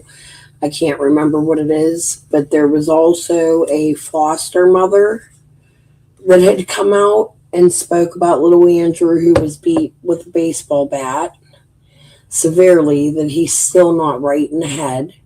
And this child was being removed from Candace at this time. Candace came to the door with a gun. Beautiful mother. Count 4. Statute 946.411. Description resisting or obstructing an officer. Severity misdemeanor A. Disposition dismissed on prosecutor's motion. Explanation of charges in detail. Disorderly conduct count 1. This charge, classified as a misdemeanor B, involves behavior that disrupts public order, such as fighting, causing disturbances, or any conduct considered disruptive or offensive. The guilty no contest disposition means that Candace Bly either admitted guilt or chose not to contest the charge. Intentionally pointing a firearm at a person counts 2 and 3. These charges, classified as misdemeanor offenses, involve intentionally aiming a firearm at another individual, which is considered a serious offense even if the weapon isn't discharged. Both counts were dismissed on the prosecutor's motion, likely due to lack of evidence, cooperation, or other legal considerations. Resisting or obstructing an officer count 4. This charge, also a misdemeanor A, involves obstructing or resisting law enforcement in the performance of their duties. Like the previous charges, this count was dismissed on the prosecutor's motion. The dismissal suggests that these charges were not pursued further in court. The guilty plea for disorderly conduct, however, indicates acceptance of some level of accountability for disruptive behavior. We begin tonight. So a lot of her charges were dropped. I'm going to guess because they removed the children and she was not getting them back.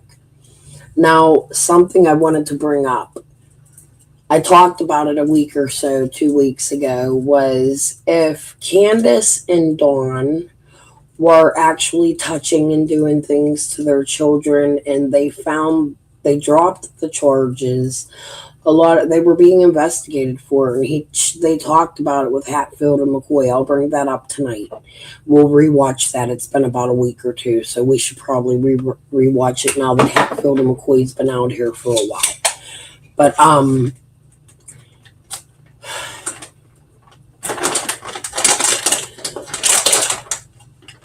forget what I was going to say. Candace is not innocent. Candace has a long, extensive history of child abuse and child neglect. A lot of people say it's because she was abused by Andy Sr., who was extremely much older than her. Extremely older than her. Way older than her. He was actually a senior citizen almost. Use the bathroom, I'll be back. Okay. Oh, I wanted to say too real quick, Boo. You know how he come in here and said that, what was it? What? Skeeter's on your Jeter? Peter? What's that? Peter? I got Skeeter's on my Peter. Skeeter's on his Peter. Y'all ever see that fucking Bill Cosby show, The Darndest Thing Kids Say? Fuck Bill Cosby. You know he was in trouble here in Pittsburgh for his child molestation shit. That was interesting. I'm shocked it didn't get so much more attention here in my city. But anyway, you know how The Darndest Thing Kids Say? That's like fucking boo-boo, dude. You gotta watch him like a kid. I swear to God. Okay. He has no filter. Must be from something about from where we come from. I think we're all kind of like that. Information just into the newsroom. The father of Summer Wells has been arrested for driving while under the influence. According to the Hawkins County Sheriff's Office, Donald Wells was driving in the wrong lane while intoxicated last night. During the traffic stop, Wells admitted to officers that he had been drinking following an argument with his wife. During the stop, officers found an open container in his vehicle and he failed a field sobriety test. He was released from the Hawkins County Jail earlier this morning. Wells' daughter Summer has been missing since this past May and has been the subject of national attention ever since. Breaking news from News Channel 11. The father of missing Hawkins County 5-year-old Summer Wells was arrested on Saturday night. Thank you for joining us on News Channel 11 and ABC Tri-Cities this morning. I'm Ansley Daniel. Don Wells was reportedly arrested for driving under the influence. According to Sergeant Betty Crawford with the Hawkins County Sheriff's Office, Wells is facing multiple charges, including a DUI, having an open container, violation of financial responsibility, as well as other charges. Wells is currently being held on a $5,750 bond. Now, there are no further details regarding his arrest that have been released at this time, but his daughter, Summer Wells, was last seen on June the 15th near their home in the Beech Creek community of Hawkins County. This morning, the Amber Alert for Summer remains active and ongoing, and we were told that it's going to stay that way until she is found. If you have any credible information regarding Summer's whereabouts, you are... And Dawn, I can almost 100% guarantee that this is why you and Candace didn't get your kids back. Your daughter's missing and you're being arrested for DUI while you're supposedly fighting for custody. How could you be keeping up with your visits and paying child support for them kids, visiting with your kids, doing all the things the courts are telling you to do if you're in fucking jail? I mean...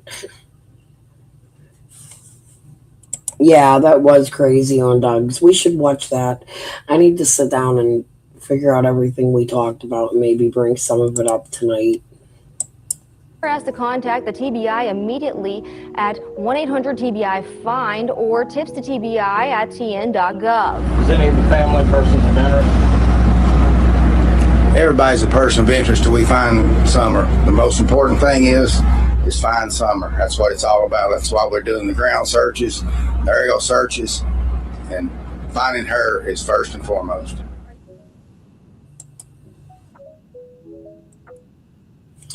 All right, guys. I've been on 8 hours and 8 minutes. I made my 8-hour mark. Tried to get off an hour ago. I'm going to come back. I'm going to get a few hours of sleep and go on about my day, and I'll probably just repeat what I did today. I'm going to try to come much earlier, though, because I am trying to do the 8-hour live streams, and I appreciate you guys all being here tonight. Those that have stuck, I've had a steady at least 24 people in here, so that tells me that at least 24 people stuck around, and thank you so much for doing that. Thank you for the replayers that will be watching this. Thank you for those that came and went, those that watched a little bit. I hope those of you that went to sleep are sleeping well. This is where I'm going to say pez amore, peace and love. I'm going to fucking bed. I'll see you all later tonight. Good night for me. You guys have a good day. Thank you for being here, Equal. Bye.